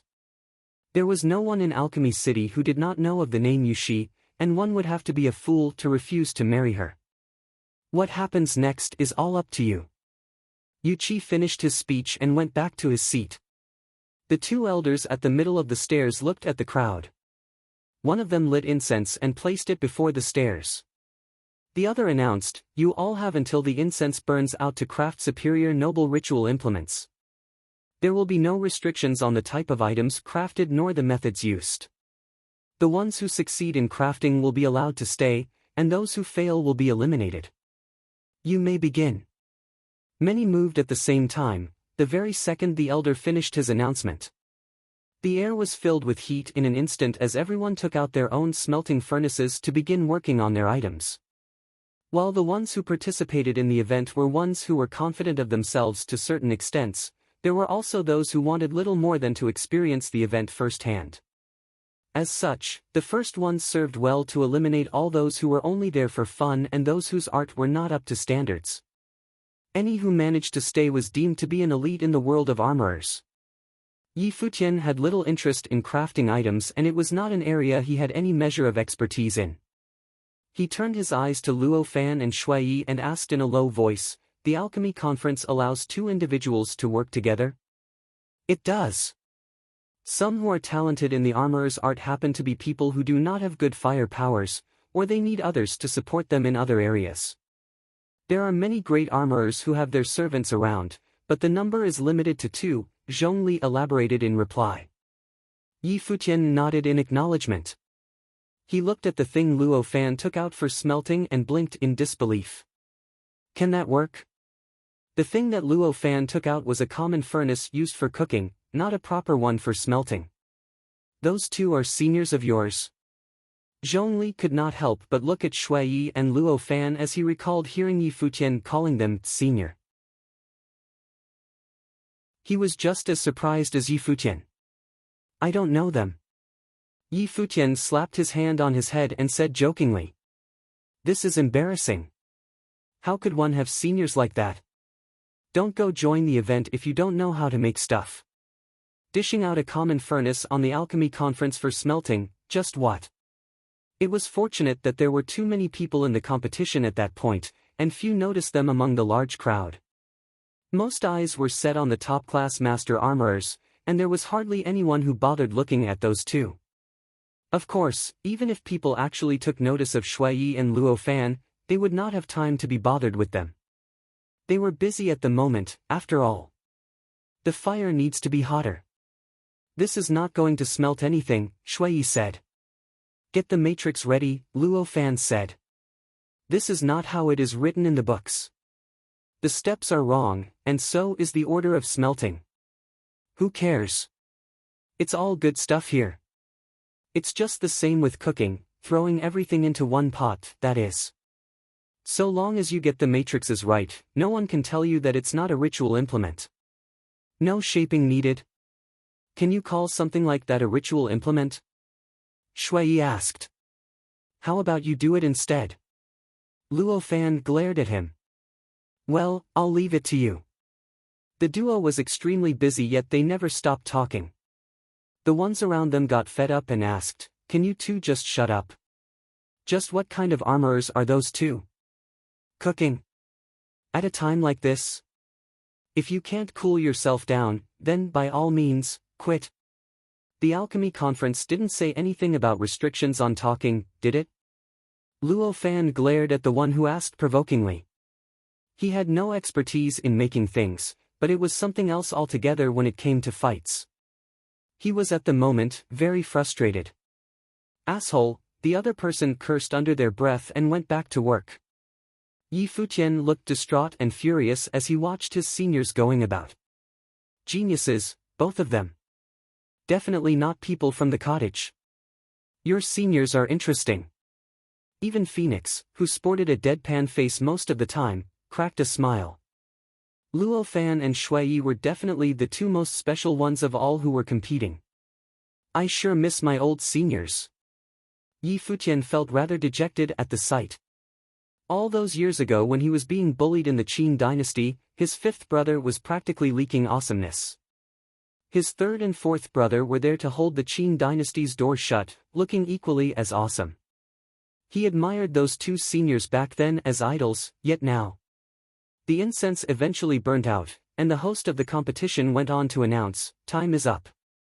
Everyone, cease what you are doing immediately or you will be eliminated right away." Everyone stopped what they were doing almost at the same time. Some looked relaxed, some looked disappointed.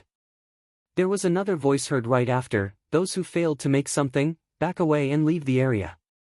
One figure after another retreated. Most who participated earlier left. The time for that first round was very short, and it was to make sure that only the elite stayed behind.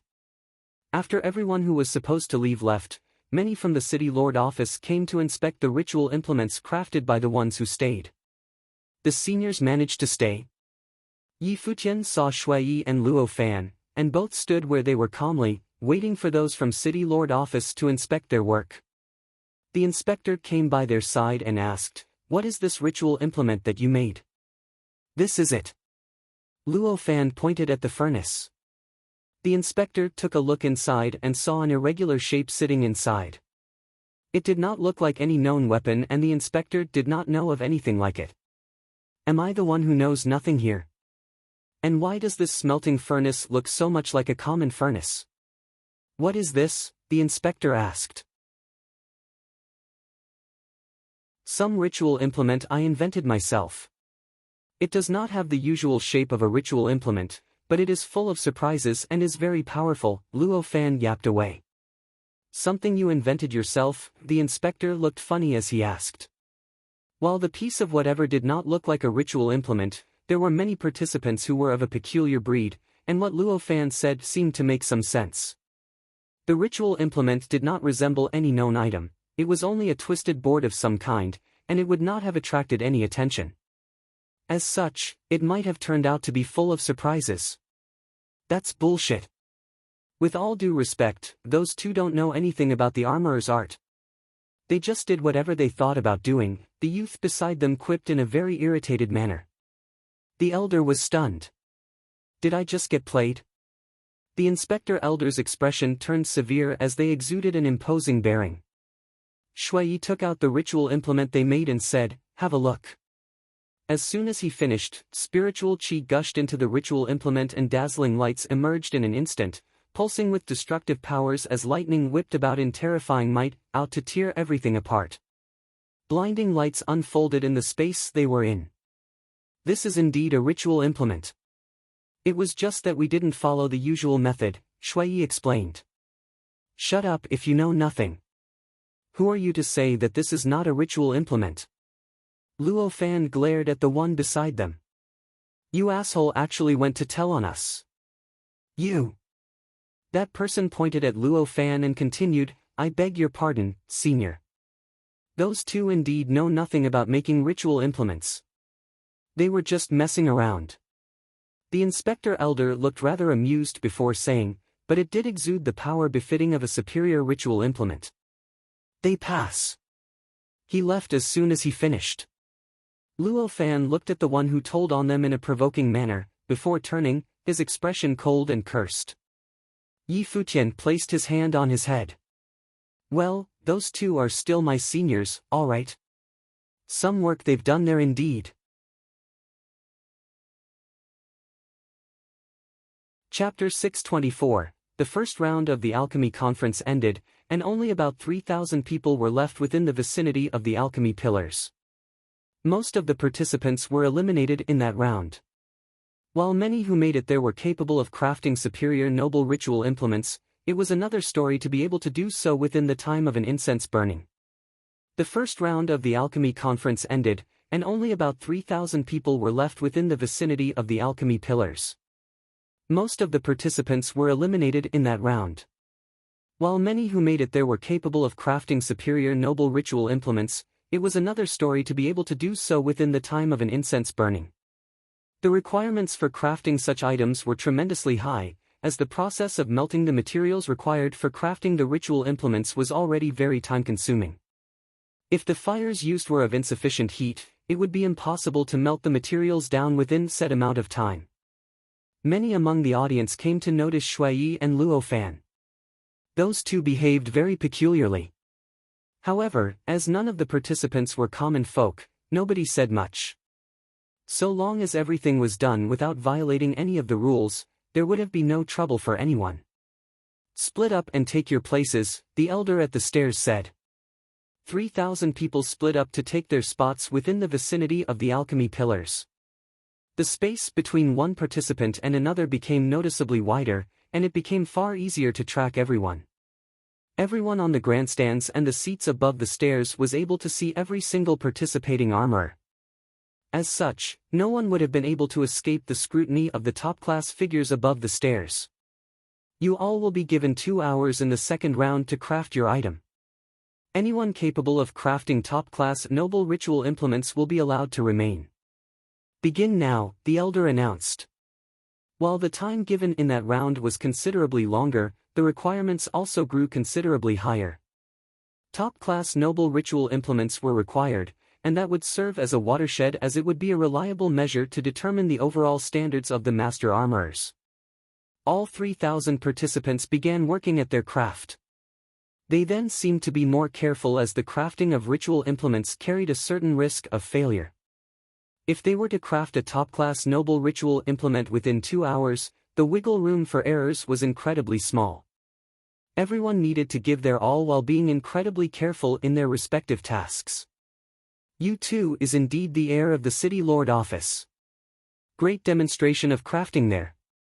It isn't every day you see a master at work at such a young age, Yen Jun commented as he looked at U2 from above the stairs. Gong Sun Yi is doing well himself. That is some incredible fire he whipped up. His speed at melting down the materials is second to none, Di Kai, head of the Emperor family, quipped as he looked at a slender young man at work.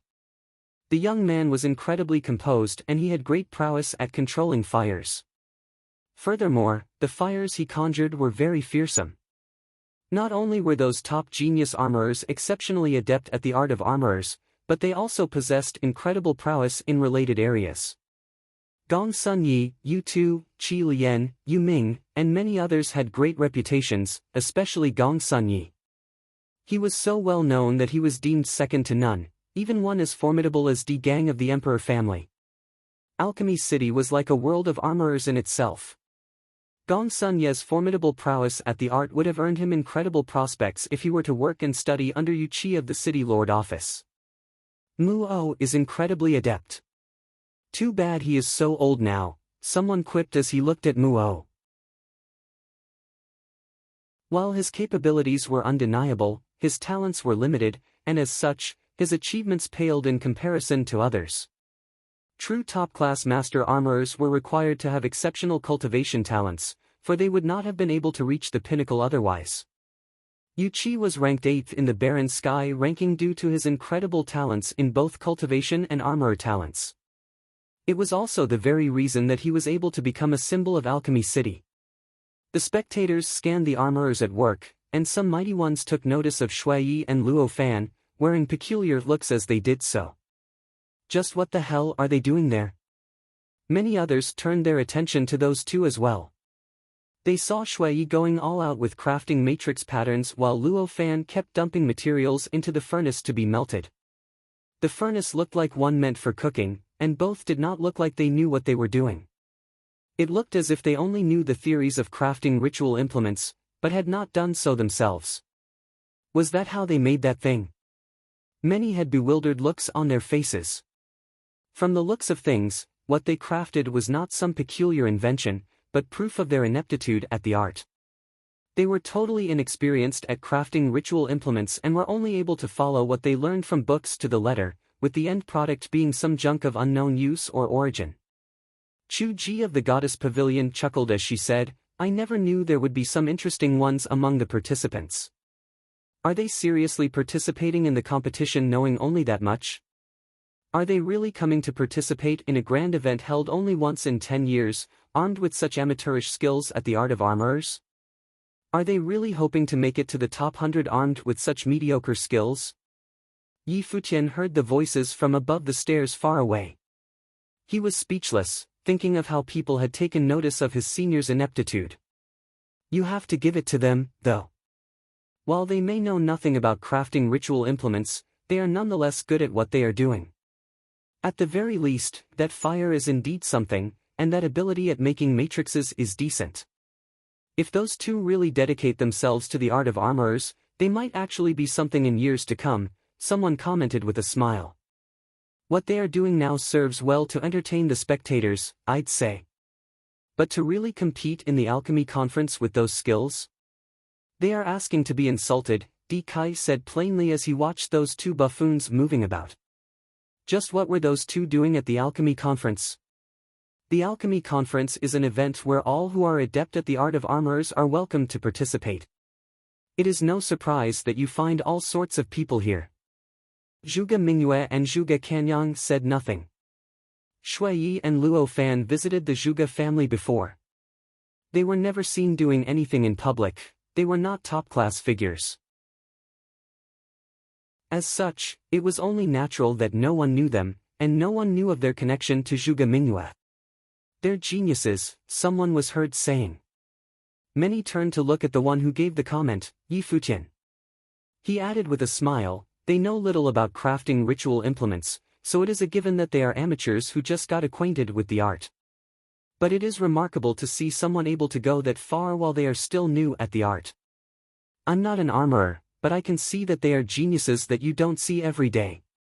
If they were to dedicate themselves at honing the art, they would one day become one of the top armorers. Many looked at Yi Futian with their mouths ajar. Many were ridiculing their level at the art, yet Yi Futian went calling them geniuses. Geniuses like that exist? Yi Futian paid no heed to what the spectators thought about anything. Regardless of why Shui Yi and Luo Fan were participating in the alchemy conference, and their utter ineptitude displayed in the competition, Yi Futian ignored the ridicule of others.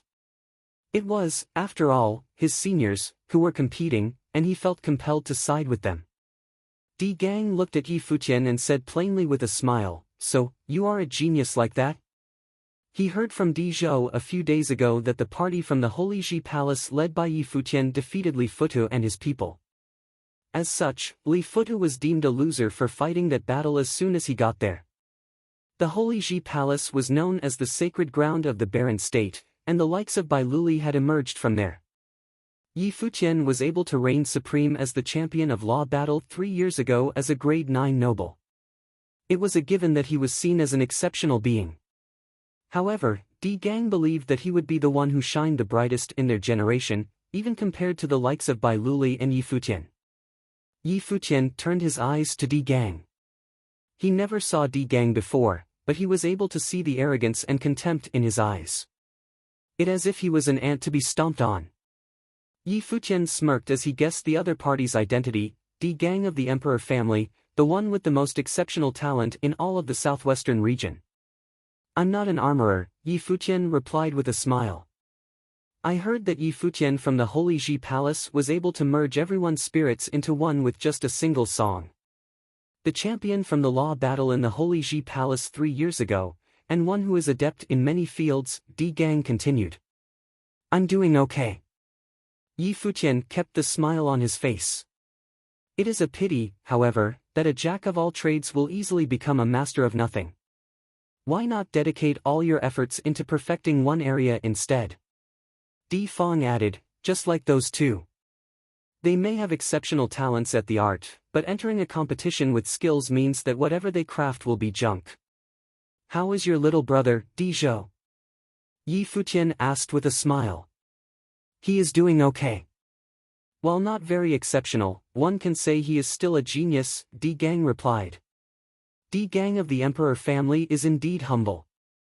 Yi Futian smiled and continued, while I train in many areas and I'm not a master in any of them, I'm still able to beat the geniuses you speak of. Even in their respective areas. As such, thank you for your concern, but it won't be necessary. You need not concern yourself with the armorers either. I suggest you focus on your own matters. Many turned their attention at the two young men and looked amused. One was the brightest star within the sphere of influence of Alchemy City, while the other was a renowned figure in the Holy Ji Palace. It was apparent from their words that sparks were flying between them. What Yi Futian meant was obvious. What Di Gang said to be junk was still better than whatever his little brother would have been able to come up with. As such, it was best for Di Gang to stop sticking his nose into other people's business and focus more on his own people. Yi Futian still wore a smile on his face. While Di Gang was known to be the most talented in Alchemy City, the other party was someone who came from the Holy Ji Palace, and that meant there was no place for Di Gang to throw his weight around. The very reason why Yi Futian brought Di Zhou into the conversation was because he was unhappy with Di Gang insulting his seniors in front of everyone. Since Di Gang was not being nice with his words, it was only natural for Yi Futian to retort with a sharp tongue. "What do you mean?" Di Zhou, who was behind Di Gang, asked with a cold look, knowing well that Yi Futian was insulting him specifically. The alchemy conference welcomed anyone who called themselves armorers to participate. The results of their work would then be measured with set rules, and there is no need for others to be noisy about their performance. Furthermore, since when is a noble qualified to judge anyone who participates in the event? Yi Futian elaborated with a smile, and many around them looked stunned. Is he trying to confront Di Gang right here and now? Furthermore, they are my seniors, Yi Futian said with a smile. Many turned their eyes to the two at work as soon as Yi Futian spoke, before turning their eyes back to Yi Futian. Yi Futian looked composed. The well-known young genius of the Holy Ji Palace declared those two to be his seniors with pride, without any regard for their foolish and inept performance. It was easy to understand why Yi Futian retorted. So that is why. Are they from the Holy Ji Palace? Di Gang asked with a funny look on his face. Seniors before I entered the Holy Ji Palace, Yi Futian replied. Interesting. Di Gang smirked hearing Yi Futian's reply. It's a pity that your plane is a little bit on the low side. If Yi Futian's plane had been somewhat higher, equal to his, things would have turned out more interesting. A chuckle was heard from somewhere. Many turned their attention and saw Zhuge Mingyue's beaming smile, and she said, that guy became a law battle champion as a grade 9 noble, went to rank 10th in law rank as a grade 8 noble, and had the alchemy casino pay a hefty price as a grade 4 noble. If his plane were any higher, would there be anything left for other nobles in the barren state? What do you think, little brother? Zhuge Mingyue smiled at Yi Futian. That rascal sure learned the annoying habit of defending one's shortcomings from the cottage well. Many turned their eyes at Zhuge Mingyue and came to understand something. Rumor had it that Zhuge Mingyue came from the Eastern Barren territory and Yi Futian was his little brother in training. With those two who were competing in the alchemy conference being Yi Futian's seniors, it would then stand to reason that they were her juniors. The little brother part practically gave their relationship away, and it was no surprise that she showed up then. So that line, would there be anything left for other nobles in barren state, would also include Di Gang then, eh? Interesting. Since we have the alchemy conference going on, how about we add a martial arts competition to it? Chu Ji chuckled. There sure are a lot of young proud sons and daughters from all over barren state here today. Martial arts competition? Di Gang smirked. Given his current plane at cultivation, he deemed it rather pointless to join a competition meant for those of his generation. You're tuning into the Passion Pages YouTube channel. We're so grateful for your support and don't forget to subscribe to join us on this incredible journey through captivating stories. Your generosity through donations truly makes a world of difference, as it's the primary source of revenue that allows me to expand and enhance this channel for you. Thank you from the bottom of my heart for being a part of this adventure.